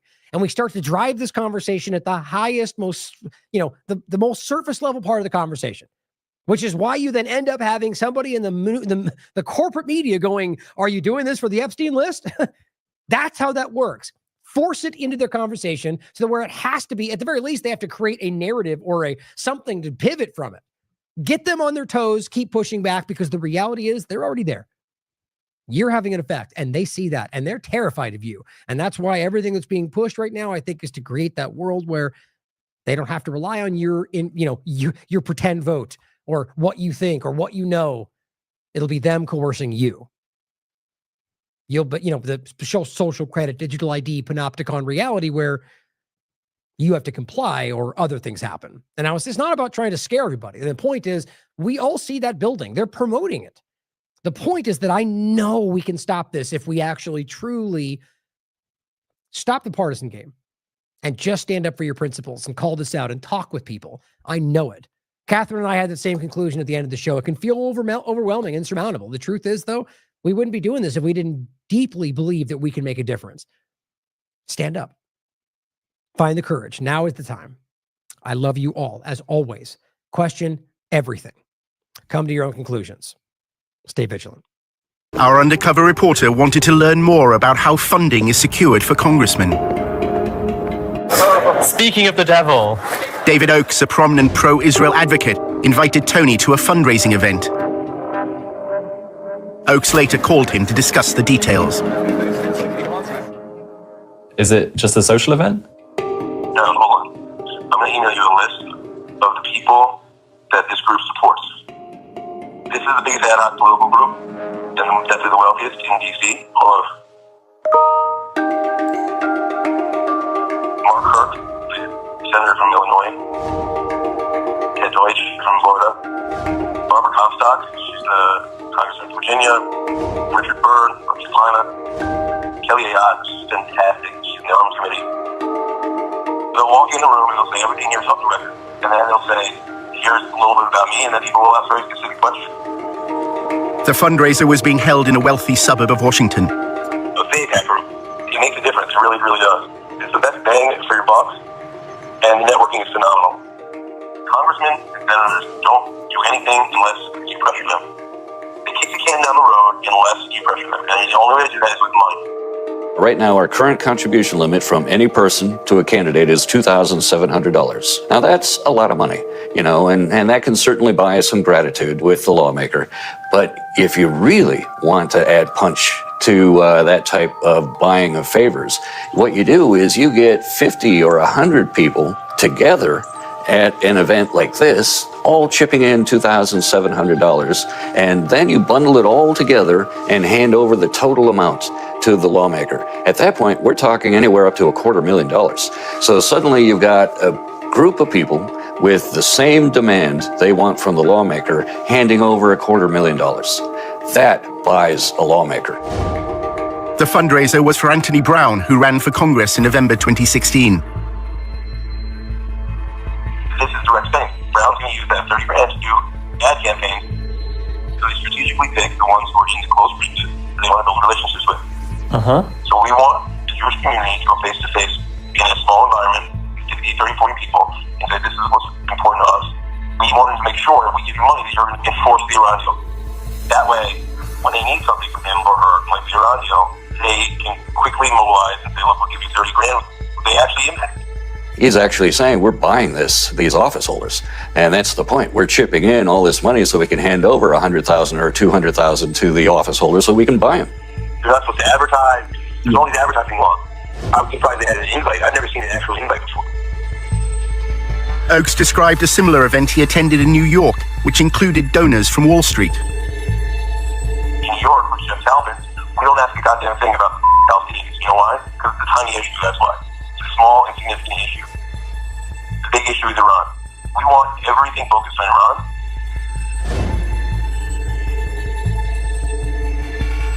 What happens is Jeff meets the congressman in the back room, tells them exactly what his goals are. And by the way, Jeff Talbot is worth $250 million. Basically, they hand him an envelope with 20 credit cards and say, you can swipe each of these credit cards for $1,000 each. There is a disclosure law that is designed to highlight whether there may be potential money laundering going on in events like this. And that is if the funds are earmarked. And that means the organization has to disclose who showed up at that event and how much each individual chipped in and what they handed over to the lawmaker. What's the name of the group that puts this on? It doesn't have a name. There's no name. It's an ad hoc political group. For all the legal reasons, people pool their money. What this specific group is doing to try to avoid that disclosure requirement, it isn't taking money and then putting it in its own account and then handing it over to the office holder. It's just collecting credit card information and then turning that over directly to the candidate. Therefore, it's not violating the earmarking law, and they're not reporting this. All we would see on the campaign finance reports are the individuals who contributed. But there'd be no record on those campaign finance reports that they worked together as a bundling group, that they were all at this event. All we'd know is person A gave $2,700, person B gave $2,700, and we'd have no idea they're working in tandem with each other. The one in New York is 10 grand over 2 cycles. It's a minimum commitment. Some people give a lot more than that. Whatever your commitment is. So like if you give 5,000, you have to ensure that we don't go over the 2,600. You know what I'm saying? If one is at a meeting where person A wants to give 5,000, another person has only $100 to give, and that person gave 2,500 to the other person at that meeting as a gift, and they both therefore gave a total of 5,000, 5,100, would that be illegal? That would be illegal. That would be laundering of campaign contributions. The limit applies to the individual.